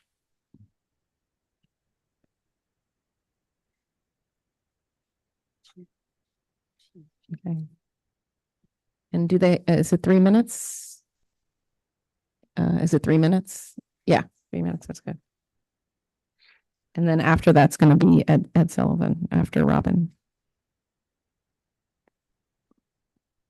Good afternoon, Chair Halova and Commissioners. Can you all hear me? Yes. Beautiful. My name is Robin Hayakawa. I'm testifying today on behalf of Central Oregon Land Watch. Thank you for the opportunity to provide testimony. And this is my first time testifying in front of LCDC. So just thank you generally for the work you do for the state of Oregon. Central Oregon Land Watch is broadly supportive of the draft rules, and we applaud the efforts of DLCD and the members of the RAC for recognizing the importance of tribal sovereignty and cultural knowledge through these draft rules. The rulemaking, I think, as we've recognized, has been long overdue and will be essential for better protecting cultural resources in our state. The proposed tribal notification and consultation requirements are, in our view, are particularly vital. In Central Oregon, we have repeatedly seen how the lack of required communication and notification has led to marginalized Indigenous voices in land use decisions, the degradation of cultural resources as a result, and even the disregard of federally guaranteed treaty rights to hunt and fish in the area. So, in Land Watch's view, the improved notification and consultation requirements in these draft rules will help ensure that tribal interests are considered and that our cultural resources are better protected. That said, I also submitted this in written comments. Land Watch is concerned that without including requirements to update Goal 5 inventories or something akin to periodic review, I think we were just speaking to this, the administrative burden of these draft rules will fall heavily and unpredictably upon not just local governments, but tribal governments as well, which will strain their capacity. Finally, Land Watch also does take issue with a proposed draft rule. It's found in subsection 2, subsection F, which expressly provides that the draft rules for photovoltaic solar power generation facilities, this is a RAC that's proceeding the case as well, in Eastern Oregon are going to supersede these draft rules. Inclusion of this provision undermines the importance of the cultural resources and the measures developed in these draft rules to protect them. So in conclusion, we broadly support these draft rules and commend the hard work of the committee, but we also think that addressing the need for periodic review and reevaluating the hierarchy of resource protections that's kind of embedded in here will be crucial steps for meaningful implementation of these draft rules. So thank you for hearing my comments and your consideration. Thank you. Thank you. Next up is Ed Sullivan, private citizen. Yeah, thank you, Chair Halava, members of the commission. I'm Ed Sullivan. I'm a retired land use attorney and member of the RAC. And I want also to testify in favor of the rules with a couple of caveats. A couple of years ago, a colleague and I wrote an article, a law review article on Goal 5. And in that article, I found that unlike all of the other Goal 5 resources that were revised in 1996, cultural resources were left out. It's high time that they caught up with the rest of the protections that were given under Goal 5. And we think I think these rules are a crucial step in doing that. I'm pleased to have noted the leadership of Deputy Director Green and Ms. Punton in getting this work both on the commission's radar and getting it done. I volunteered for the RAC in the light of that call to get the job done.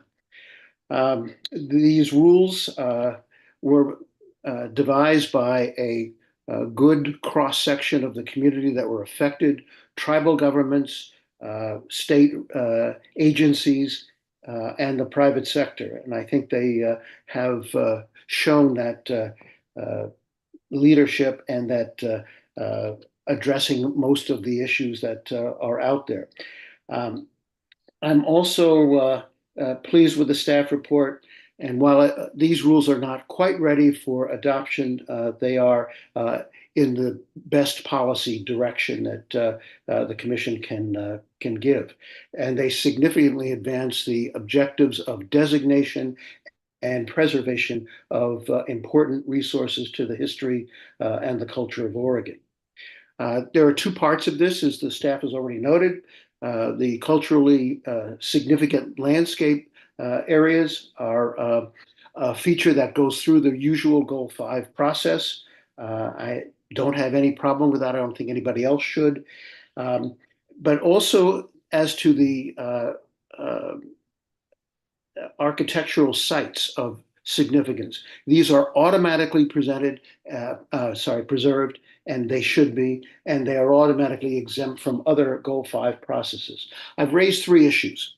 One, along with Central Oregon Land Watch, I don't think that always photovoltaic sites ought to take precedence over cultural resources. I think Commission should revisit that desire. Secondly, I pointed out some problems maybe with the land use decision aspect of the designation of a site and the use of the keeping secret the sites as part of a land use process. I pointed out those things. They're in my letter, but broadly, these rules are good and they should be adopted. Thank you. Thank you. Do we have any other quick comments for you from the commission, if there are any after hearing this? Commissioner Bennett? Yes, Deputy Director, is kind of a follow-up to the testimony by Central Oregon Land Watch and then by Mr. Sullivan. Since the Eastern Oregon Solar RAC is still meeting and this group, is there some which way between the two RACs there could be perhaps sorting out so the commission has a little clearer picture as to the hierarchy? Because I can see us sitting here in December scratching our heads and wanting to do the right thing, but not necessarily having the right thing. And it would be just really helpful between the two RACs if there was some clarity. And then at least, and I'm probably only speaking for myself, but I would like that both groups analyze it, and then I know that at the end of the day we'll have to make how it's going to fall, but at least then we would have, in my mind, I would have some clarity how to vote. Chair Halova, Vice Chair Lazo, Commissioner Bennett, thanks for the question. I'm going to defer to the technical experts to my right who have been working with John Jennings and Adam Tate on that rule. So we are trying to coordinate closely under the hood. So let me turn over to Amanda and see if Gordon has anything to add. Thank you. Thank you, Chair Halova, Vice Chair Lazo, and commissioners, thanks for your question, Commissioner Bennett. So that little bit of the rule was put in a while ago. I think the assumption is that the rule for citing solar facilities on Eastern Oregon land will be more protective or require more preliminary steps to identify archaeology and other culturally important sites. That is the assumption, partly because that rule was directed by statute and there's some language to that point in the statute. And we have really just begun talking about how cultural, historic, and archaeological resources will be addressed in the solar rule. And fortunately, we have time to continue working on that before we come for possible adoption of this rule in December. And I think by then we'll have a much better idea of what is going to be happening with the solar rule, and we will adjust that part in section 2 as needed.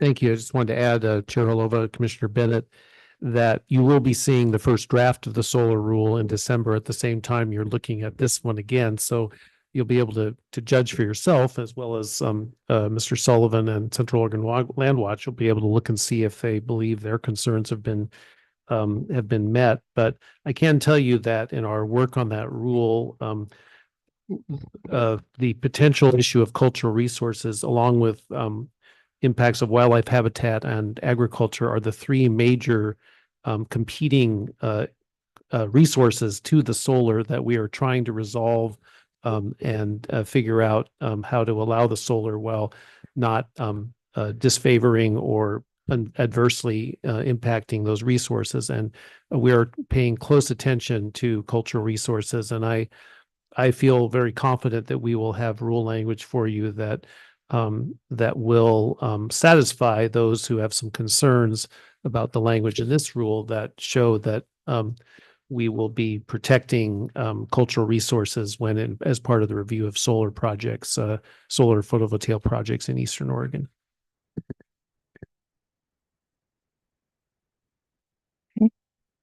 Deputy Director.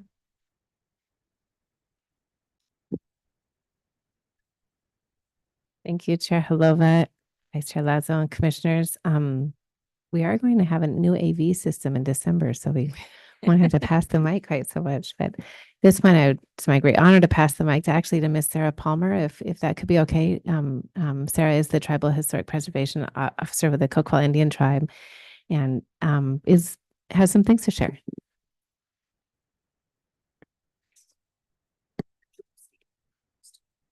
Really close to it. Really close. Is that working for everybody? If everybody can hear me, thank you very much. Thank you, Chair, Vice Chair, Commissioners.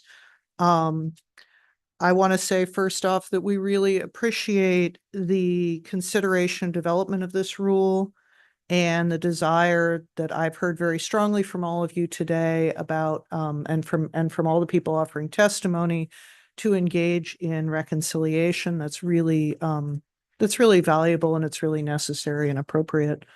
I do have the honor of representing the Coquille Indian Tribe as their Tribal Historic Preservation Manager.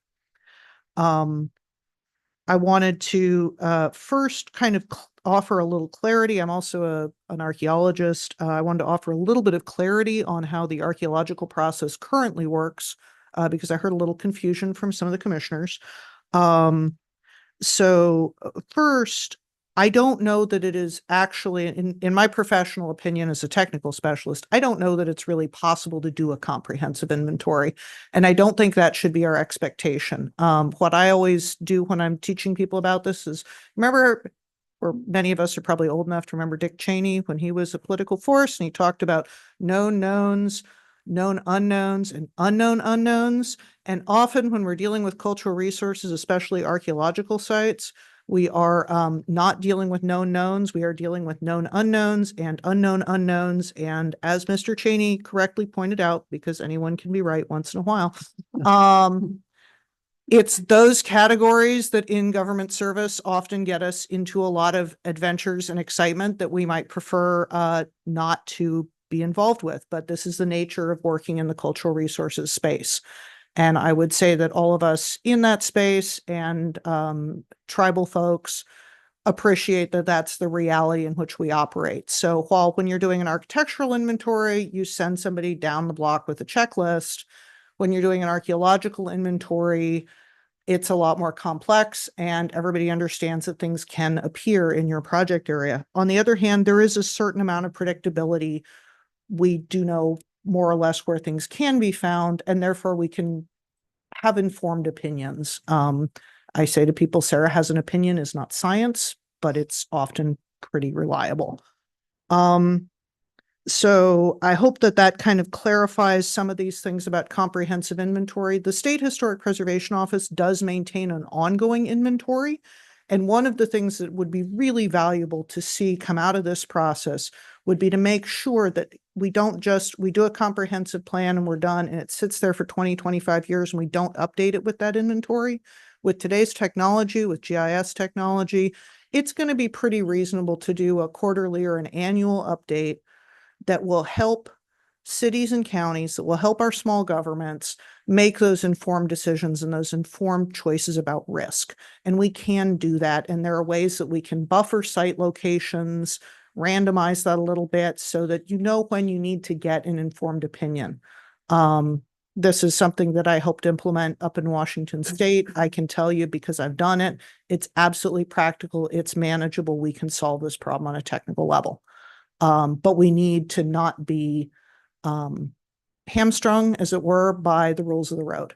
And so I think that would be one of my asks to you is don't constrain what we can do on a technical level at the policy level.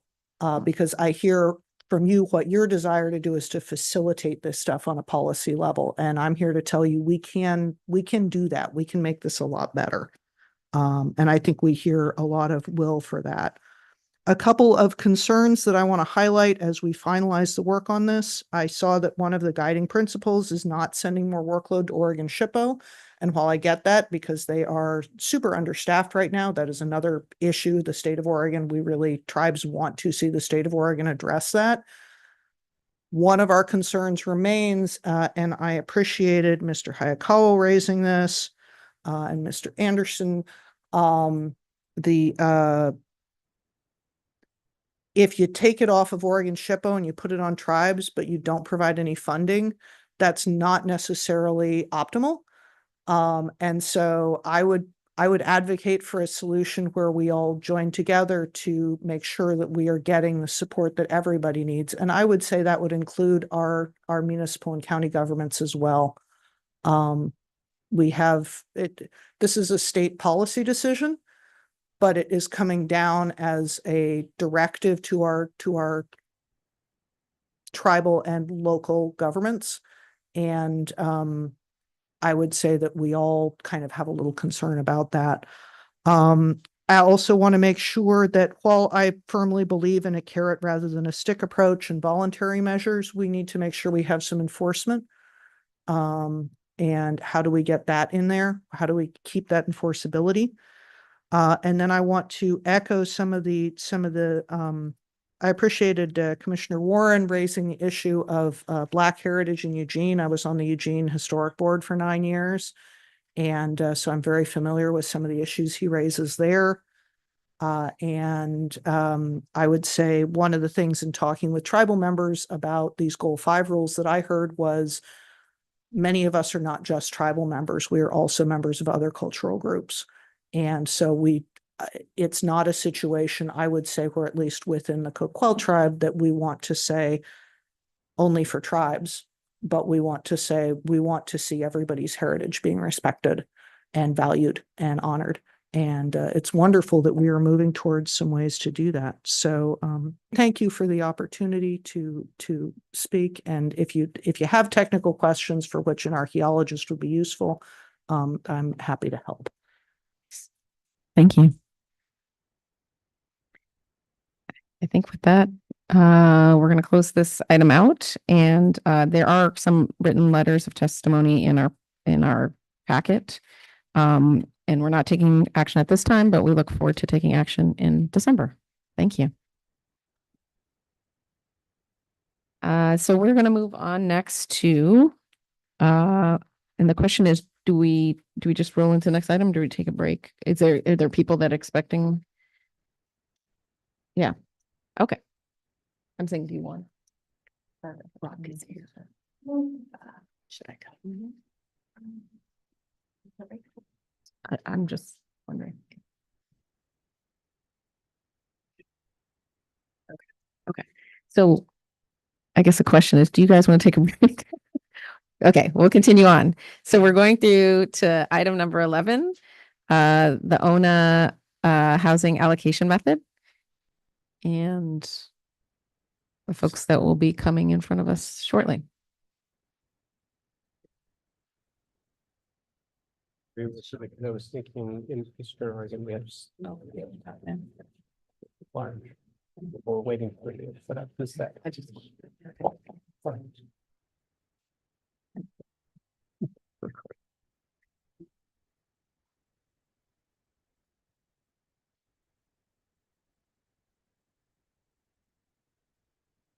We're trying to see if Ethan's online. Yes, he is. Okay. Let me just promote him. I was just going to say it.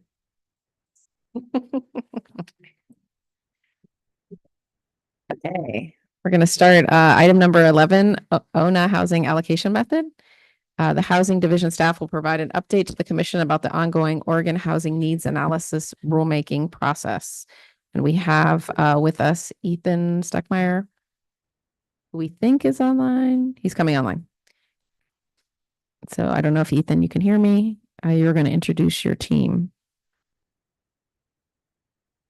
Yes, I can, Chair. Thank you so much for having us. Welcome. Good afternoon, Chair Lova, Vice Chair Lazo, Commissioners. For the record, my name is Ethan Stuckmeyer. Today, right now we're bringing you the first of two ONA agenda items on your agenda today. I wanted to start a little bit with this slight disclaimer on this first agenda item. So this agenda item is going to be slightly different than others that the Commission typically hears.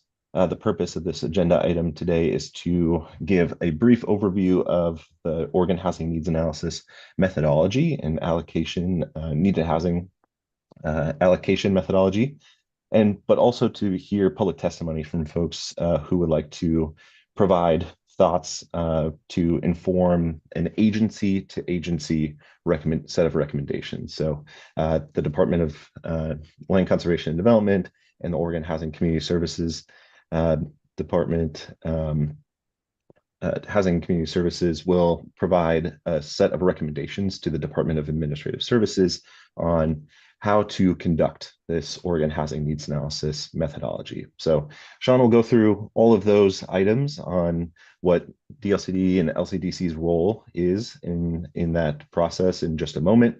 But to kind of set up this conversation, I wanted to touch a little bit on like, where does this methodology fit within the ONA program?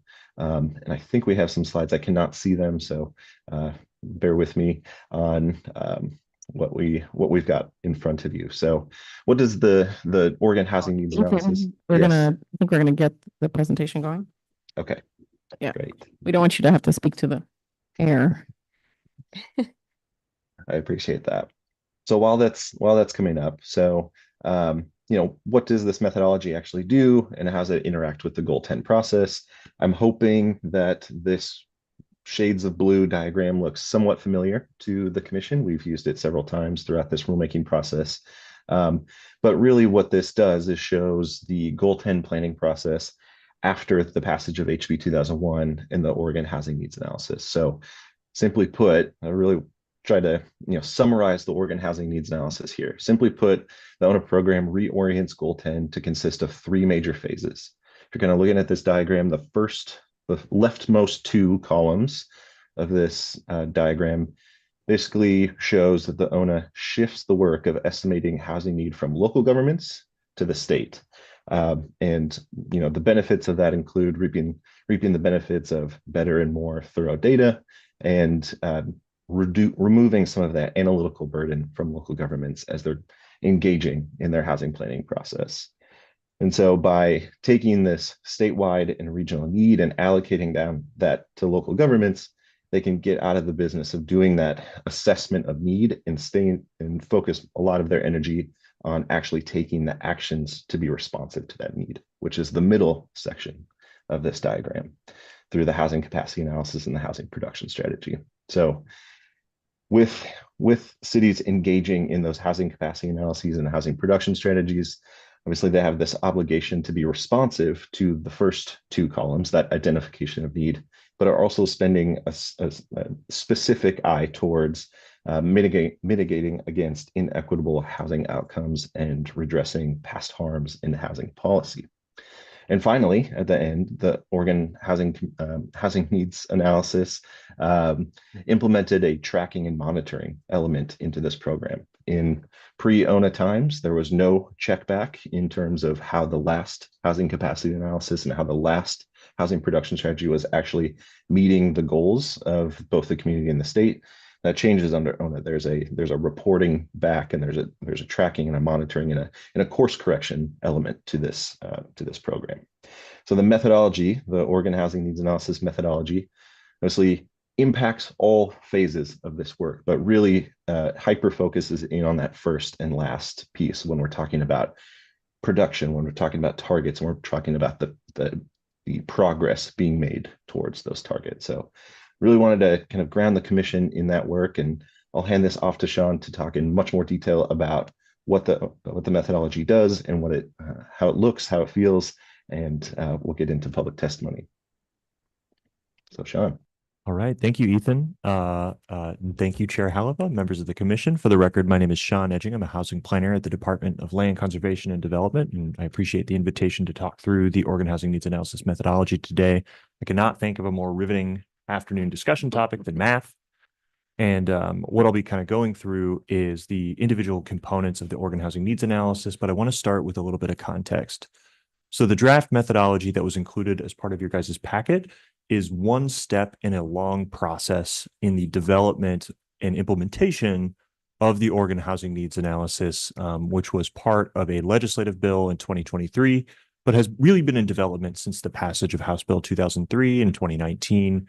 Really what I wanted to convey here is that this is kind of towards the end of a process of a lot of refinement of a methodology that started as a pilot, gone through a series of refinements in the previous biennium when we were directed to explore legislative recommendations.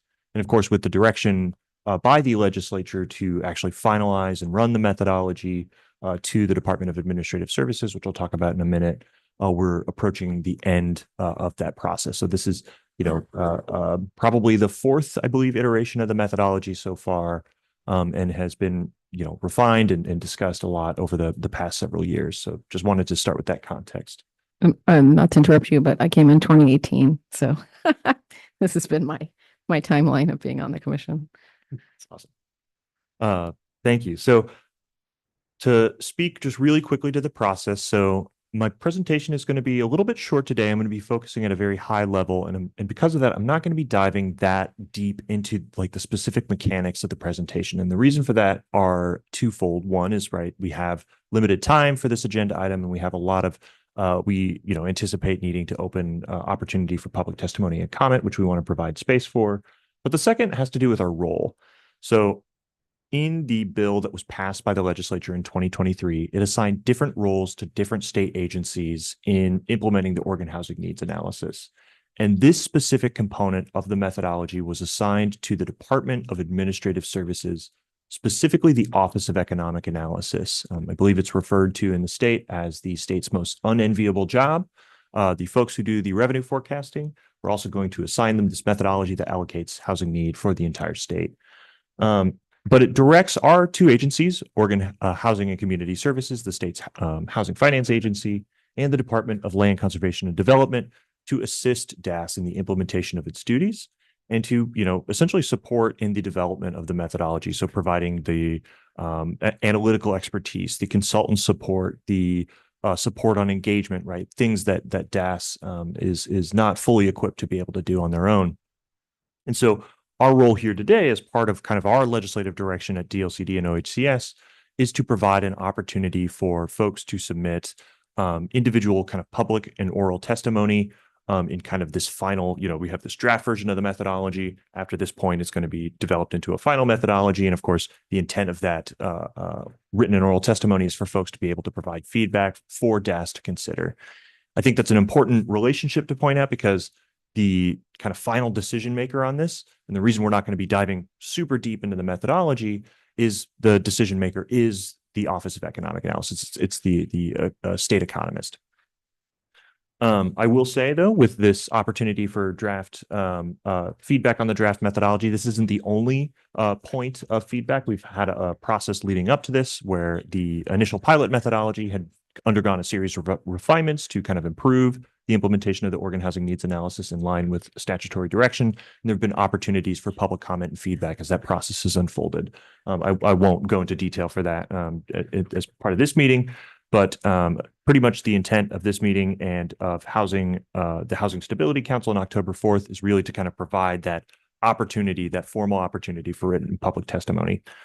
After this point, the methodology will be finalized by the Department of Administrative Services, and it'll be kind of run for the first time with results published by January 1st of 2025, which is DAS's statutory deadline. Of course, in addition to opening public testimony today, we've also invited folks to submit written comments to both the DLCD housing team as well as to the ONA team at OHCS. And public comments can be submitted anytime leading up to the end of day, October 4th. So with that in mind, I'm going to talk through the individual components of the ONA methodology. What is the ONA, and what are kind of the individual components of the methodology? As mentioned, I'm not going to get into that much detail on the specific, all of the kind of weighting and analysis and data sources that go into the methodology itself, but rather to provide kind of a high level framework so you understand basically what's in the methodology. And if you take away anything from this presentation, it's that the ONA methodology consists of three major components. One is a regional estimate of need. DAS is directed to take the state, divide it into regions, and to estimate need based on kind of 5 individual components, and then to report that need out by incomes. And the incomes are specified in statute. We'll talk about that in a future slide. From there, DAS is directed to allocate that need to individual cities and counties. This is an important distinction. Whereas historically in the past, cities and to a lesser degree counties would estimate need based on a population projection at the local level and based on local economic characteristics. This means that now cities and counties are going to receive a share of the overall regional need, right? And we'll talk about that in the future. And just one asterisk here too, this functions a little bit differently in the metro urban growth boundary because of course it does. I'll talk about that in a future slide. And then finally, from there, that allocation of need to individual cities and counties will then be used as the basis to establish housing production targets. Essentially, what a housing production target is the annual number of units that would need to be built if the goal is to actually meet the need that is allocated into individual cities and counties. And the purpose of these production targets, we'll talk about this more too in a future slide, is to serve as a benchmark for tracking outcomes in cities above 10,000 population. This is kind of integral to the Oregon Housing Needs Analysis Framework. We'll talk about how it intersects with the program, both in this presentation as well as in the October meeting coming up. So with that, I'm going to talk about the individual components, and I'm going to start with the estimation of need. As I mentioned, DAS is directed to kind of take the state, divide it into regions based on kind of data availability. It uses the U.S. Census Bureau public use microdata areas to do this. And then from there, it is estimating need for that region. And it does this for 5 components of need, one of which we had historically planned for, but 4 of which we had not. And that includes current need and future need. Current need estimates 2 individual components, and future need estimates 3. The first one that I'll talk about is something that I think is familiar for everybody here and has been a staple of the land use planning program since the 1970s, and that is to plan for population growth, right? So we have population forecasts. That obviously is a need that needs to be addressed that can be translated into housing units. That's one major component of future need. The second component is a little bit more complicated to explain. It's called demographic change. The idea here is that household sizes change over time, right? So in order to house the same population in the future, you'll need a different number of housing units, and that needs to be reflected as a form of need. This third component, again, this is something that we had not estimated or planned for in the past. This is housing units that are lost to second and vacation homes. That's an important distinction here. Second and vacation homes are not a form of needed housing in and of themselves, but they do take units offline, right? And this has a big impact, especially in places like the North Coast, in Central Oregon, and Northeast Oregon, and take units offline. And of course, you have to either build a unit to compensate for that or to prevent the loss or conversion of that home in the first place. And then, so that's future need. The other components are under current need. The first one being underproduction. These are the number of units that should exist today if we had a healthy housing market, but do not. The methodology uses a nationally used methodology that is produced by Up for Growth that kind of estimates, essentially based on a variety of economic factors, how many units we would expect to see if we had a healthy housing market. And then secondly, is housing for people who are experiencing homelessness, which is obviously a very, very significant housing need, but is not something that is captured by U.S. Census Bureau data. So you need to capture it via some other method, and that's what this component of the methodology does. Once those 5 components are estimated, they're reported by income level for each of these kind of data regions in the state. And this table that you see kind of on the screen in front of you is a run of the draft methodology by income level for each of the data regions in the state. Just one kind of asterisk here. The point of the draft methodology, The intent is to provide kind of a preliminary sense of the types of results that the methodology will kind of produce when it's run officially in January 1st. We expect these estimates to change over time for two reasons. One, the data inputs themselves are going to change, right? So data is updated regularly, right? So you have updated information that is plugged into the methodology. But then secondly, it's a draft, right? So there might be methodological refinements before the final version that, of course, would also change the results. But the intent here is to provide a sense of what the outcomes of the methodology will be. All right. Once need is estimated at the regional level, it is then allocated to individual cities and counties. And so that's kind of an important factor that is part of this, which is essentially that as under the Oregon Housing Needs Analysis methodology, that cities and counties are going to be planning for a share of the overall regional need as opposed to just what local growth looks like, right? And so DAS is directed under statute to allocate and consider three factors in allocating need to cities and counties. They're required to consider population and population growth. They're required to consider job access. And they're also required to consider an equitable distribution of housing in the region. And the way essentially they do that is by assigning different weights as they relate to population, job access, and an equitable distribution of housing. There's a lot of detail that goes into that. For most of the state, these weights involve, a mixture of population growth, where jobs are, where existing population is, where the existing share of second and vacation homes are. There's a lot of detail that goes into it. I'll kind of spare the details there, but that relate to each of these components of need and essentially allocate need to individual cities and counties based on these three priorities established by the legislature. In the Metro, it also considers these three categories, but both because Metro has a significantly more refined data availability through RLIS, things like RLIS, and also because there is a much more dynamic kind of regional housing market in the Metro. These inputs and weights are somewhat different, but achieve the same objectives. I'll talk about that in a future slide in a little bit more detail. From there, these needs are then translated into a housing production target, which is an annual estimate of the number of units that would need to be produced in order to actually meet need over time. The easiest part to explain is the math. Essentially, the way the math does, this aligns with what the governor's office did in setting the housing production goal. Current need is divided into 10 years and future need is divided into 20 years. They're added together and that forms the housing production target. Overall for the state, that is 28,500 units. That's kind of the easy part to explain the math. I think the more nuanced and maybe challenging thing that I wanted to emphasize here is what this target means. So, and I think this is important to frame out because this is an important distinction that is unique to Oregon that actually doesn't really exist anywhere else in the country. When we talk about a housing production target, it is tempting to think about this as an expectation set by the state that local governments are obligated to meet, and that is inaccurate.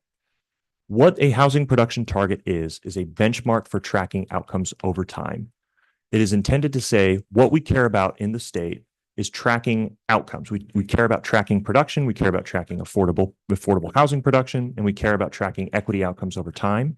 And the intent here is not to articulate that local governments are responsible for hitting their targets. That's actually not the intent at all. We'll talk about this more too when we talk about the Housing Acceleration Program. But the intent is to say, this is the amount of production that is needed to actually meet need over time, and that the expectation is that we are taking actions within our control to facilitate improving production over time, right? So these targets are intended to be ambitious. They are intended to be more than what we're producing today, and therefore we expect that we're also not going to hit these targets, and that's not the expectation in the policy, is to hit the target. The expectation is that when we are falling behind, and we'll talk about this in a lot more detail with the Housing Acceleration Program, where we are significantly falling behind on production, the intent and stated kind of state policy is that DLCD and local governments play a role in identifying barriers to the production of housing, and that we commit to taking actions within our control to addressing those barriers. That's a very important distinction, and I think is one that's important to emphasize here, just as we talk about the methodology. So with that in mind, I'm going to talk about the one more asterisk, which is the Oregon Housing Needs Analysis methodology and the Metro Urban Growth Boundary. And there's one just important distinction here, and that is that we have a regional government in the Metro that is assigned responsibility for estimating need. So in the Metro UGB, Metro Regional Government is the entity that has been established for a while now to plan for the needs of the Metro urban growth boundary. And the statute recognizes this by articulating that Metro is going to maintain that role under the Oregon Housing Needs Analysis. But the state has a role in allocating the need that Metro estimates to individual cities and counties inside of the Metro UGB. So that's an important distinction, right? So whereas most of the state need is estimated by DAS and allocated by DAS, in Metro, the need is estimated by Metro, but then allocated by DAS, right? So that's an important distinction that I just want to emphasize here. And because of both this dynamic and the fact that there's a lot more data in the Metro UGB and a lot more kind of sophistication in terms of the relationship of how you, say, measure something like job access, the individual kind of weights that are assigned in the allocation are very different than what applies in the rest of the state, but they get at the same three legislative priorities that were articulated in the ONA. That includes obviously population, job access, and an equitable distribution of housing in the region. Again, for the sake of time, I'm not going to dive into exhaustive detail about what those individual weights and kind of components are, but they're detailed in pretty exhaustive detail in the draft methodology that's included as part of your packet. Then, of course, from there, cities and urban unincorporated portions of metro counties are then kind of, the leaders on implementing Goal 10, right? Setting the plans, planning for facilitating housing production, affordability, and choice in their respective communities. So with that in mind, I believe that's everything I had for the commission. If folks have questions, I'm happy to take them. And thank you again for the time. Thank you, Sean. And Ethan. Commissioners, do you have any questions about questions or comments? Commissioner Bennett? It would be really helpful if you would forward to us your slides presentation, if you wouldn't mind. Yeah. Thank you. Absolutely. Trying to say, is there access to that on the? Probably not. They're going to be posted next week. Okay. Yeah, posted. Okay. Commissioner Warren? Thank you, Chair, and thank you, Ethan and Sean, for the great presentation. It's nice to see you all in front of us again and hear how things are going. I guess just to provide a little more context for my fellow commissioners about how big of a change this is for the way we plan for housing in Oregon. In Eugene, their previous housing needs analysis planned or called for about 16,000 units to be built over the subsequent planning cycle, which is 20 years. So 16,000 units. Through the ONA methodology, that is now about 27,000 units. So it's a significant change in the way that we've been planning for housing. And I think a lot of that comes from those two aspects that Sean was talking about, being historic underproduction and people experiencing homelessness as well.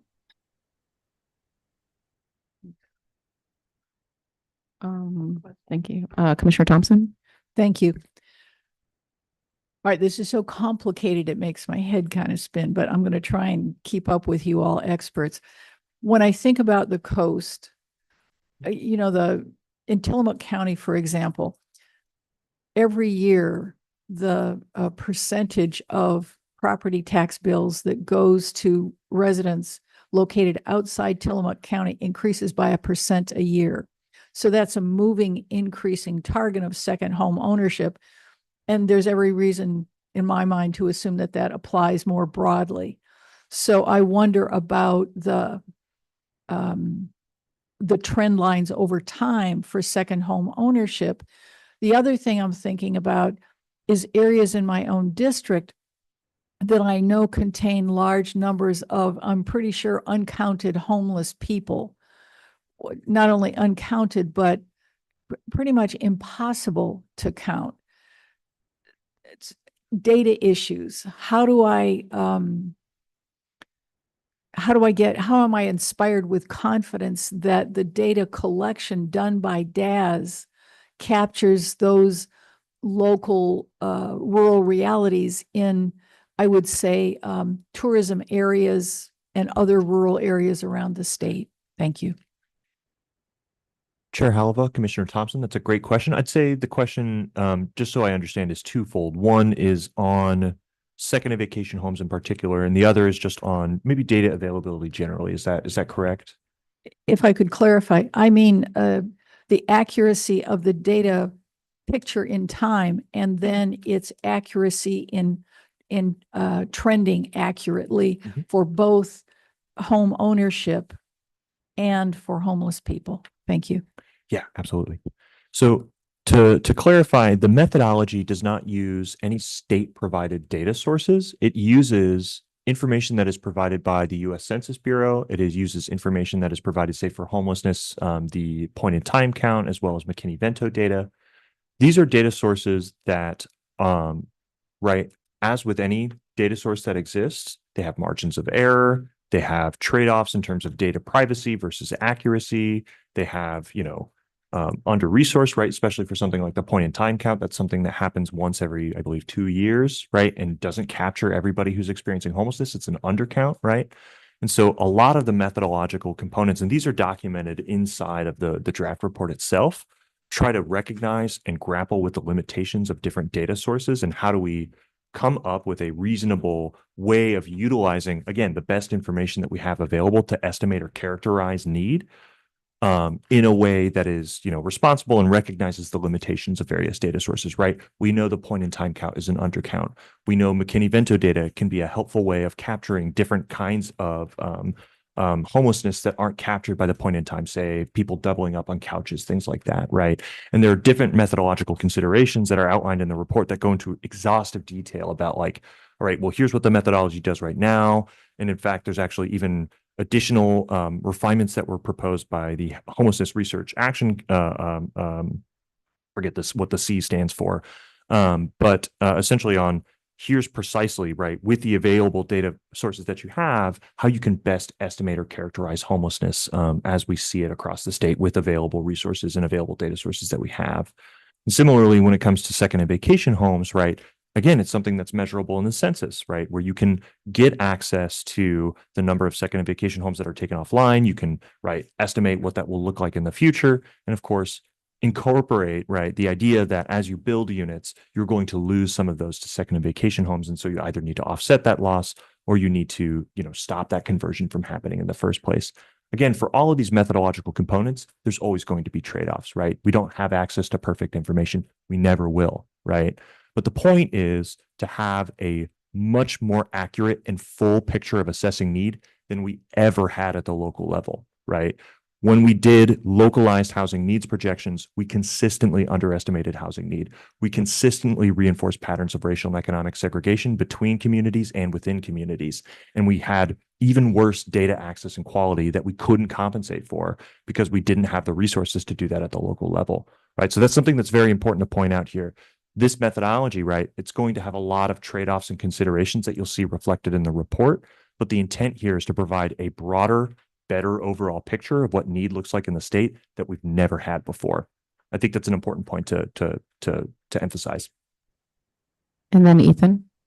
Yeah, thank you, Chair. And Commissioner Thompson, it's a great question, and Sean did a good job of responding and exactly right. I'll also elevate something that he touched on in the presentation, which is the Oregon housing needs analysis. I would say, the underlying principle of this program is less on the data and less on meeting the target, is squarely focused on empowering local governments to take the actions that are going to be responsive to the need, right? The data provides the aspirational, what we should be striving for is the guiding light, but the real substance of the ONA and the housing production strategy and the Goal 10 framework as it sits now, post-adoption of HB 2001, is solely on those actions. Though that's the core, that's the nugget of the program.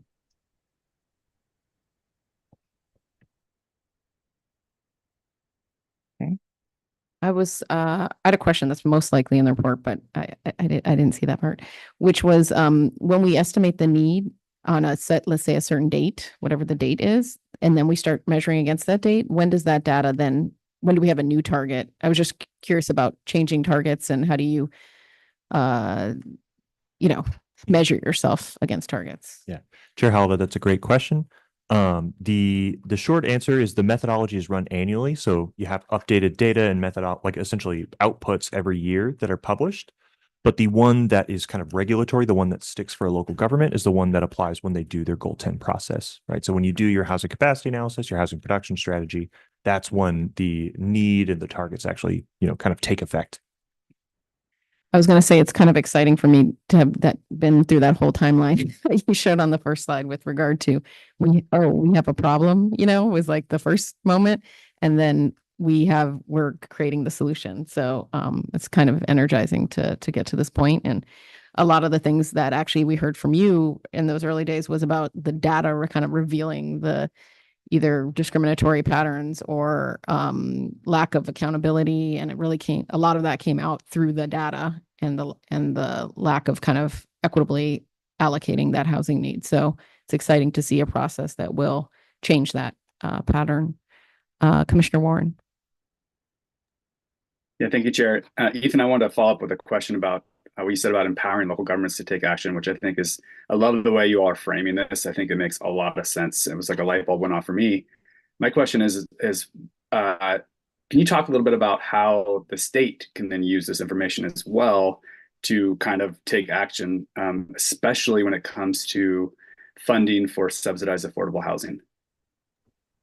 Chair Lova, Commissioner Warren, yeah, I mean, you can think of all of the ways that this information, including, not only the targets and the actions and, the results of those actions that local governments are taking, but then all of the production data as well. And as we, I know that Chair Lova's also has been talking about this for a long time about matching those actions with the kind of results that we get from those actions. And kind of getting those trend lines, identifying those most impactful strategies, identifying where the production is really ramping up as implementation of a suite of policies at the local government.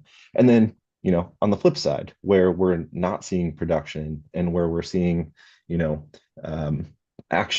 particular actions that if they just had kind of that oomph of the state support could really, move the needle. And so on both sides of like where we're really seeing success and where we're seeing, some failures or where there's opportunity to make even more progress, we're moving into, just an entirely different data environment through this program.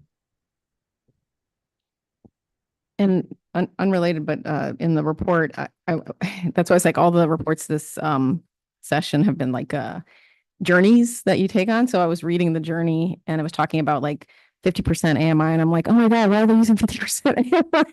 They should be using 60% AMI. And what happened to 30% AMI? And then like I flipped the page and it was like, and then we talked to the finance and calibrate. So I wanted to commend, I don't know who or what in the process made that happen, but the affordability targets that they're showing are aligned to how funding is given out in projects.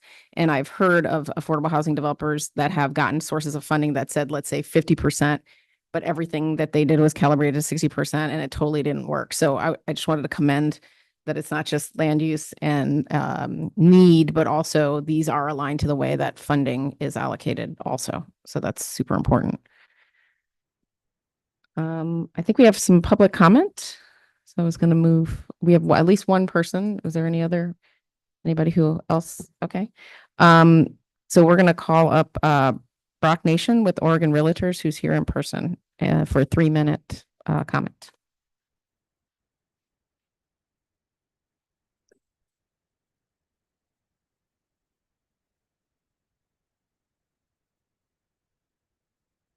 Chair above. Commissioner Lazo doesn't look like he's here. And members of the Land Conservation and Development Commission, thank you for the opportunity to provide testimony today. My name is Brock Nation, and I'm the Policy Director at Oregon Realtors. Oregon Realtors represents more than 17,000 real estate professionals across Oregon, who in turn represent hundreds of thousands of Oregonians, including home buyers, sellers, landlords, and tenants. It has been a long week with legislative days, and I'm glad to be here finishing. Oh, sorry, a little closer. Glad to be here finishing out the week with you all, giving some positive testimony here. Overall, we believe that the interim methodology detailed in the September 2024 report appears analytically sound and will produce meaningful results to help local governments understand their future housing production needs. With that said, there's three specific components of the methodology about which we'd like to provide some brief feedback. First, we want to ensure that efforts to minimize potential overcount doesn't inadvertently create an undercount. Second, we'd like clarification regarding how the Portland State University population forecasts expectations of where people will live is factored into the UGB allocation. And finally, I believe there's a minor technical error in the formula attempting to align the first determination of housing production targets with the timelines established by Executive Order 2304. So regarding the first component, our ask is fairly simple. Before adoption, we would appreciate if the methodology was reviewed through the lens of ensuring that the adjustments made since the pilot methodology did not inadvertently create a potential of an underestimate. The only reason that we bring this up as a potential concern is because the estimated statewide 20-year housing need decreased from an initial estimate of 584,000 units under the pilot methodology to under the current methodology, as you'll see in your report, approximately 493,000 units. And this is a change of about 15.6%. I am not sitting here pretending to be a data analyst and telling you that I can tell you exactly what's wrong with it, just that it is a large difference. And so I just wanted to bring attention to that. But even more specifically, between the draft report released in July, just 2 months ago, and the current report, there was another reduction of approximately 11,000 units. So the July report estimated a need of about 504,000. And again, the September report about 493,000. It's a pretty short change in time for that large of a difference, in my opinion. And so we just want to make sure that as we're going forward, we're not potentially creating an underestimate. Regarding the second component, as you'll see on page 22 of the methodology report, it talks about allocating regional need to urban growth boundaries.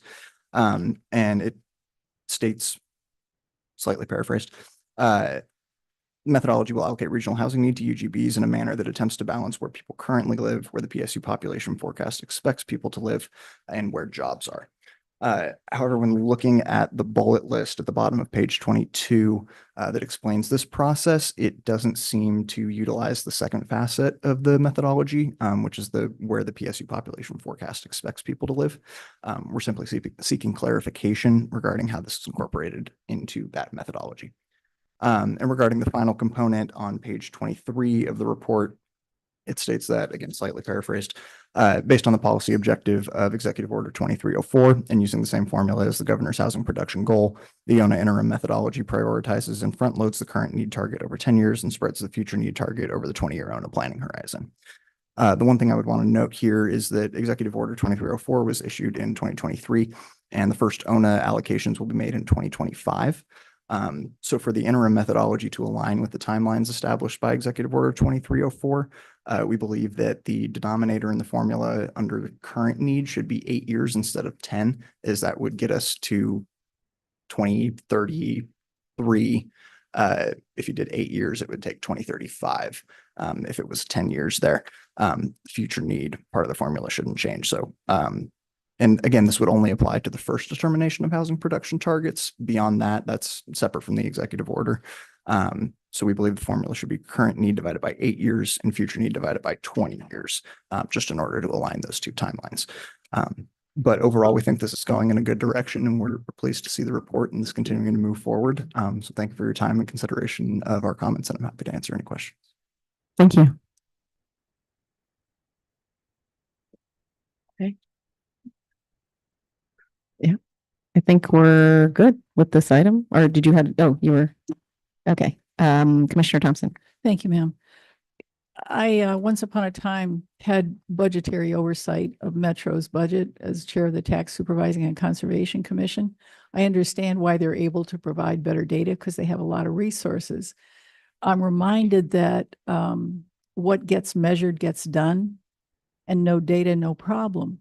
And my concern is that if we have undercounts in the rest of Oregon, that to whatever extent that resources follow the perceived data and the perceived problems, that there will be, I want to say, a missed allocation or misdistribution, missed opportunities for the geographical areas. That's one reason I keep talking about place, is that sensibility. And I don't know enough to object, but I still have concerns. Thank you.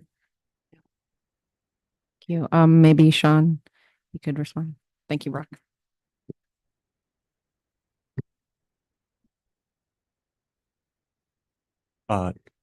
Thank you, Chair Halava, Commissioner Thompson. It's an excellent question. So I think I would essentially agree. So the short of the metro allocation, right, with kind of the additional refinements that you see in there kind of stem from the fact that because of Metro's investment in essentially parcel level data, there's a lot of additional refinements to the methodology that you can't achieve at a statewide level because you don't have parcel data. So you have to rely on census data, right? And that has shortcomings to it, right? Because census data, it's not perfect. The census tries to balance data privacy with data accuracy and availability. And of course, they work on an unlimited budget too. So they don't have perfect information, and they certainly don't present perfect information for use in the methodology. And because of that, and because of this renewed emphasis on tracking outcome over times, part of the work that OHCS is leading is essentially asking and providing an answer to the legislature what types of investments in data are necessary to best forward the objectives to understand housing need, understand production outcomes, and of course, to be able to, have an accurate assessment of what's happening on the ground. That would include different refinements that, if they were implemented by the legislature, could produce a more accurate methodology, a more refined methodology, and also better track production outcomes over time, right? We wouldn't have to rely on like a survey distributed to local governments about how many building permits they used. We would have actual better access to things like assessors data, parcel level information, something like a rental registry to understand the state of existing housing, right? There's a lot of a lot of additional refinements that you could make to our data landscape that require investment, they require staffing, they require capacity, and they require direction by the legislature that could improve the methodology. That is something that's going to be produced by OHCS. But I just want to acknowledge, right, the methodology does is it makes best use of statewide available data that can be applied consistently year over year, right? And with that, there are trade-offs. Thank you. Thank you. I think we're good. Thank you for your report and thoroughness, and look forward to the next time. Awesome. Thank you. We're going to take a break. I'm thinking until 3:25. And we'll start back up at that time with agenda item number 12, which is the ONA rulemaking update. Thank you.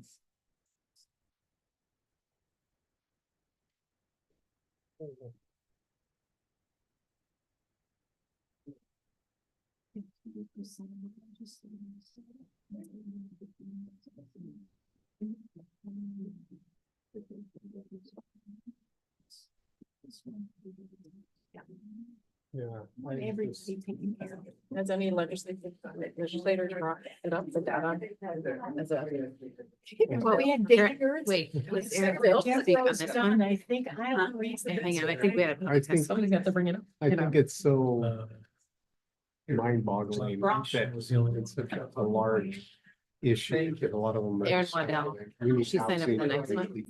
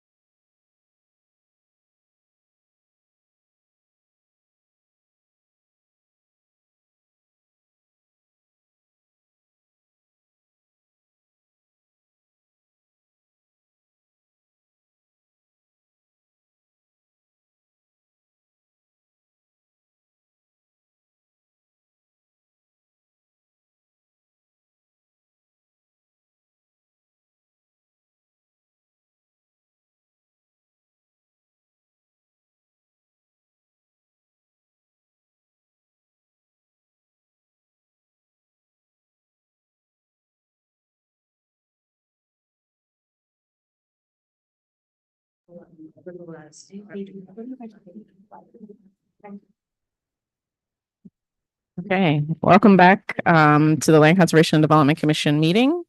We are going to start item 16, which is the Oregon. We are not. Okay. So before the break, we had finished item number 11, which was the Oregon Housing Needs Analysis Allocation methodology. And there was a person online that I didn't know was online to give comment. So we want to give that person a chance to give comment to that item number 11.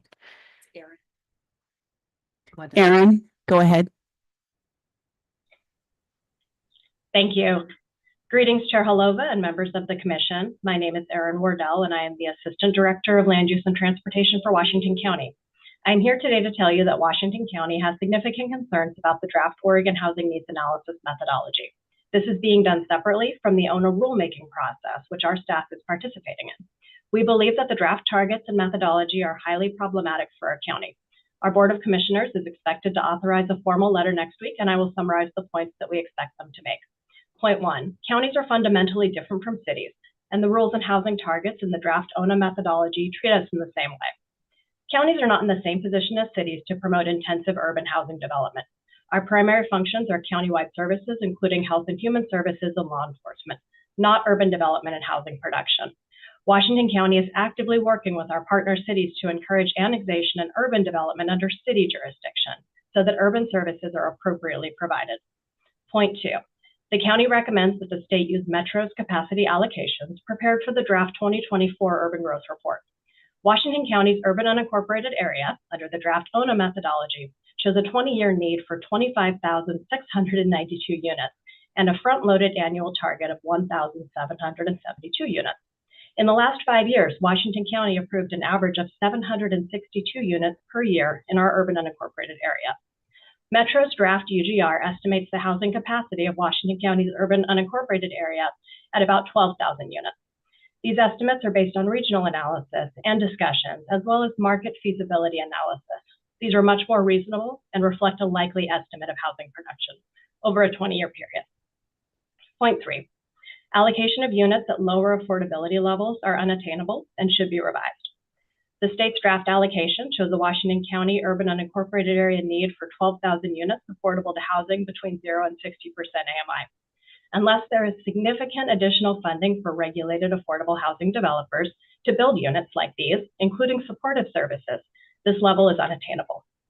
Point 4, the methodology should consider how annexation will be addressed. The county encourages continued city annexation of unincorporated land. As that occurs, the county will progressively lose land capacity. The methodology should include a process for reallocating numbers as annexation occurs. And finally, point 5, the methodology should not include housing need allocation for areas outside the urban growth boundary. 655 units were allocated to Washington County in the rural area. We believe this is contrary to the statewide planning program and the intent of state law. Washington County staff appreciate the opportunity to comment on the methodology and believe our concerns should be addressed before they're adopted. Thank you for your time. Thank you, Erin. And we're going to make sure we pass your comments along to Des, and we've heard them here within the department. Thank you. Okay, we're going to move to agenda item number 12, the Oregon Housing Needs Analysis, which is going to be referred to as ONA rulemaking update. And the purpose of this agenda, well, housing needs staff will provide an update to the commission about the ongoing housing needs analysis rulemaking process. And the purpose of this agenda item is to brief the commission on the major policy questions and discussions that have resulted from the ongoing rulemaking process. Ethan Stuckmeyer, who is the Senior Planner of Housing Programs, please introduce your team. Thank you, Chair. And welcome back, Commissioners, to another Oregon Housing Needs Analysis discussion. Thank you for having 2 agenda items on this major program. So for the record, my name is Ethan Stuckmeyer. I'm the manager of the housing division at DLCD. I'm joined here today by Madi Valencia Aguilar, Thea Croman, and Maddie Phillips, who are going to do most of the talking here, but I can't hand the mic over without first just extending a huge thank you to those three and the rest of the housing division for, bearing with us as we go through what has proven to be quite a in-depth and at times lots of balls in the air and an overwhelming process. So I just want to say that to the team here in front of the commission, much appreciated for all of that ongoing conversation and work. So I think I hand this off to Amity to begin. If that's not correct, somebody can jump in. I apologize. I think we have a slide deck. I'm not seeing it on my end. And Ethan, you do have a few slides. Thanks, James. Thank you. Yes, the slides would help. We should tell James that during the break. Wow.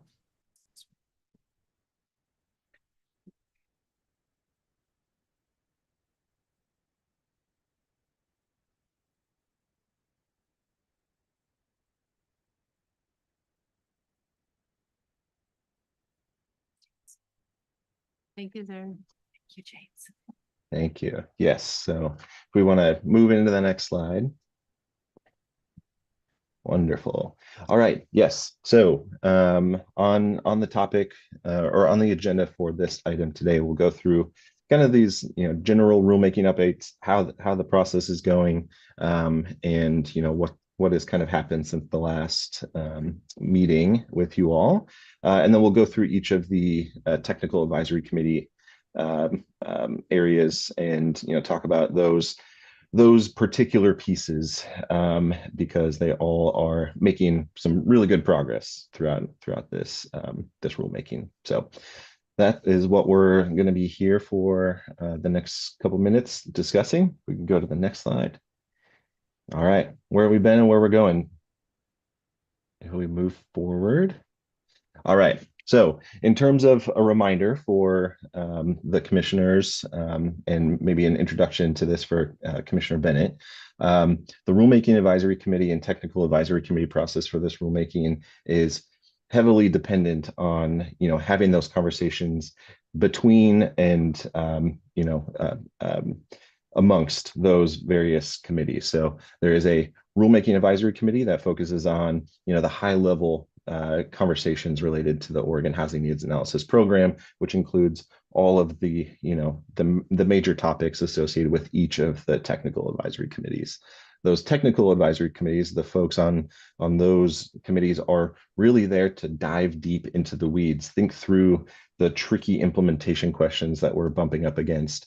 And there is a technical advisory committee for each of the major policy areas for this rulemaking. Obviously, those advisory committees are advisory to DLCD staff, but there are other interested parties that are crafting or supporting this work as we move forward into a set of recommendations for you all to consider at your first public hearing next month in October. Who and you all are obviously the final decision makers on these rules as they move forward. Next slide. All right.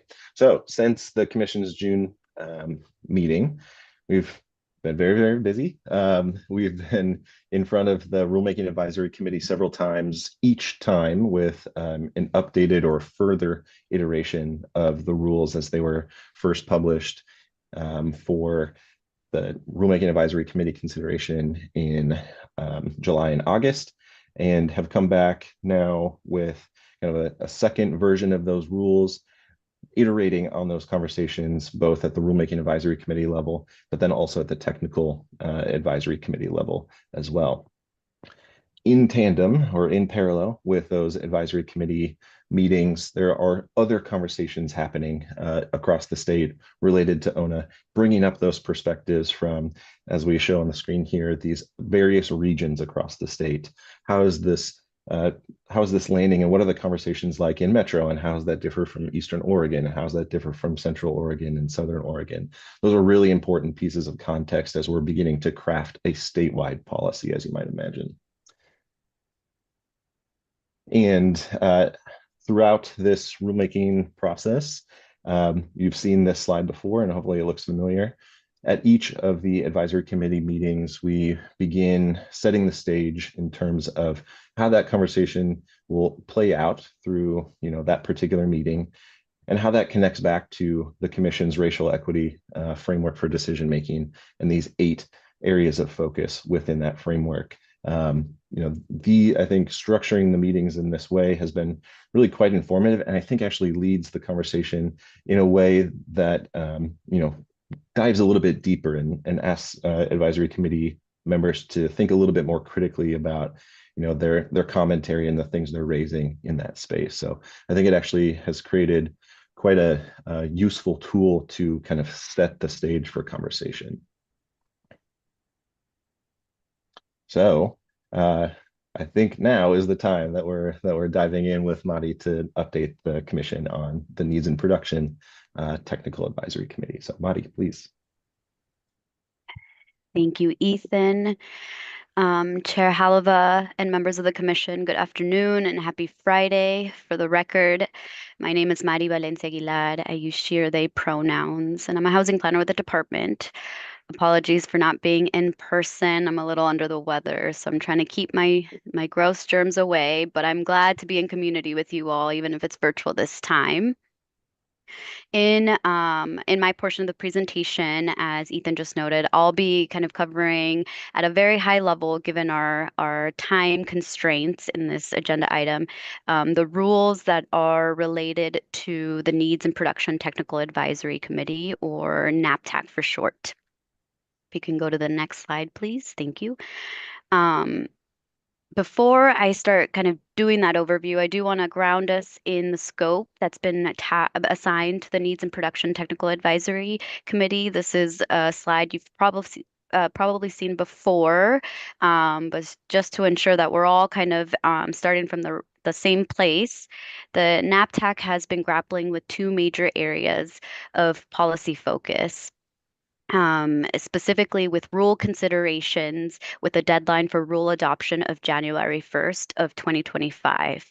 So first major topic area that this group has been focusing on is the direction to integrate the principles of affirmatively furthering fair housing from the Fair Housing Act into the Housing Production Strategy Program. Then we've also been grappling with kind of establishing a framework for cities to take that Oregon housing needs analysis, allocation of needed housing, and the housing production targets, which you heard from my colleague Sean earlier, take that and help them determine the housing types, housing characteristics, and locations they should be planning for as part of their 6 or 8 year housing production strategy cycle. The final note I want to make here is kind of around a third area of focus that this TAC has also been assigned, but not part of the focus thus far because there's no rules associated with this. And this is particularly focused on the development of adoption-ready actions. The ONA policy is intended to provide cities with additional tools, resources, and guidance to help implement the housing policies on the ground. And so this particular kind of work is oriented to that focus, and we've been appropriated funding to do that work, but we're gonna, once we're done with rules, we'll quickly shift gears into that work. But just wanted to make a note so it's not lost that's kind of the spread of what the NAPTAC is focused on.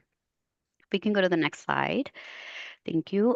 Since your June commission meeting, as Ethan noted, we've been deeply engaged in rulemaking. There's been 2 versions of draft rules, and the second version was released in July or not July, in September, earlier this month. And since then, housing team has continued to make refinements. The focus of my presentation is on version 2, so the latest version that's publicly available. However, please note that there will be a third version coming out next week.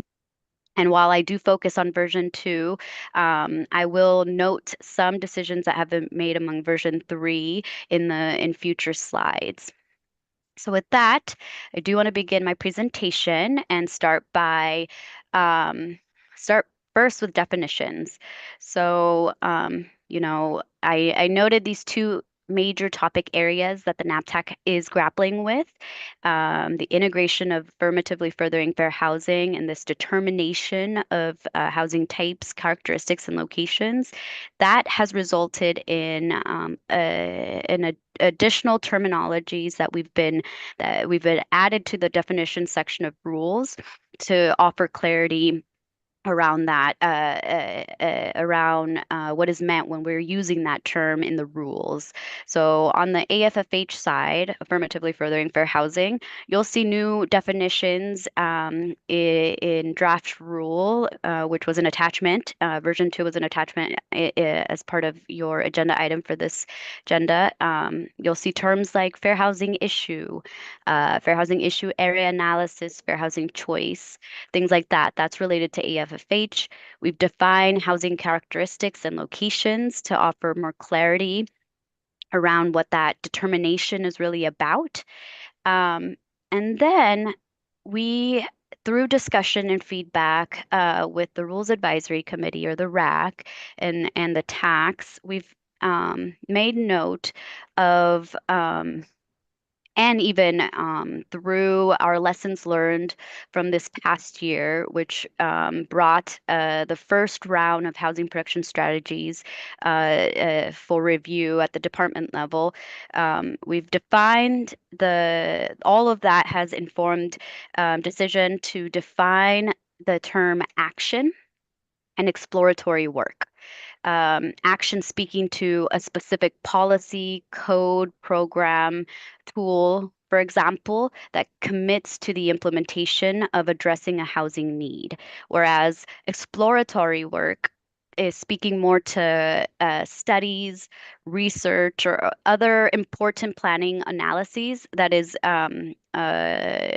non-committal by nature and wouldn't qualify as an action, but both kind of are part of the housing production strategy work. And so the definitions here are intended to clarify the two pieces of work, how they are distinct and what their role in the program is, and the expectations around that.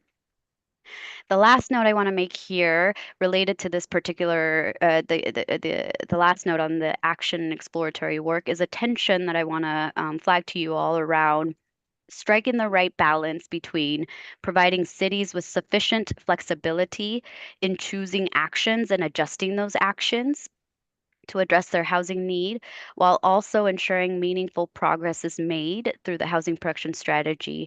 This is something we continue to grapple with. I would say this spans beyond the NAPTAC scope. It's also part of the acceleration program.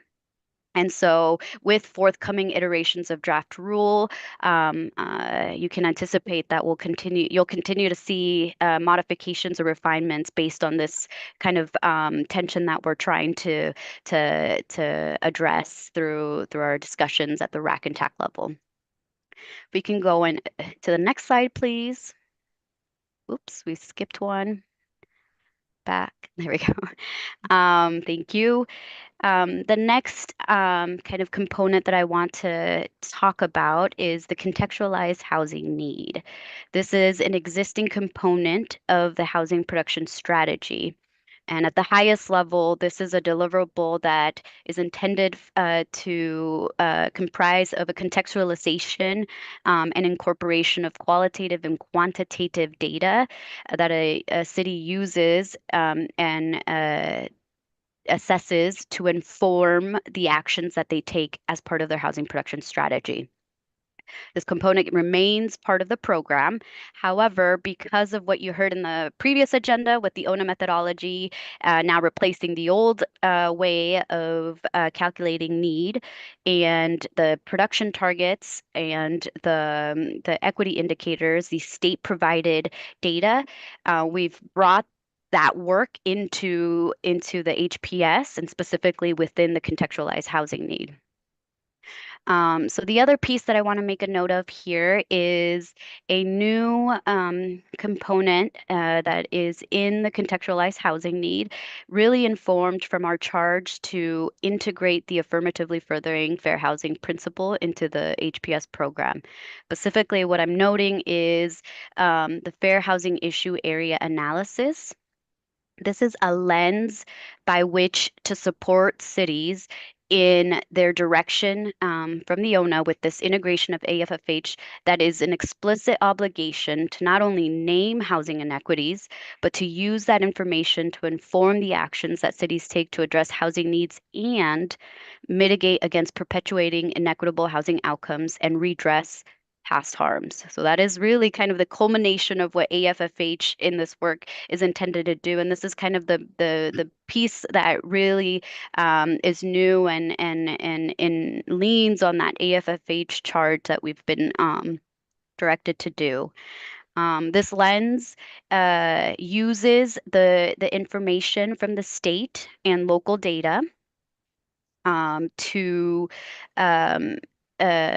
assess fair housing choice in a community across various communities and across 7 fair housing issue areas. When I speak to fair housing choice, what I'm talking about is realistic housing options that are available for community members and are affordable and in a preferred community near services and amenities or transit to support their needs. So really, are they accessing what they truly are truly would like to have and choose in terms of housing? So the AFFH principle uses this lens and it assumes that there are existing fair housing issues in a city and they need to be addressed. And so this fair housing issue area provides that framework within the contextualized housing need to support local governments in doing just that. The output collectively from the contextualized housing need is a city will be able to conclude what fair housing issues they have existing in their community, how to mitigate and redress identified issues, by responding to the specific housing types, housing characteristics, and locations of housing that they need to address those issues, and ultimately work towards production that affirmatively further fair housing. I think the last note I want to make here is the fair housing issue area analysis is based from the 6 factors for achieving fair and equitable housing outcomes that exist in rules right now.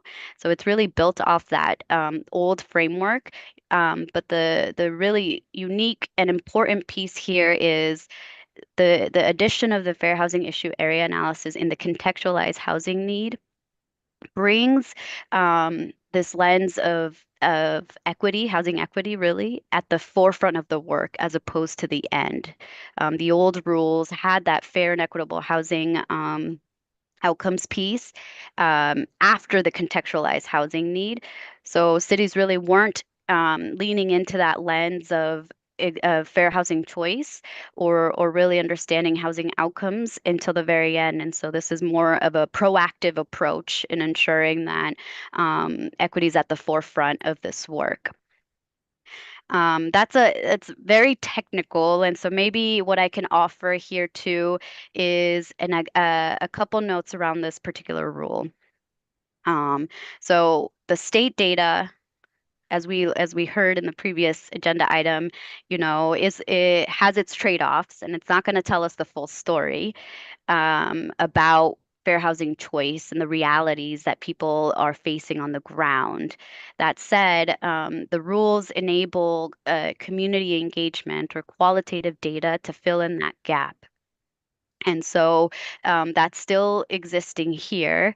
And to take one of the fair housing issue areas, let's say fair housing tenure and wealth building choice, a city would take the state data, they could use their localized data and outline cost burden, for example, or housing conditions disaggregated for various demographic groups, and a city might consider engagement to further understand if all communities are experiencing fair housing choice as it relates to tenure or wealth building through the engagement that they set up, and specifically the questions that they might offer. For example, are you living in a house in housing of the tenure that you prefer? Rental, cooperative, community land trust, for example. That feedback is data now that can help understand and assess fair housing choice within that particular issue area. Just one example of how cities can use that. And I noted in my previous slide that the work that we'll be shifting to in 2025 is really to build out a guidance document around specifically how a city is operating through this step. So there's more to come there, but that's just one example as to this particular new piece. Now we can go to the next slide. Thank you. So the contextualized housing need I noted is an existing rule. It's an existing component in the HPS program. And typically this component is attached to the housing production strategy. That's how it operates in the old rules. However, and it's the vehicle by which it is adopted. So the CHN is adopted with the HPS under the old framework. The proposed rules kind of separate the contextualized housing need and the HPS because the information from the contextualized housing need is helpful in informing elements or pieces of the housing capacity analysis. And so because it's on its own, now there is proposed rules for the options for how a city could adopt the contextualized housing need. And really there are two at the moment. However, we are working with our Department of Justice, our legal counsel, and cities to continue to refine this to ensure if there are other pathways or if these pathways make sense or what are the trade-offs. So one of the pathway being to adopt this contextualized housing need through the housing capacity analysis, which means this would be a land use decision and there's a risk for appeal. And then there is adoption through the housing production strategy, but in a segmented manner. Like I said, this is still an area of refinement, and really the reasoning here is we're trying to balance again an option or the pathways that offers local governments efficiency, predictability, but also, minimizes the risks of appeals and is balancing kind of capacity considerations that we know are a challenge. So those are the proposals for that. If we can go to the next slide, please.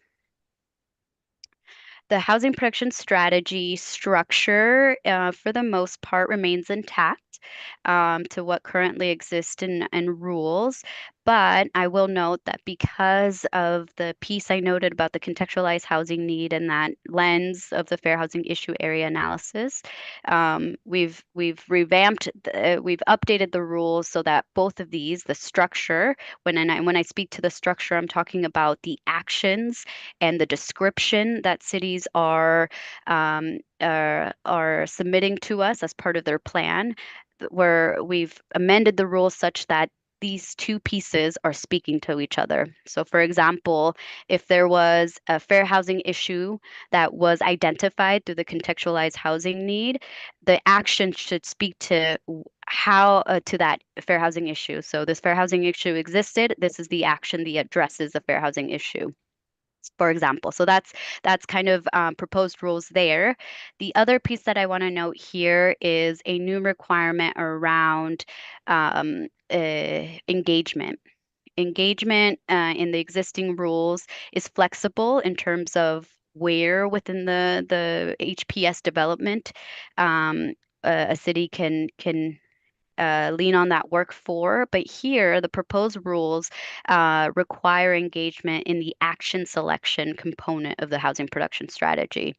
And really, this was informed by community feedback and discussions through the RAC and TAC.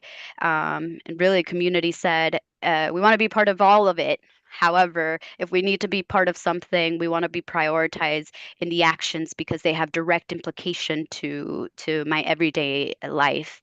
And so this is an important piece that I want to note here that we are still kind of grappling with, because if we go to the next slide,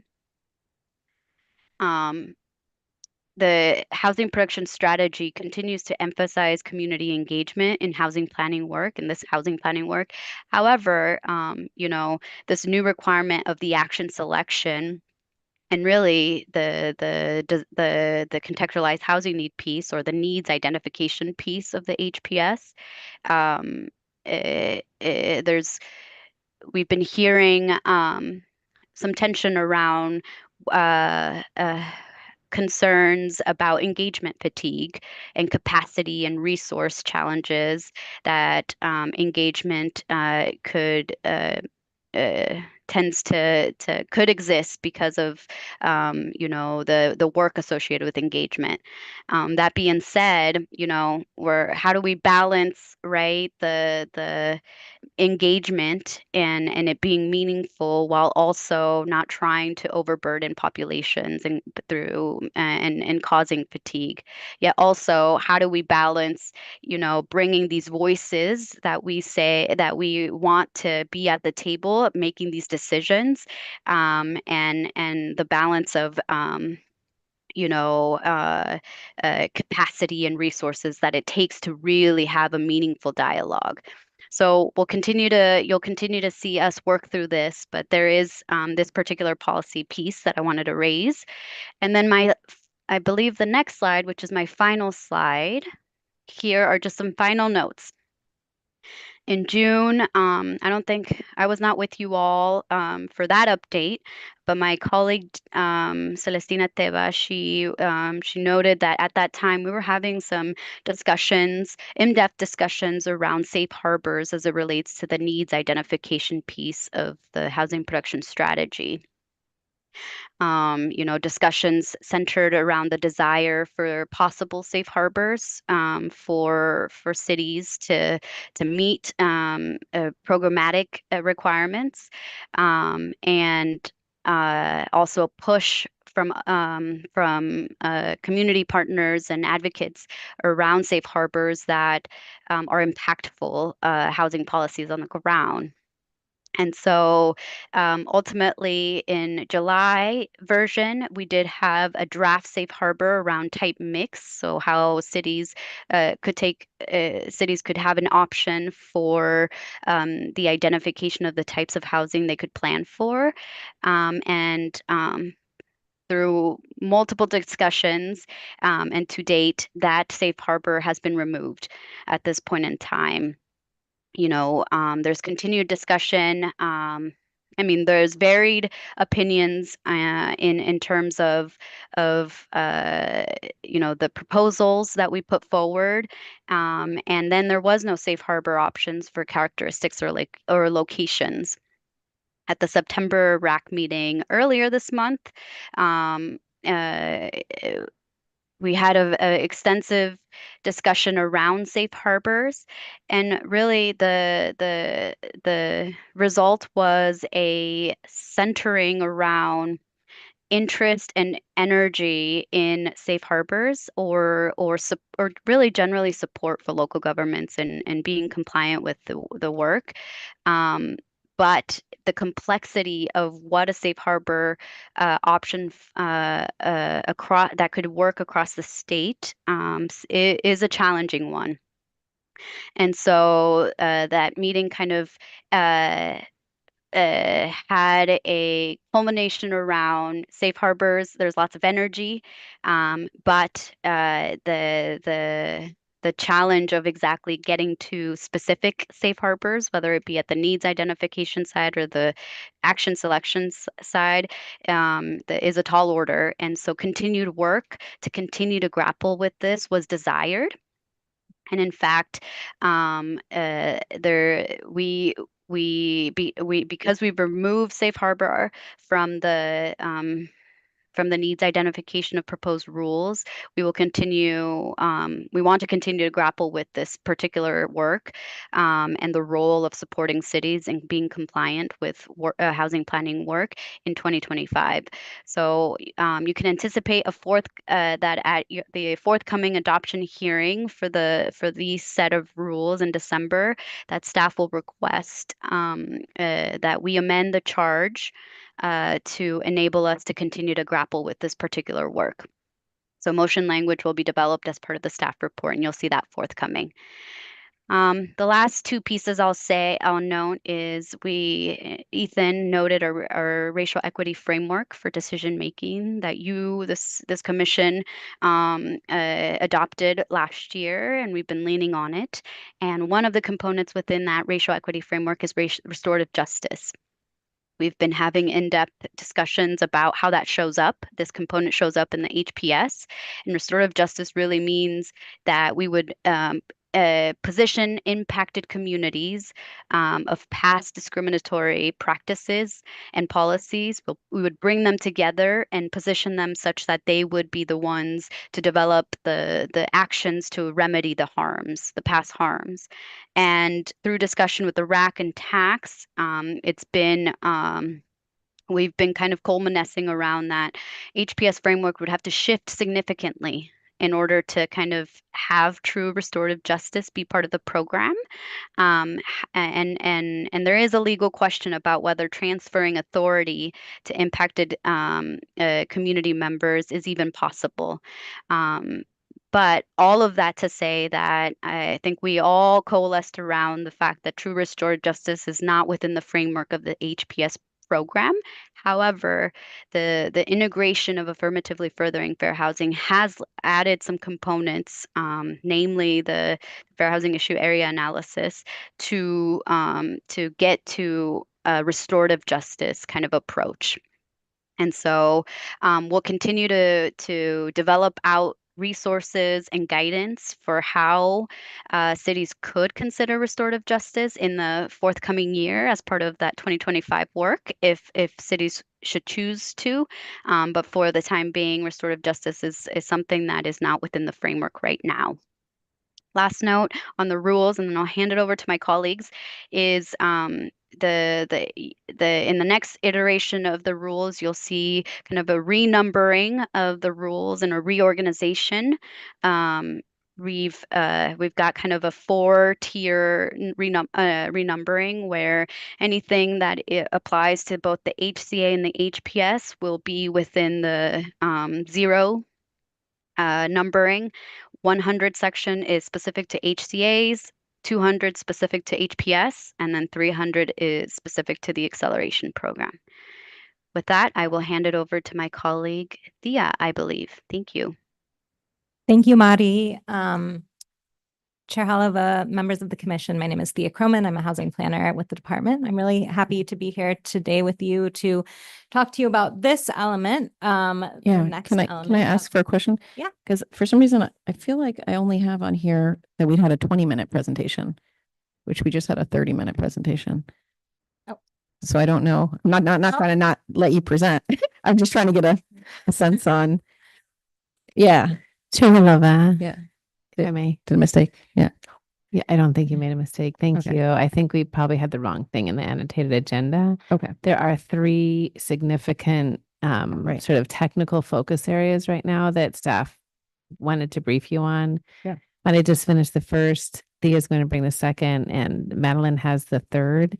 I think Madeline's is a little shorter than the other two. Marty had a lot to deliver there with the racial equity framework and the contextualized housing need. I can't recall how many folks we have for public comment. I have three. On three. And I believe we're trying to adjourn at 5, right? And hopefully the commissioners will have some questions. Okay. So if I would just proceed at a light pace and continue to move through quickly, if that's okay. Yeah, Chair. that's fine. Okay, I just great. was looking at my script. Thank you. Yeah, I think we're a little misleading in there in that annotated piece. Thank you. Thank you. I will be brief, and you can refer to your staff report, and we're happy to provide further information and engage in conversation with you, Chair Haleva, and members of the commission to get more in detail. I'll just give you a glimmer here. You've seen this before. This was our charge. The rules are, as Mari said, adopted by January 1st, 2025, with some additional work over the next following year. Just a peek at where we've been. Yeah. Forgive me, Chair Haleva. Did you define HATAC so that commissioners know where they are right now? Absolutely. Yeah, thank you. And that snuck in there. Yeah. The Housing Accountability Technical Advisory Committee is working specifically on developing the Housing Acceleration Program, which is a new part of Goal 10.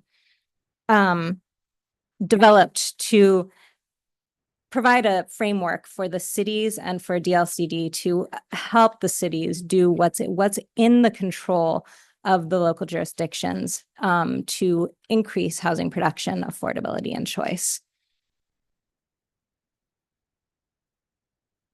I'm thinking that didn't get updated. Some of these slides look old, so we might just be verbalizing some of the updates anyway. This is just to remind you what's in the acceleration program and how it fits into Goal 10. So all cities are reviewed at the midpoint of the housing production strategy cycle. A subset of those cities that are struggling at the midpoint are referred into the housing acceleration program to correct their course. So this is a really simple overview of the program. Who knows what's coming up in these next slides, because maybe, no, they look great. Yeah. I'll talk a little bit about each of these elements. So cities are just those over 10,000. Oh, yeah. Yes. Commissioner Bennett has a question. I didn't want to delay the presentation, but you said all cities, but these are the cities over 10,000, right? Chair Haleva and Commissioner Bennett, thank you for the question. Yes, this Okay. applies, Goal 10 applies to cities over 10,000. Right. Although many cities can opt in, any cities of any size can opt in to this program, this is a requirement for cities over 10,000. Your colleague has a, forgive me, Chair Haleva. It looks like Mari has a hand up. Mari. Thank you, Chair Haleva. I just want to make a quick clarification in that Goal 10 applies to all communities across the state of Oregon. However, there is a requirement for cities that reach a population threshold of 10,000 and are within the Portland Metro and outside of that the Portland Metro, who are required to do HCA, Housing Capacity Analysis, or HPS, Housing Production Strategy, what I just discussed, on a 6 or 8 year cycle. And then Thea's right, any city not meeting this threshold can opt into that, but everyone does have a Goal 10 obligation. So that means really working to address housing need as part of their housing planning obligation. Just want to make that slight clarification. Thank you, Mari. That's an actually very important clarification. I appreciate it. There are 4 ways in the statute to be referred into the Housing Acceleration Program. And that's what's up here on the screen. I'll just move on quickly and we can come back to this if you all have any questions. I'll say that draft rules propose casting a really wide net for cities to be eligible to be entered into the acceleration program, and then they'll be prioritized based on the severity of the underproduction and any flags for equity concerns, fair housing concerns. Once a city is referred into the program, they engage in an audit with DLCD. DLCD leads an audit, and there are essentially three types of audits that a city might go through with DLCD. What I'm calling a focused audit here is something that's specific to a barrier that has come up that has prevented a city from adopting their HPS or undertaking an action in their HPS, or an option that a city could opt in for a specific review of a barrier that they're dealing with. A standard audit applies when a city is referred for underperformance specifically, and a comprehensive audit is similar to a standard audit, but applies when a city may have been flagged for a fair housing issue at the point of referral, and involves a deeper dive into the resources, into qualitative data, and a more robust community engagement. Following the audit, a city and DLCD will come into an acceleration agreement, which addresses the barriers with actions that are targeted specifically to those barriers, and come with funding and support from the agency. There is an enforcement element to this, and I'll say that if cities fail to undertake actions outlined in the agreement, per statute, there is an enforcement program that kicks in, and we don't expect that most delinquencies will not be resolved before they come to an enforcement into an enforcement kind of dynamic. But there are tools if for some reason a city does not participate in the program. And that's where actually we come to LCDC, to you all, and request an enforcement order. And there will be a set of DLCD recommendations. We can talk about this a little bit more in the next briefing. But we'll provide a set of recommendations to LCDC when it comes to adopting an enforcement order. And like I said, I'm going to kind of end this here. We really don't believe that it's likely that cities will end up here or come to that stage, but taken together, this program is really intended to provide both incentives and support for cities that are struggling, and really to make the right choice, the easy choice for cities, and with DLCD sort of providing that backstop that's needed. And with that, I'm going to hand the mic over to Maddie to wrap us up.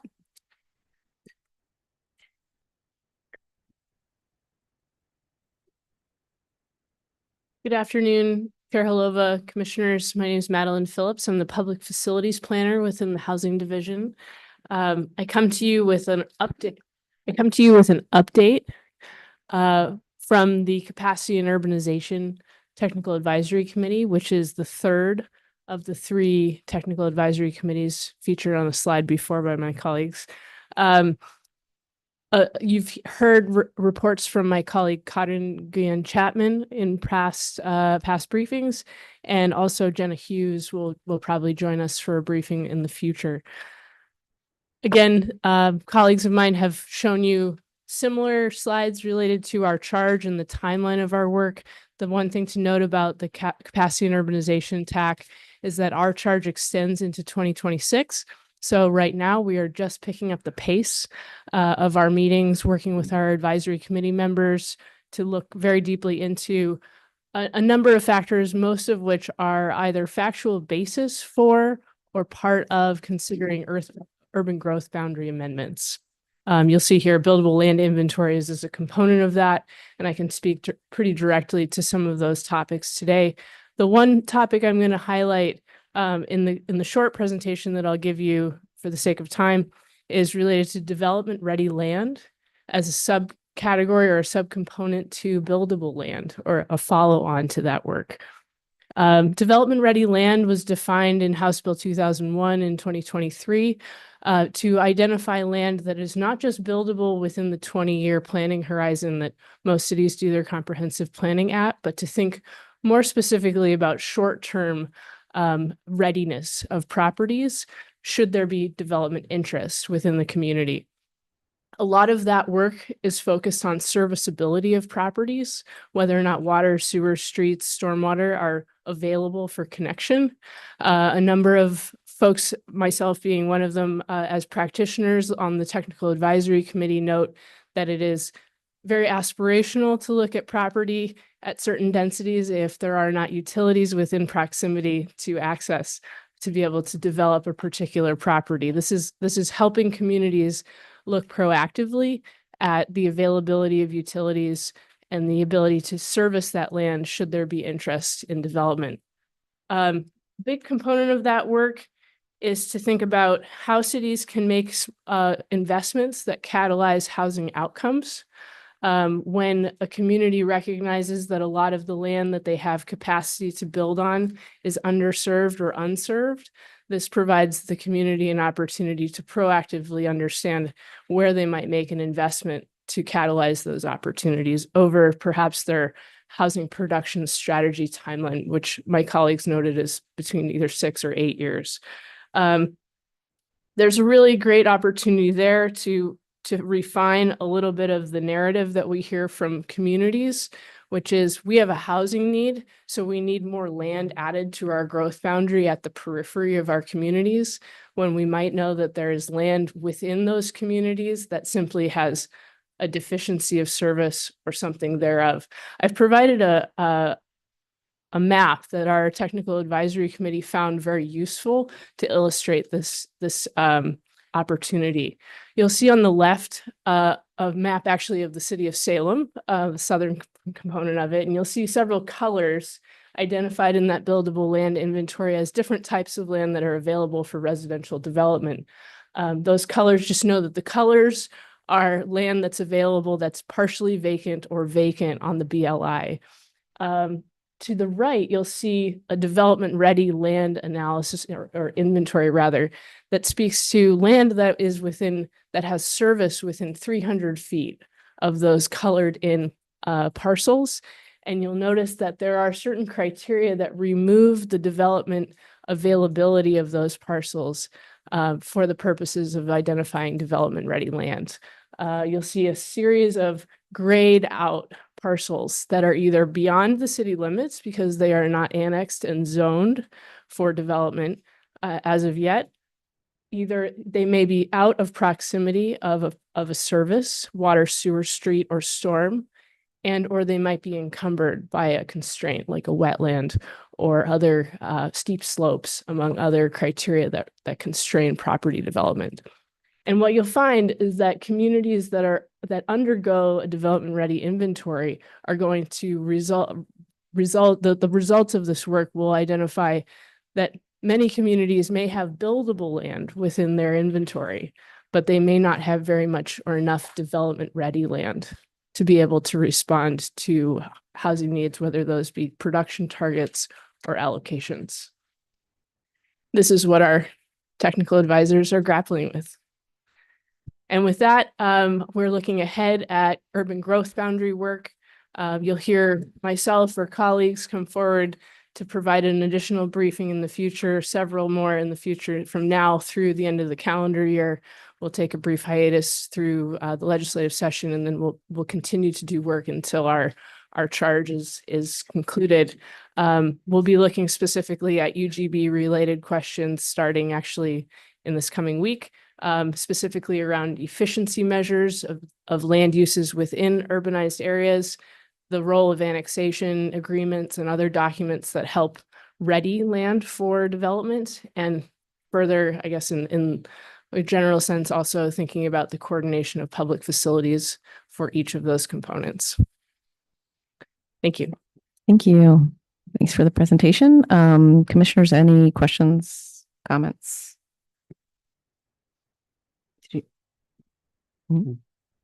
Commissioner Thompson. Thank you.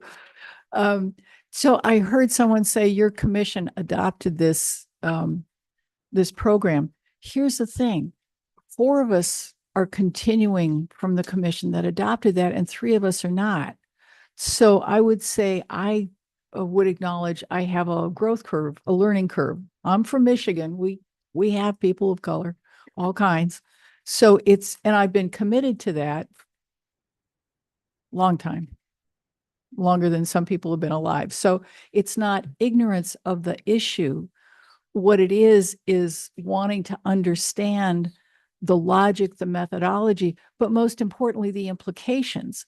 Because here I am how did somebody do that thing? I'm in the pinky of Oregon, the upper left edge. So I think about Chinese people, for example. I have friends who were, whose family were incarcerated during World War II. I think of, the Japanese internment.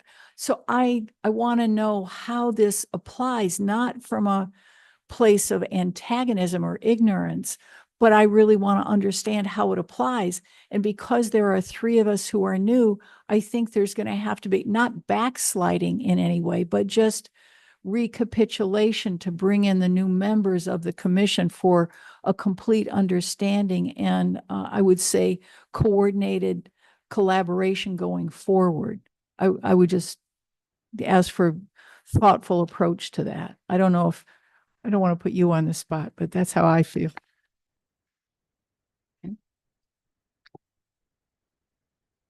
Chair Halava, and Commissioner Thompson, thank you for that question and suggestion. And I kind of want to throw it back to Chair because I think what you're talking about is the racial equity framework for decision making. Is that specifically the program that you're talking about? That because that's what was adopted by the commission prior to you coming on. Yeah. I presume there's some sort of process internally for if commissioners want to get caught up on either our strategic plan or the racial equity framework.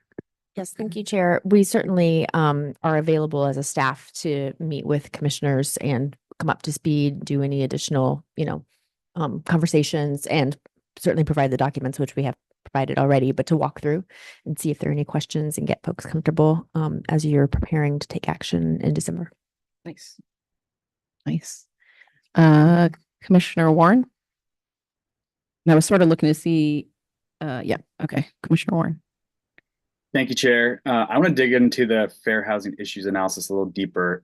I love it. I think it's fantastic. I just want to know more about how much time do we think it'll take cities to do this analysis? Do we have any way to ensure that there's funding available to increase resources to do this kind of work? Because doing this sort of a spatial analysis is not something that every city has the ability to do in-house. And I would suggest there's probably limited consultants out there who can do the work as well. So if you could just talk a little bit more about the process for doing so and then the funding source, I'd appreciate that. And I wanted to add to Commissioner Warren's comment because I was going to ask this question, which is related, is the gentrification and displacement toolkit started to get to the spatial analysis, and that was something prepared by a professor at PSU.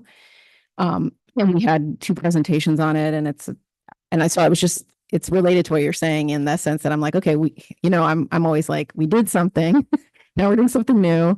Is this a helpful tool to this part, or is it something different? But please do answer Commissioner Warren's question. Thank you, Chair Halava and Commissioner Warren for both of the questions. Happy to respond here first. And of course, colleagues, if you all want to weigh in, please do. I think what I failed to note as I was overviewing the fair housing issue area analysis is kind of I think what your question is getting to, Commissioner Warren, is some of the feedback we've been hearing around concerns, whether this is going to be a significant new layer of work that could potentially position our local government partners to be faced with even more so more capacity issues that we know are very true. What I failed to say though is we've reorganized the contextualized housing need. This is a one component, but it really is a lens by which the original contextualized housing need is set forward. That said, there is more intention to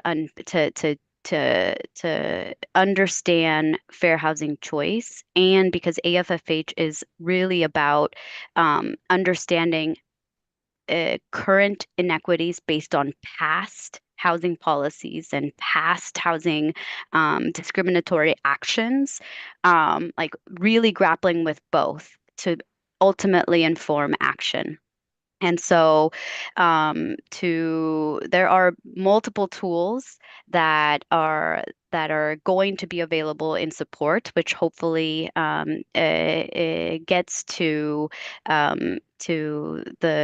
the resource piece, one being very much so, Chair, what you offered is that gentrification toolkit that Dr. Bates from PSU developed. That can be that's a resource that does and can continue to speak to the locational piece around where housing is at and who and where it's in proximity to and who gets to benefit from close proximity or not. And that's just based on, and that's one component of multiple ways to see it, because maybe there's natural hazards piece, right? There's so many layers.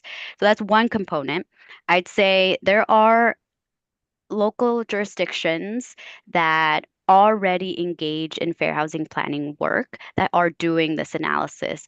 The rules speak to enabling a local jurisdiction to bring that work in and integrate it into the contextualized housing need to ultimately inform actions. So kind of all these pieces coming together. I could also say the same thing to to to jurisdictions that are climate are having to respond to the climate friendly area rules. There's an equity analysis there too that is significant, and that can also be folded into the work around the fair housing issue area analysis.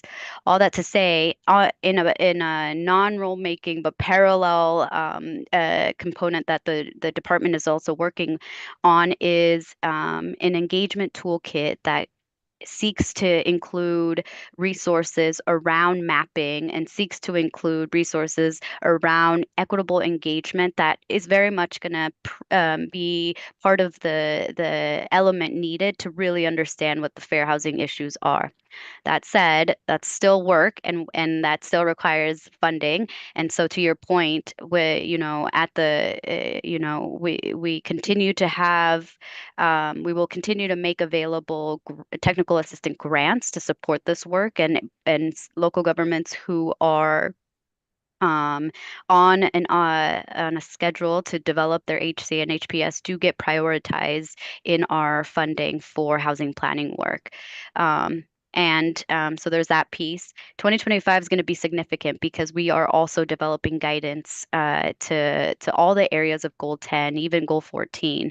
So that's another resource forthcoming, and included in that is kind of a revamp of the existing housing production strategy menu. That with that long list, we hope to expand that such that it speaks to the fair housing issue area analysis. So my vision is if a city is identifying that there are fair housing issues, so there's accessibility, for example, there's high need for accessible housing. In the revamp of the HPS menu, ideally there would be that particular fair housing issue with these particular actions that a city could engage, that could review to see if that could address or potentially could choose to help address that issue within their community and be part of that HPS. So hopefully that gets to some of your response there, and that speaks to Chair, your note about the toolkit that was developed, the anti-displacement toolkit that was developed by Professor Bates. Yeah, I feel like it would be nice in the next presentation, because I'm thinking of some old stuff, right? Then there's some new stuff. And like, I know the old stuff was like, city, answer these 7 questions, right? I think it was 7. And here's this toolkit, right? That's where it started. And now we've added the layer of affirmatively furthering fair housing, which has like its federal definition and questions and so on and so forth. And it would be, and potentially other tools, right? It would be just great to, from our point of view, from the commission, to be like, this is what we're asking cities to do. 1, 2, 3, 4, whether it's answering a question or whatever it is. And then these, we're providing, I'm not saying we have grants to provide, but we're looking for grants. Here's this toolkit. We're going to give you a revamped housing production strategy menu that identifies, which ones are best for, like you mentioned, accessibility and housing. Just like really simple for us to understand. Like these are things we're requiring. These are the tools we're bringing, including maybe one of the tools we're bringing is, like you mentioned, this equity analysis that has to happen for the climate friendly areas, right? So it's like, you don't need to double do that. You've already done it for the climate friendly areas. It'll count toward this. So it's sort of like, next time I kind of want to see that. Cities, you require this. These are the methods that you could do it. And this method counts for this and that. So you don't have to create a new method, or here's a toolkit that you can use if you want to. And that kind of simplicity would be appreciated. Yes, Commissioner.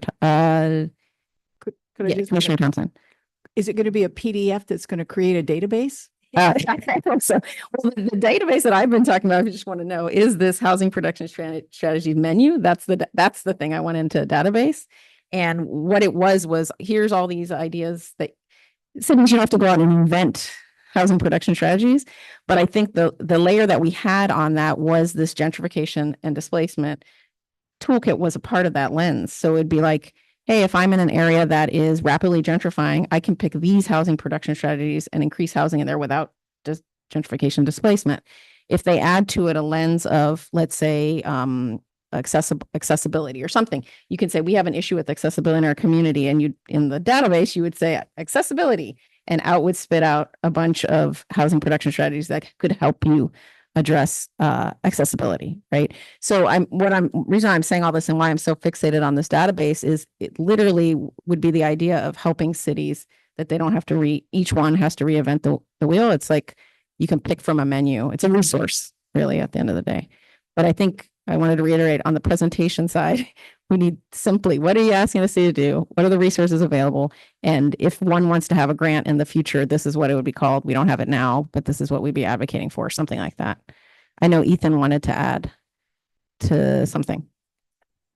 Thank you, Chair. Yeah, I think I was gonna respond to some of Commissioner Warren's questions and Mari's points. The work that is being asked here, affirmatively furthering fair housing, is work that is baked into housing production strategy even from 2019, even though we didn't have the words for it, right? But the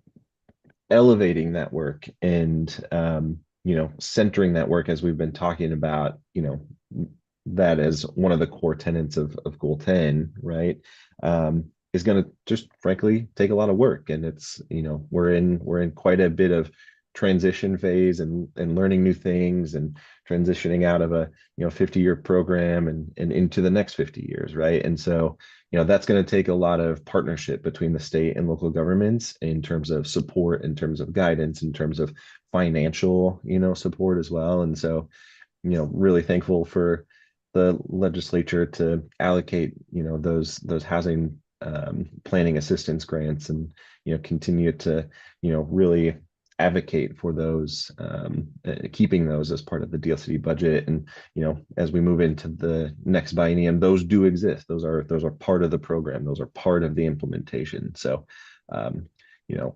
by providing the resources for local governments to do that new work, even though it is new, I think we can really begin to make some steps in that direction as a state. So yeah, and I would encourage you in the sense of, I mentioned this in the farm work that we were talking about. And then I referenced the housing before and the CFEC before to be just really clear about, like, we have these high aspirational goals or things that we know need to get fixed, let's say.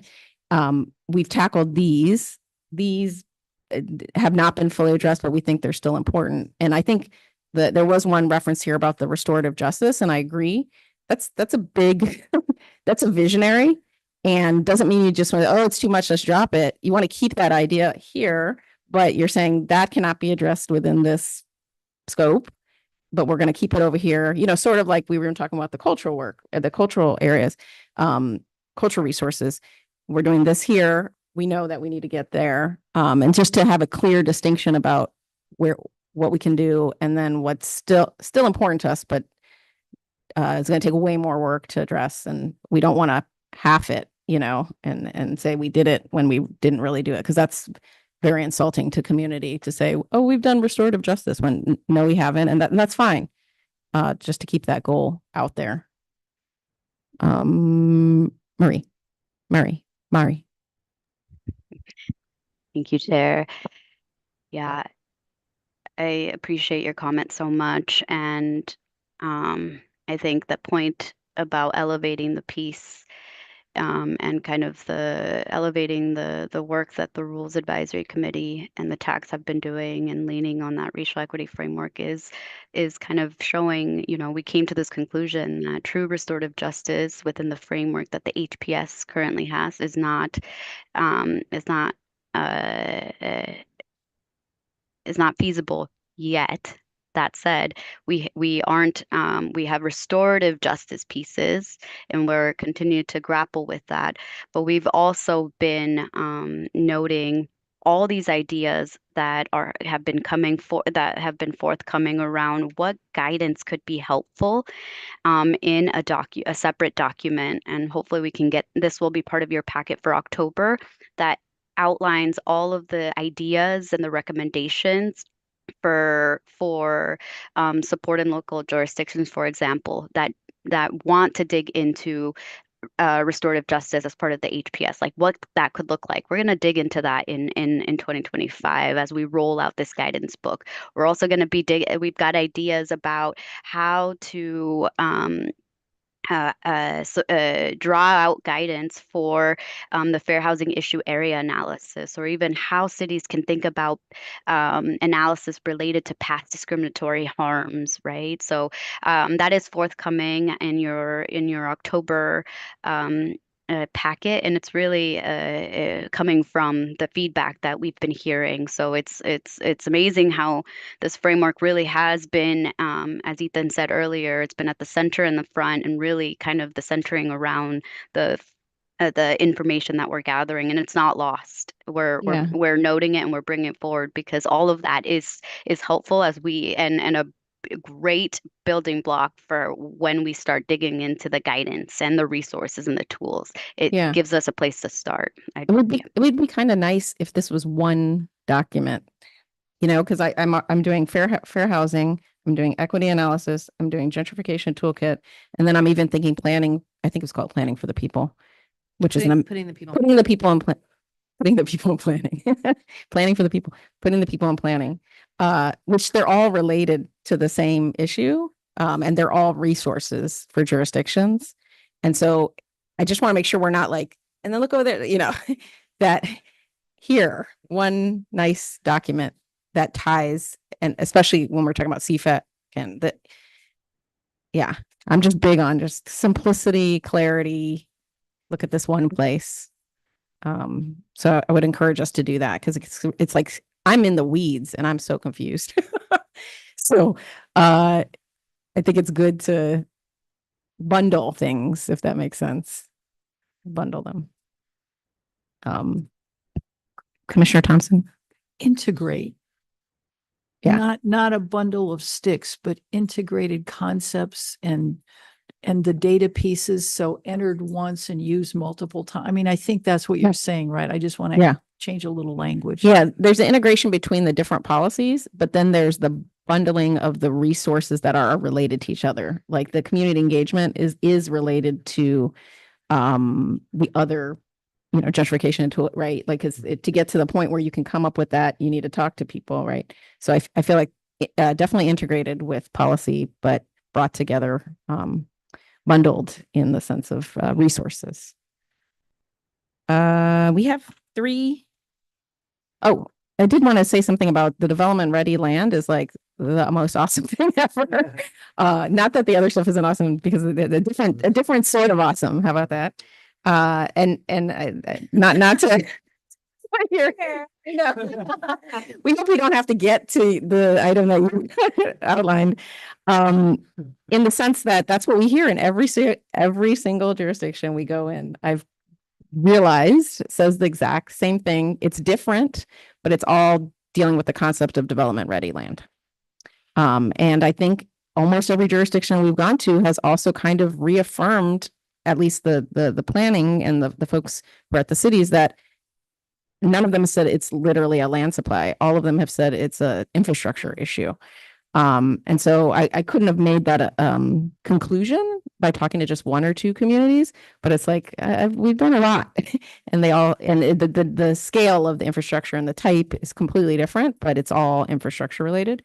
And I just talked to a mayor this past weekend from a smaller city that said the same thing in a different way. So I'm excited about that piece. And we've been talking in the department, we should talk about things like this when we talk out in the media, in the social media. We should talk a lot about development ready land, and that's really what we're trying to get to. Okay, thank you. Passionate about this issue.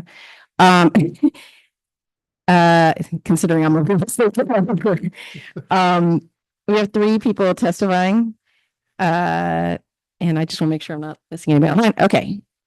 We have Brock Nation with Oregon Realtors, and he's in person. We have Michael Anderson virtual from Sightline, and Mary Kyle McCurdy virtually 1,000 Friends. If there's anybody else I haven't mentioned, either online, make a mention online, or tell us in person. Thank you. Brock. And 3 minutes for each person.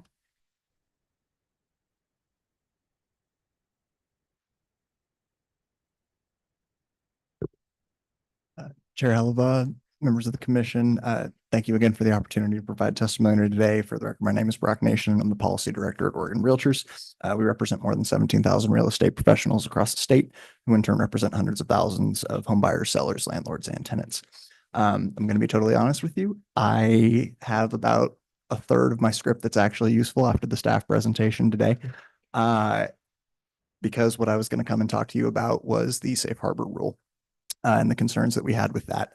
But after hearing Mari's presentation, I've been sitting in the back with a grin like a fool, excited to come up here and give this testimony. So we just want to say thank you to the department and to the housing team for their commitment to a robust and fair RAC process. We acknowledge that no policy is ever perfect, but we think this is going in the right direction. And we appreciate the owner team's diligence towards this effort. We were going to come up and ask you to not adopt the safe harbor rule. So for that reason, after that staff presentation, only 1 paragraph of this is still relevant. So I will just say the reasoning that we were asking for that to be removed, from our perspective, ONA was established to ensure appropriate policy responses to unique local conditions that affect housing production, affordability, and choice, and specifically to provide localized production-driven planning that responds to community-specific housing shortages. We do not believe that a safe harbor is necessarily in line with that. A safe harbor for housing type that allows you to just apply a blanket approach does not respond to that local need. And so I'm very pleased. And Mari, Ethan, you guys made my day. Celestina, if you're listening, thank you guys. We really appreciate that this will not be in the 2020 or the end of the year rule package to get adopted. And we look forward to continued work through the rest of the process, including in the development of guidance, which may be warranted for these contextualized housing need translations. So thank you very much. And I'm going to go home and have a great Friday and hopefully get you out of here by 5. I don't want to dash your Friday.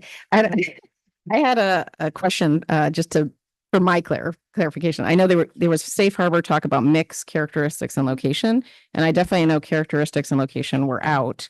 I just wanted to make sure from Mari that mix was, I couldn't tell if mix was still in the safe harbor world or not. Chair Halava, thank you for the question. The type mix safe harbor was removed from Okay. version 3. That said, I do want to clarify that if yeah, maybe I wasn't pointed in my few comments at the end, in that the safe harbor discussion is still ongoing. Per the rules that we are adopting in 2025 and 2024, there will be no safe harbors, but 2025 we're going to continue that discussion, recognizing there was a lot of energy around around really the need and the desire to support local governments in planning work, whether it be safe harbors, minimum standards or not. That will continue, but in 2025. Okay, thank you. I just wanted to clarify that. Yes. Thank you. Yeah, and we are happy to continue to work on, continue developing guidance materials for local jurisdictions to use. We'll be excited to continue that work. So thank you. Thank you. Thank you very much. I think next up, we're going to have Michael Anderson from Sightline. Yeah. Hi, Chair Halova and Commissioners. My name is Michael Anderson. I'm coming to you from my son's bus stop, so forgive any background noise. I'm the Director of Cities and Towns with Sightline Institute. It's a regional sustainability think tank. I serve on ONA's Accountability TAC, and in 2022 and 23, I also helped convene the stakeholder coalition that hammered out the terms of the accountability system in the ONA statute. I'm here to congratulate the agency and its staff on getting so much of this wildly ambitious project this far in the year and a half since the overwhelming vote of the legislature. It's been a joy and an honor to work with your intelligent, energetic, committed staff. I'm also here to sound a note of caution. When things are moving fast, as they have to be for these statutory deadlines, I think it can be easy to focus on just getting through the process. But unfortunately, in this case, that's not enough. When I first started telling normal people about the potential of the law I was working on, the most common thing I heard was that it sounds like a bunch of people deciding to talk to each other, but not actually changing anything. And I would always say, I completely agree. That is the risk here. Not only that Oregon misses an opportunity to do good, but also that by giving this extremely important issue so much lip service with so little action, Oregon and its agencies would risk undermining public faith in its ability to do anything at all. This is how we foster the engagement fatigue that Marty mentioned. Obviously, we and every other stakeholder here has a unique opinion about what exactly needs to change. If you'd like, I could go pretty deep on a bunch of different policy and process options here, some of which I'm confident that I and Brock, for example, would agree on based on our own conversations. And of course, the folks on the housing team could go even deeper on all of this. But the top level concern that I'd flag for you today is that there are harms of Oregon doing nothing. The status quo is not working, and it's not because nobody has any ideas for changing it. It's because in many cases, taking useful actions to accelerate home building, especially at lower prices, is politically difficult for local leaders. We can bet on the fact that in every future year, DLCD will face pressure to minimize conflict with cities.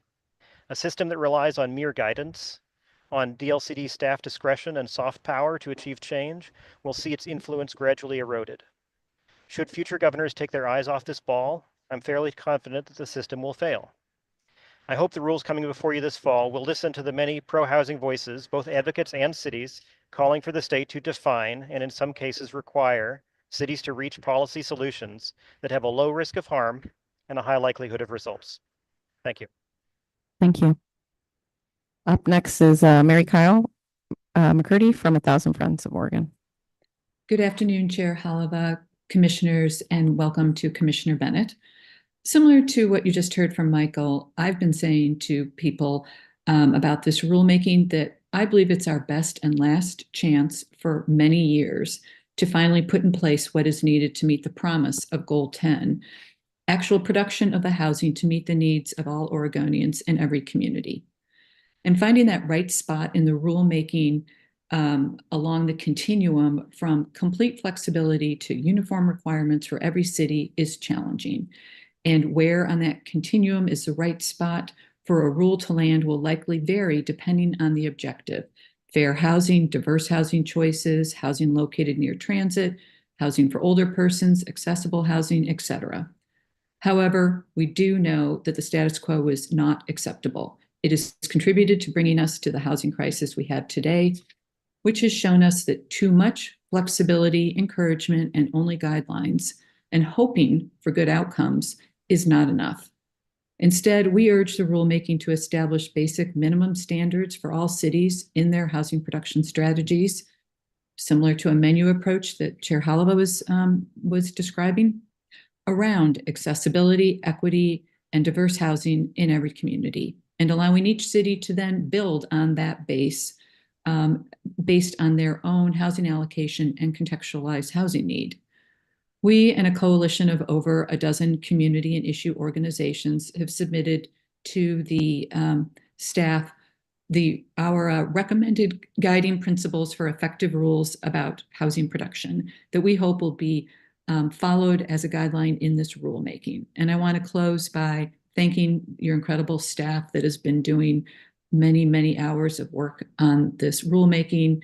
I'm on the rack in 2 of the TACs, and I'm not sure when they sleep, but we really appreciate the work. Thank you. Thank you. Thank you.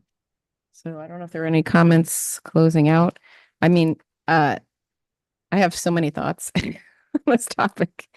I have like a completely different thoughts in my head. One is exactly what everyone just said, which was we're far behind. We can't have inaction, like extreme thoughts that way.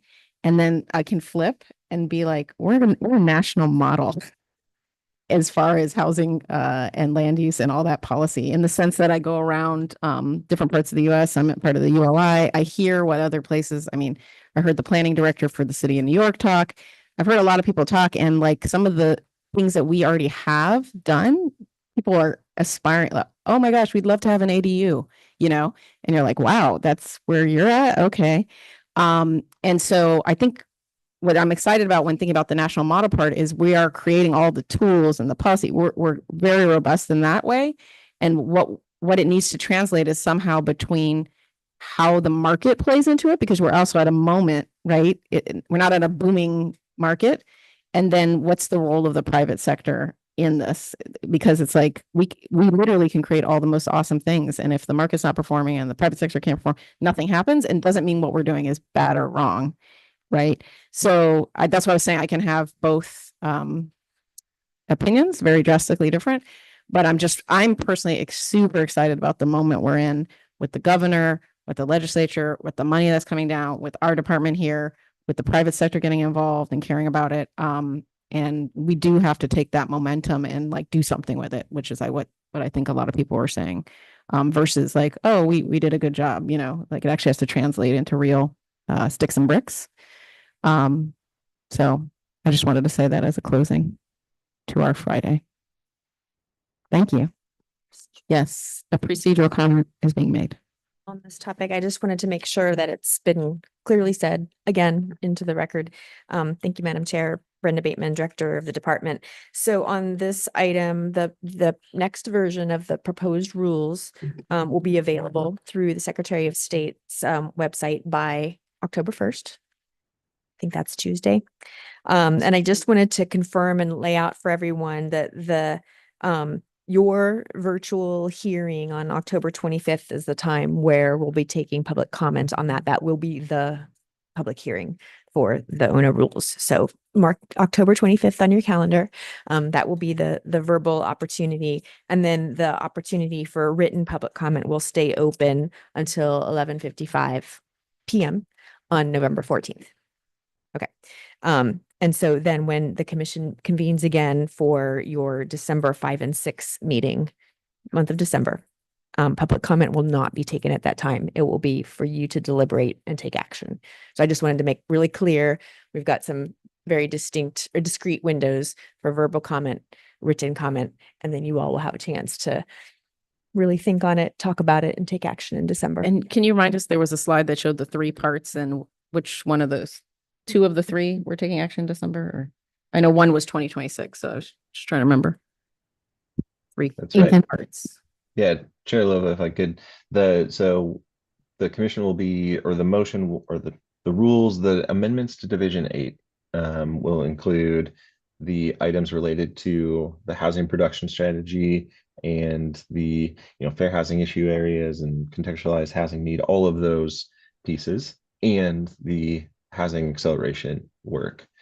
What will not be included is all of the items related to capacity and urbanization, development ready lands, safe harbors or reconsiderations in the buildable lands inventory section of the goal 10 and goal 14 processes. Those are on the extended timeline.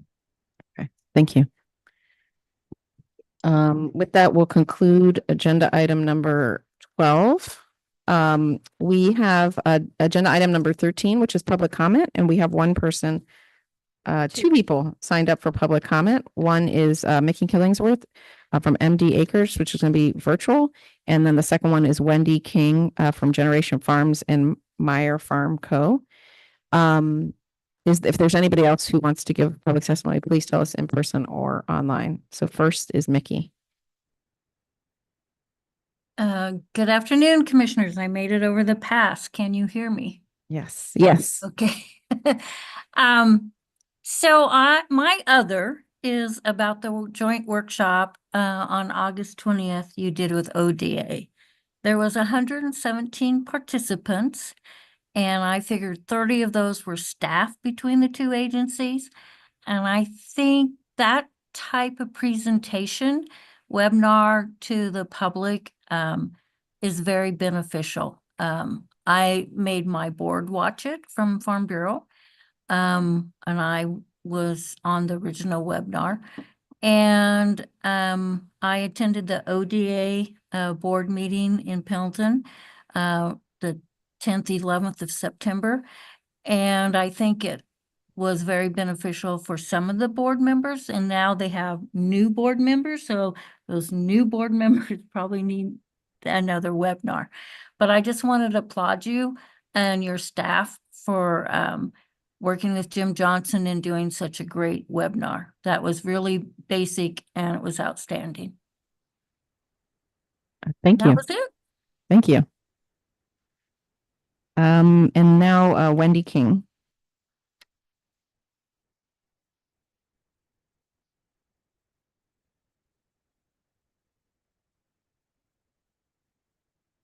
I think Wendy. Yeah.